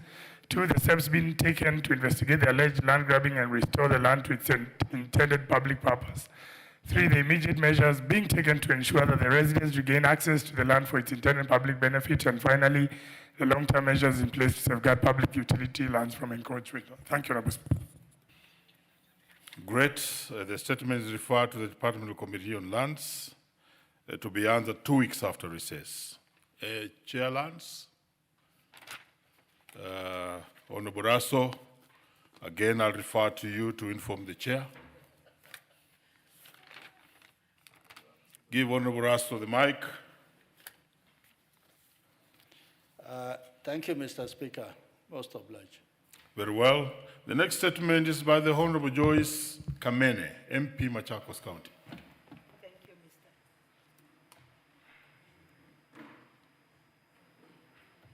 The mic just next to you. Yes, proceed. Thank you, Mr. Speaker. I request for a statement regarding the squatters residing on the land LR number 111895/20 in Sabaki Athi River, Mavoko Sub-County. Honorable Speaker, pursuant to the provision of Standing Order 44-2C, I rise to request for a statement from the chairperson of the Department Committee of Lands regarding the squatters living on the parcel of land LR number 11895/20, Sabaki in Athi River, Mavoko Sub-County, which is being claimed by the Numerical Machinery Complex Limited. Honorable Speaker, the parcel of land LR number 11895/20 has been in habitation by squatters in the Sabati area since 2006. Over the years, the residents have invested their time, resources, and efforts in transforming the land, establishing homes, and forming cohesive and thriving community. However, on 26th January 2022, Numerical Machinery Complex Limited issued a caveat notice claiming ownership of the land, indicating its intention to sell it. The company has already hived off and sold portions of the said land to private developers, despite numerous letters from the squatters requesting consideration for settlement or compensation for developments made on the land. The company is yet to respond. The residents now face imminent eviction for the loss of their long-established investment. Honorable Speaker, it is against this background that I request for a statement from the chairperson of the Department Committee of Lands on the following.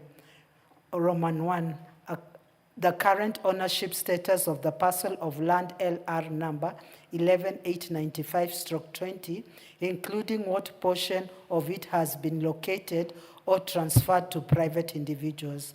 Roman 2, the immediate measures in place to protect the squatters from harassment, intimidation, or eviction pending an amicable resolution for the matter. 3, the steps being taken by the ministry to resolve the stalemate between the squatters and Numerical Machinery Complex Limited.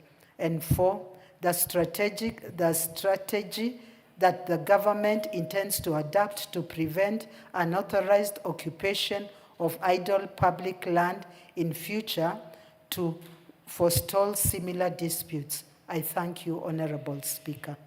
Very well, refer to the Departmental Committee on Lands and to be replied to 2 weeks after recess. Honorable members, I appreciate you having stayed long, and please move faster so that we may actually have all the statements read. Let's have a statement from the Honorable Suleha Harun, MP.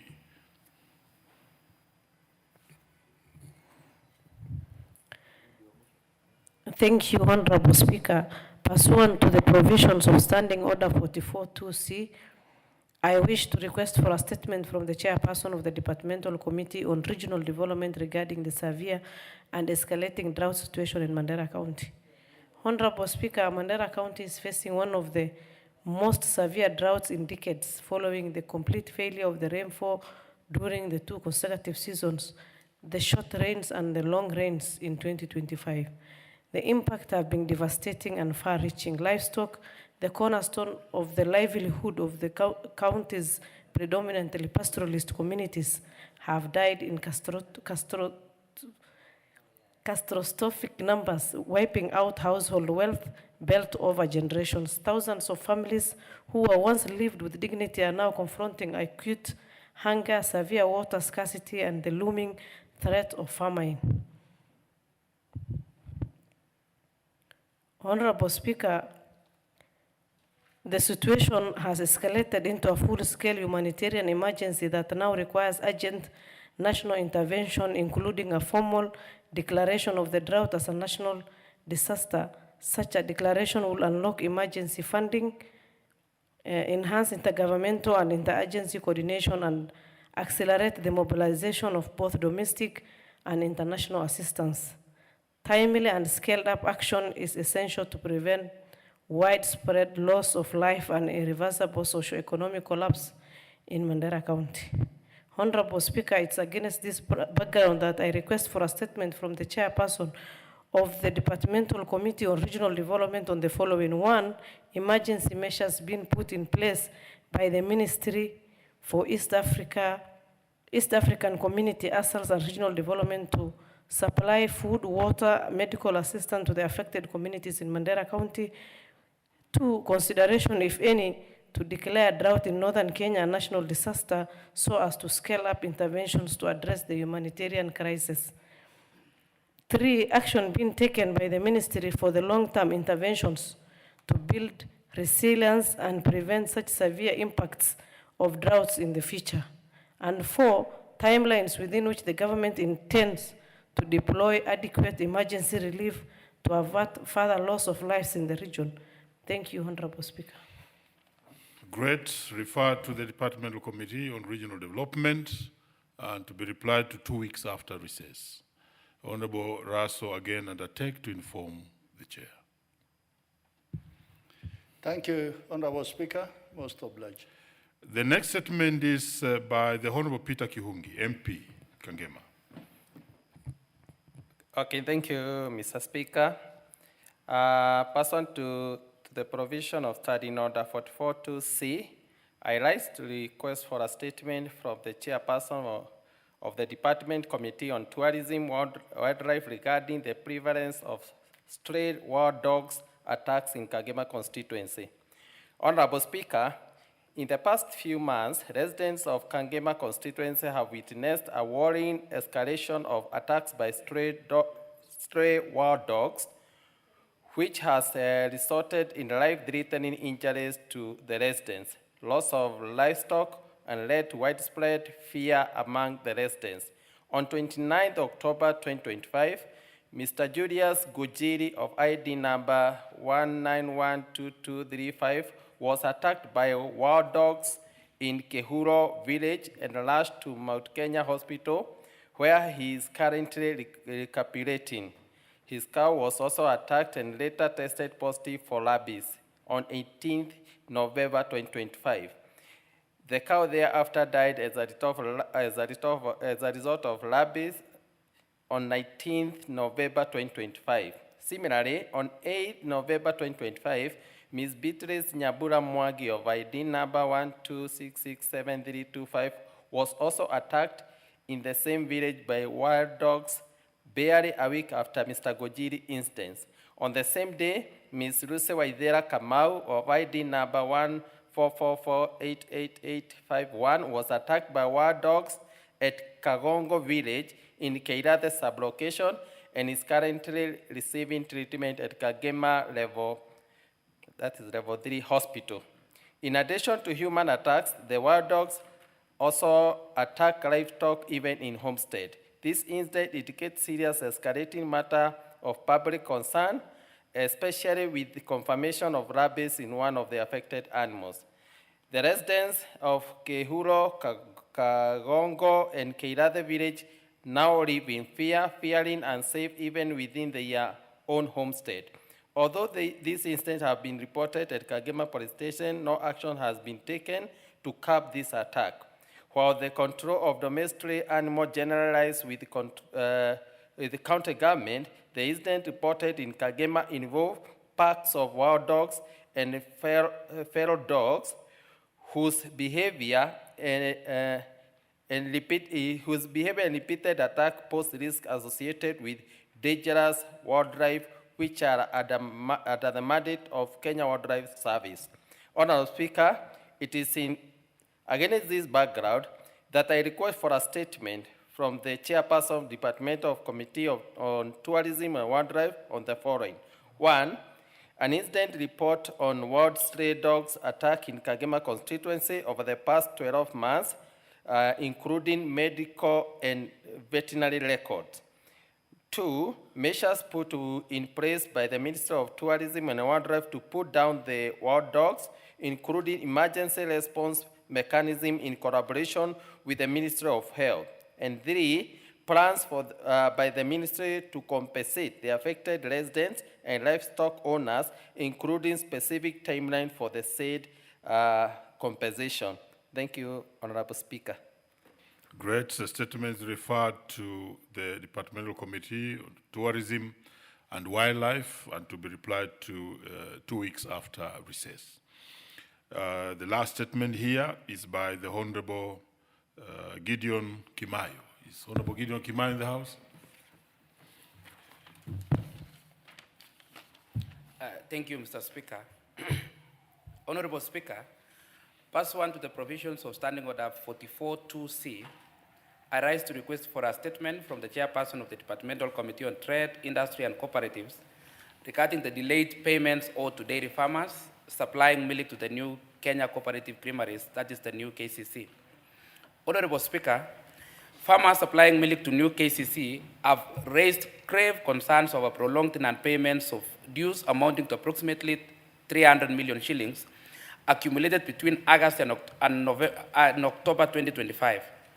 This delay has placed dairy farmers, particularly smallholder producers, under immense financial strain. Many rely on timely monthly payments to purchase animal feeds, access veterinary services, meet household needs, service agricultural loans, and sustain dairy operations. As a direct consequence of these unpaid dues, farmers are now struggling to maintain their herds, with some reportedly reducing production or disposing of livestock to manage escalating costs and avoid further losses. Honorable Speaker, farmers further contend that the new KCC has renegated on its commitment to implement the cash 50 shillings per litre farm gate price for milk, in line with the directive issued by His Excellency the President, aimed at cushioning farmers and promoting a fair and sustainable dairy market. This has further deepened the economic distress of farmers already contending with high production costs, inflationary pressures, and volatile market conditions. The continued financial hardships facing farmers, who form the backbone of Kenya's dairy sector, pose a significant threat to agricultural productivity, food security, and rural economic stability. The plight calls for urgent redress to protect livelihoods, restore confidence in dairy value chain, and ensure fair compensation for their labor and investment. Honorable Speaker, it is against this background that I seek a statement from the Chairperson of the Departmental Committee on Trade, Industry and Cooperatives on the following. 1, the measures the Ministry is taking to ensure that the new KCC settles all outstanding payments owed to farmers, including the delayed dues amounting to approximately 300 million shillings. 2, the steps the Ministry is taking to ensure full implementation of the 50 shillings per litre farm gate price for milk as directed by His Excellency the President, and what mechanisms are in place to monitor the compliance by the new KCC and other processors. The long-term interventions being put in place to prevent recurrence of delayed payments by new KCC, including oversight, regulatory enforcement, and financing measures to safeguard farmers' income and stabilize the dairy sector. And lastly, the status report on the financial health, operational capacity, and liquidity of the new KCC, and indicate whether these delays point to underlying structural or management challenges within the institution. I thank you, Honorable Speaker. Very well. The statement is referred to the Departmental Committee on Trade, Industry and Cooperatives. Is the chair in the House? Are you a member of that committee? Okay, then wait. This statement to be replied to 2 weeks after recess. And yes, what do you have to say, Honorable?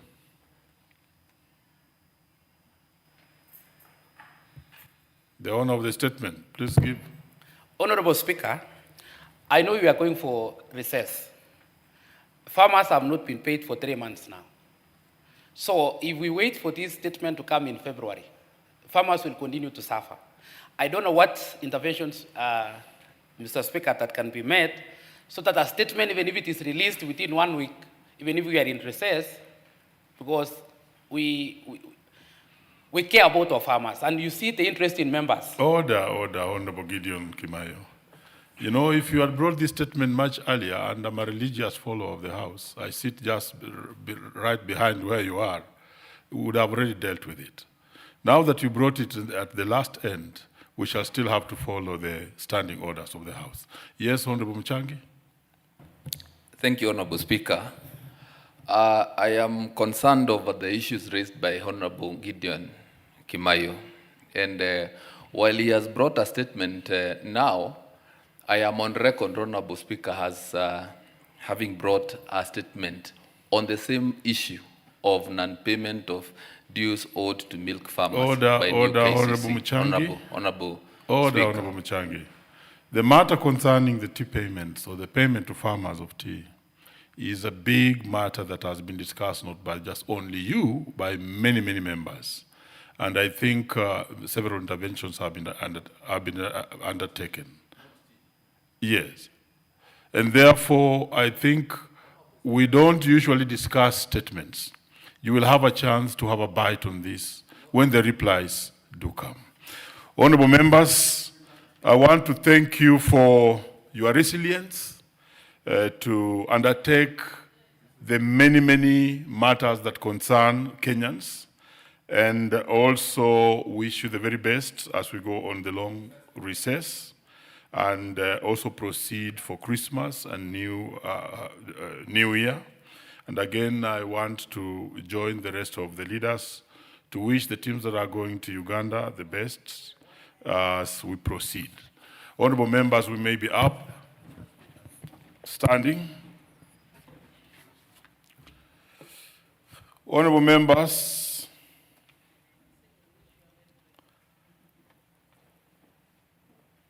and the time now being 9:13 p.m., this House stands adjourned until Tuesday, 10th February 2026 at 2:30 p.m.